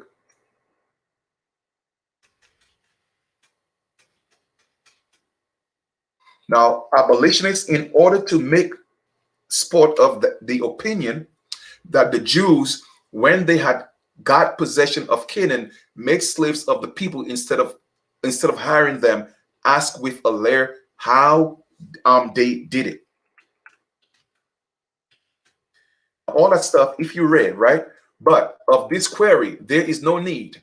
For Moses, long before they had possession of Canaan, pointed out how this was to be done, especially in times of peace, with the Jews were not always at war with the Canaanites. See Leviticus chapter 25, verse 45, where the mode of getting slaves is alluded to as follows. Moreover, the children of the strangers that do sojourn among you, of them shall ye buy, and of their families that are with you, which they begat or may beget in your land, and they shall be your possession. Once again, let's go to Leviticus chapter 25, 45, just to, please somebody, okay? Let's go to the Bible, because I don't want to just read from a random book, all right? Let's go to the real Bible, okay? Leviticus 25, 45. Leviticus 25, 45. Leviticus 45, 25. I think that's what it is. Leviticus 45, 25. All right. Let us go, man. Let us go. Okay. Let us read a little bit. Let's go to the real Bible, right? Since I'm not an author, I never claimed to be an author. I'm just reading what the Bible is saying. You know what I'm saying? Now, let us go to the Bible itself, if that's going to make you feel better, Papoa. Hold on for a second. Let me go ahead and share this.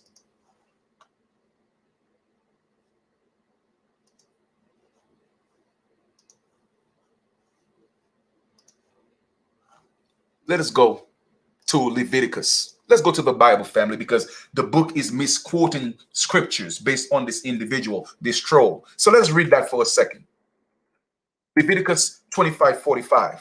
Reading is fun, fundamental. All right, 45. Moreover, of the children of strangers that do sojourn among you, in other words, that walk with you, or that among you, that associate with you, of them shall ye what? Ye buy. Why is the Bible telling you to buy people? Isn't that slavery? Why is God in the Bible telling people to buy people? And of their families that are with you, they begat in your land, and they shall be your possession. Isn't that slavery? And it's in the Bible.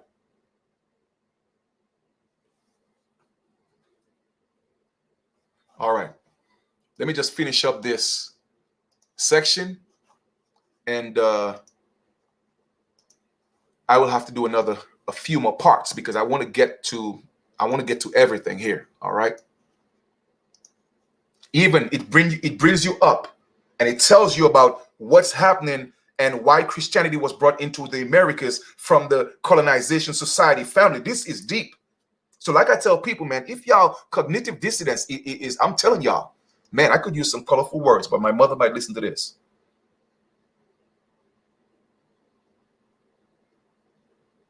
Okay, let us finish this up. So we just read, okay, from Leviticus, okay, because somebody said, hey, you're reading from a book. That don't mean nothing. Why aren't you reading from the real chapter? Well, I just did. All right. Moreover, of the children of the strangers that do sojourn among you, all right, they will be a possession. Here, the difficulty vanishes, and with the image armed band rope and shackles of abolitionism, as there could be no need for tying children when they might buy of such Canaanitish families as would be willing to sell them. It is well known that the Negroes of all ages have been in the practice of selling their own children when pressed by want, as they now do nearly all over Africa. That's a fact. They still do. Once again, who do you think? Do you think those people that came here, they came as slaves? No. They came on contracts. Those kings, they sold their people for money. Okay? Facts over feelings. Who also enslaved myriads of their own people by force, as we shall show in the course of the work. Okay? You don't understand. The pale man didn't come into power in the United States, okay, in the Americas until the late mid-late 1800s. Not even 1700s. 1700, he was still working, fighting for his freedom. Okay? So that was that. So guys, I will get into section 7. All right, another time. We have a lot more reading to do. Okay, and so I'm going to conclude here, and I will definitely do a part 2. But once again, all right, this is by no means to tell you, okay, what you should do with your life. That's not what it's about. The purpose and the objective of these lessons, this series of lessons that I'll be doing, breaking down this book and, not paraphrasing, but, cross-referencing with the Bible chapters that are mentioned in there, is the fact you're absolutely right. The Bible don't lie, because men wrote it and they're doing what they're doing. You see what I'm saying? But you are literally indoctrinated. You are literally indoctrinated. Okay? But now, Deuteronomy is not talking about pale people. Okay? They're not talking about pale people. They're talking about the Negroes, the Hebrews who enslaved their own people. That's why they had to make the promised land, the Americas, the promised land for them, because they were supposed to come on a contract, a 7-year contract. Okay. But the next king who took over, which was King George said, listen, nah, we enslaving everybody. Forget them contracts. Okay. So it's not because, again, you have to put in context what is God. Okay. God in the God in the Bible. Okay. The God in the Bible is not what people think that's what they're talking about. The God and Lord in the Bible is all men with power, okay, that call themselves God. Okay, that's what the God in the Bible is. That's why they gave permission and consent to make slavery possible. Anyone in their right mind who would think, now you see, people are just so dead in their brain. Now, at one hand, you're saying God is good all the time, and all the time God is good. So that means if God is never changing, that means God is good all the time. Why would a God that's good all the time say in the Bible it's okay to enslave people? You see, it's contradictory, but people do not think for themselves. Because they were taught to be afraid of that God in the Bible, which they don't realize is literally institutions and governments that control the world, that made themselves the God in the Bible. And they use that book to tell people it's a God of divinity that said, hey, listen, it's okay to be a slave. Anybody in their right mind who think that a true loving God would do this, then I don't want to have no conversation with you, because you're literally below my, I mean, come on, man. It's crazy. And people will not see this, man, because they don't want to think for themselves. They will not think for themselves. All that stuff was made up. Wow, that's crazy. But anyway, let me make a note. I got to continue on section 7, so I'll know just in case. Continue with section 7. All right.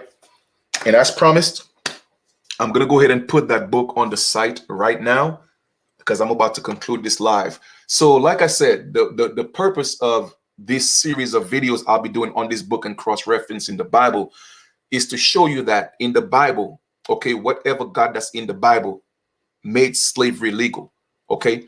Particularly Noah, the father of Ham, okay, is the black race. It's in the Bible, okay? And he put a curse on them that he and his posterity, in other words, his descendants, will always be slaves into perpetuity.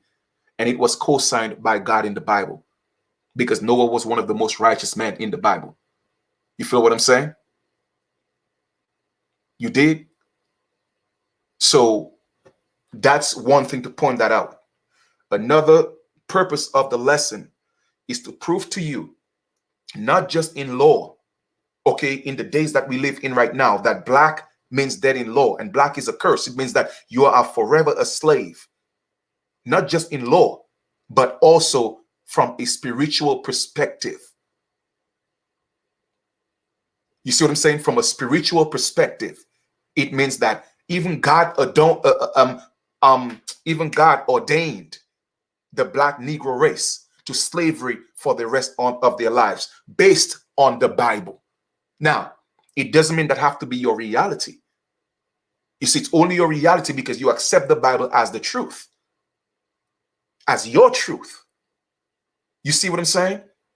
So anyone that realized that the God that you so love said that it's okay to make you a slave, but yet still you're telling me God is good all the time, and all the time God is good. God is forever unforgiving and all this stuff.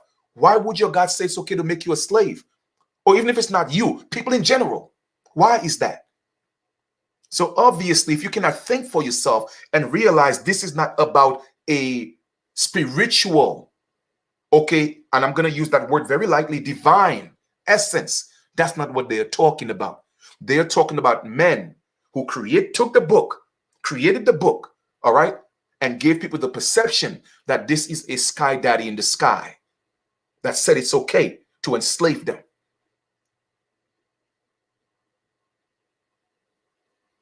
Okay, thank you. I appreciate that, family. And before I go, I'm going to show you the etymology of the word God. Okay, because once again, God is not a person or a thing. God is an energy. It's an action word. All right. And I'm going to show you guys in the Bible dictionary, the word God is not even in there as a meaning. It doesn't have a meaning because it was a made-up word. Okay. Family, I know for a lot of you, this is hard. And it's tough. But reach within yourself, all right? And learn to let go, because it's only the truth that's going to set you free, nothing else. Or else you will continue to reincarnate being slaves, because that's a contract that you took upon. Okay? Seriously. So let me go here real quick. Give me 1 second.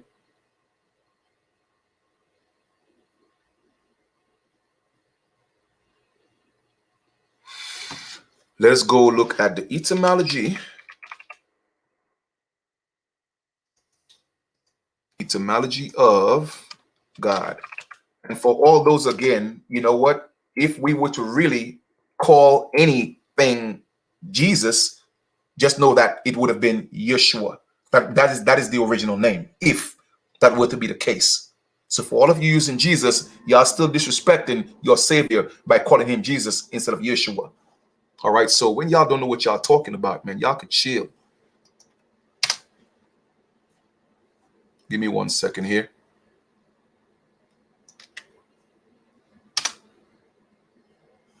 All right, let's go look at the etymology of the word God.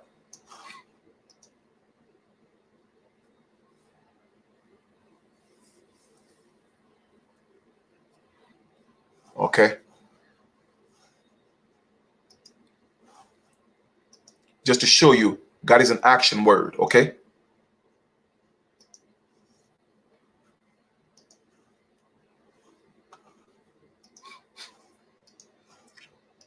A lot of people don't know what God is, man. They don't know what God is. They live in their life based on what they are told God is. They don't know what God is. They don't. The mere fact that you go around calling God a he, I already know you don't know who God is or what God is. Now, here we are. The etymology of God. Okay. Let's read here for a second. Also, God, you have the lowercase and the uppercase, right? Now, Old English, God, supreme being, deity, the Christian God. All right. Christian. Everything you see about God and Jesus is about Christian. Okay. Christian. Now, once again, Christian is a religion. What is a religion? Christianity is a legion.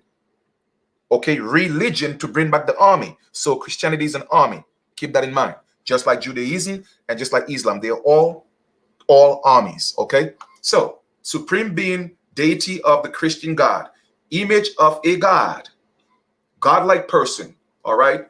Let's read down a little further. It says what? Got, old nous, ghoul, Gothic gup, which is of uncertain origin. It was just made up. Of uncertain origin. That's why in the Americas, when they were forcing Christianity on our people, our ancestors didn't even want to use the word God. The closest thing they could have summed it up was the Great Spirit. They just didn't want to use the word God. You feel me?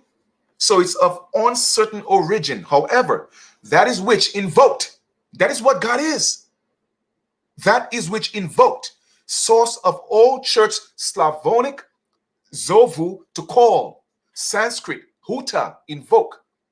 An epithet of Indra, root gu, to call, invoke. The motion could be divine entity summoned to what? Sacrifice. That's what God is. It's an action word. It also says what? Right here. But some trace it back to pai gu, to poured, from pour, what? Libation. So basically what these people did, okay, they went into all indigenous countries and they saw what indigenous people were doing. We were invoking spirits of the ancestors who went before us, okay, of just spirits, okay, and we poured libation. So these people came up with a word to summon the actions of what indigenous people did. I don't think y'all are hearing me right now. That's what God is. It's to invoke. It's an action word. So when you say God, it means you're supposed to be doing something. You're invoking something. So therefore, when you say God and you pray to God, what spirit are you invoking? You are invoking a spirit of a deity or an energy that said you are supposed to be slaves for the rest of your life. Why do you think y'all Negroes cannot get anywhere? Because you are serving an entity. You're putting that, you are evoking that spirit. Every time you say God, okay, in that spirit, that's what you're doing. But let's read a little more. All right, let's read a little more. It says what? To pour, also the phrase gut, Gaia, poured earth, referring to burial mounds. What place burial mounds were famous for or notorious for? The mound builders right here in the Americas. So once again, taking the practice of indigenous people and put it in that word, the actions they used to do, invoke our ancestors, invoke spirits, do sacrifices, all our customs, pour libations, they put it in one word and said God. You don't even realize that.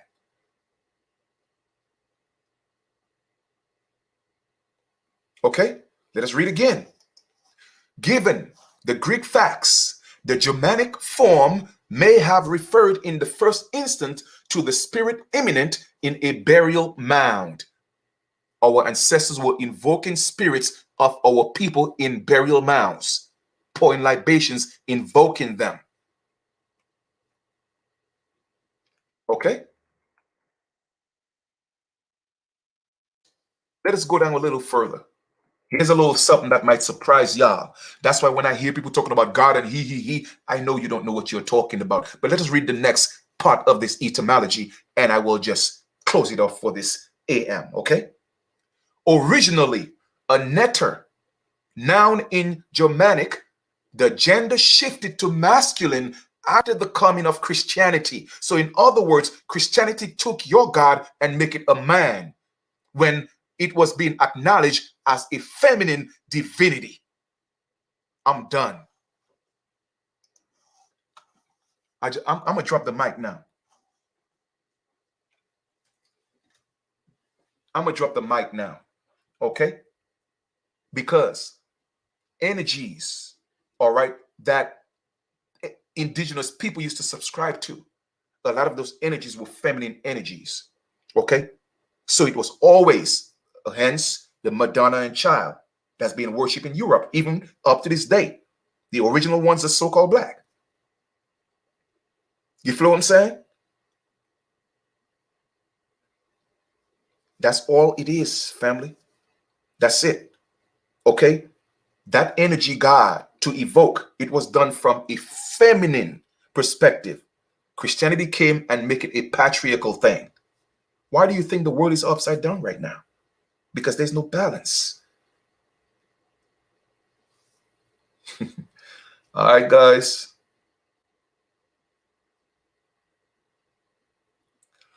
All right. I'm good. Okay? I'm good. So family, you guys get some rest. Thank you. Thank you for hanging for, I wouldn't even say hanging in there. I don't like to use that word, but thank you for just spending time and building. I know this is over 4 hours long, but it is what it is. I still have to go through next. We're going to hit the next one. I don't know if I might do it tomorrow night, whatever the case may be, but I'll see how I feel and we'll get to part 2 of this. All right. And we're going to go in. All right. So you guys have a great continuation. By no means, again, I'm not here to, all my intentions are good. What I mean by that is, I'm not here to put anybody down. I'm just giving you guys the information and showing you, again, what are we accomplishing? We're accomplishing the fact that, okay, the Negro race, black people, the lineage of Ham, they were cursed by their father Noah. Okay, for this alleged heinous, immoral act that they did. Now, there are stipulations that it may have been that he saw his father naked and he molested him. That's one. Another one where he allegedly slept with his father's wife. So in those days, that was an abomination to the extent where it was either death, or the curse that was chosen was that, you know what, you will be a slave for the rest of your life. So that was that, to establish that. Secondly, to establish that the Bible condones slavery, and God in the Bible is the one that supports slavery. That was the second part of it. The third part of that is to show you who the red man is, and show you, based on the Bible, okay, who were the first people. They were not black, they were not white, they were the copper-colored races, okay? And I have cross-referenced that with many other, okay, with many other, but Ham is Canaan. That's what you have to realize, okay? Ham is Canaan. It's still the blacks, okay? Ham is, you have to go read the Bible, family.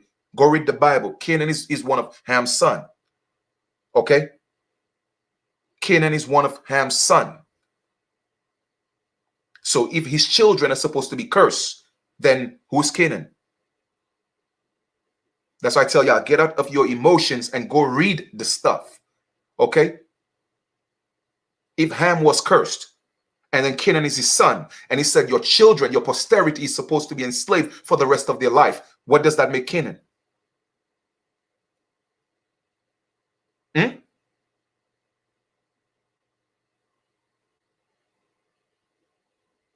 Okay, all of his sons. The Bible didn't say one of your son. It says your posterity.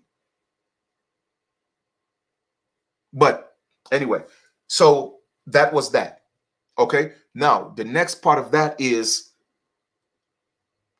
to come down. When we further read, you will see exactly how all religions tied into, especially Christianity, tied into the colonization society. You see what I'm saying? And that was the case. You feel me? So I would, again, anybody could go into the Bible and break it down the way that they want to break it down, do a video. I'll check it out. You feel me? But I'm giving you the scriptures and the verses. All right. And we'll take it from there. All right. So I will continue with chapter again. I'm just reading what I see in the Bible. All right. People may perceive it differently. Okay. People may. That's on them. But if, once again, if Ham is cursed and all his children are supposed to be cursed by his father Noah, then what does that mean? What does that mean? All right. So thank you for being on, and we'll definitely talk a little later, man. I appreciate love you guys. Thank you for being here. And only the truth will set us free. All right. When it's all said and done, when I'm done reading everything, okay, then we do the cross-referencing, whatever we got to do. Then I will do a video and reveal, okay, exactly who God is and what God is. Okay. I mean, I gave y'all, and I'm talking about the true Most High. Okay. You have the Most High, and you have the highs and the highs and the highs, but you got the Most High. Okay. And the Most High is within you, which is your pineal gland. All right. So for those of you who don't know that, I'm letting you know right now. Okay. Because it's all about you. And only a few, okay, only a few will not get it. No, not only a few will get it. I don't have God messed up. You got God messed up because you don't know what God is. Period. Because again, I could go into the Bible dictionary and show you there's no mention of God as a meaning, because that was a made-up word. Okay, as like a title and give a meaning. It was a made-up word. And I just showed you the etymology of the word God. The people who created the word God, they're telling you what it means.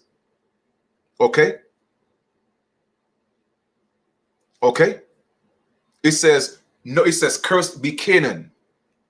Once again, all the descendants of Ham was cursed. But still, regardless of what the case is, it is not a book written by a sky daddy. Okay. It was written by men that wanted to enslave people in the world. and they had to find some type of moral perspective or a spiritual, religious kind of perspective to make people think that this was all good and well done and it was okay by the Great Spirit. So whichever way we look at it, it was still all made up, period. And that's facts. Because any one of you who want to be on here defending, let's just say it was just Canaan.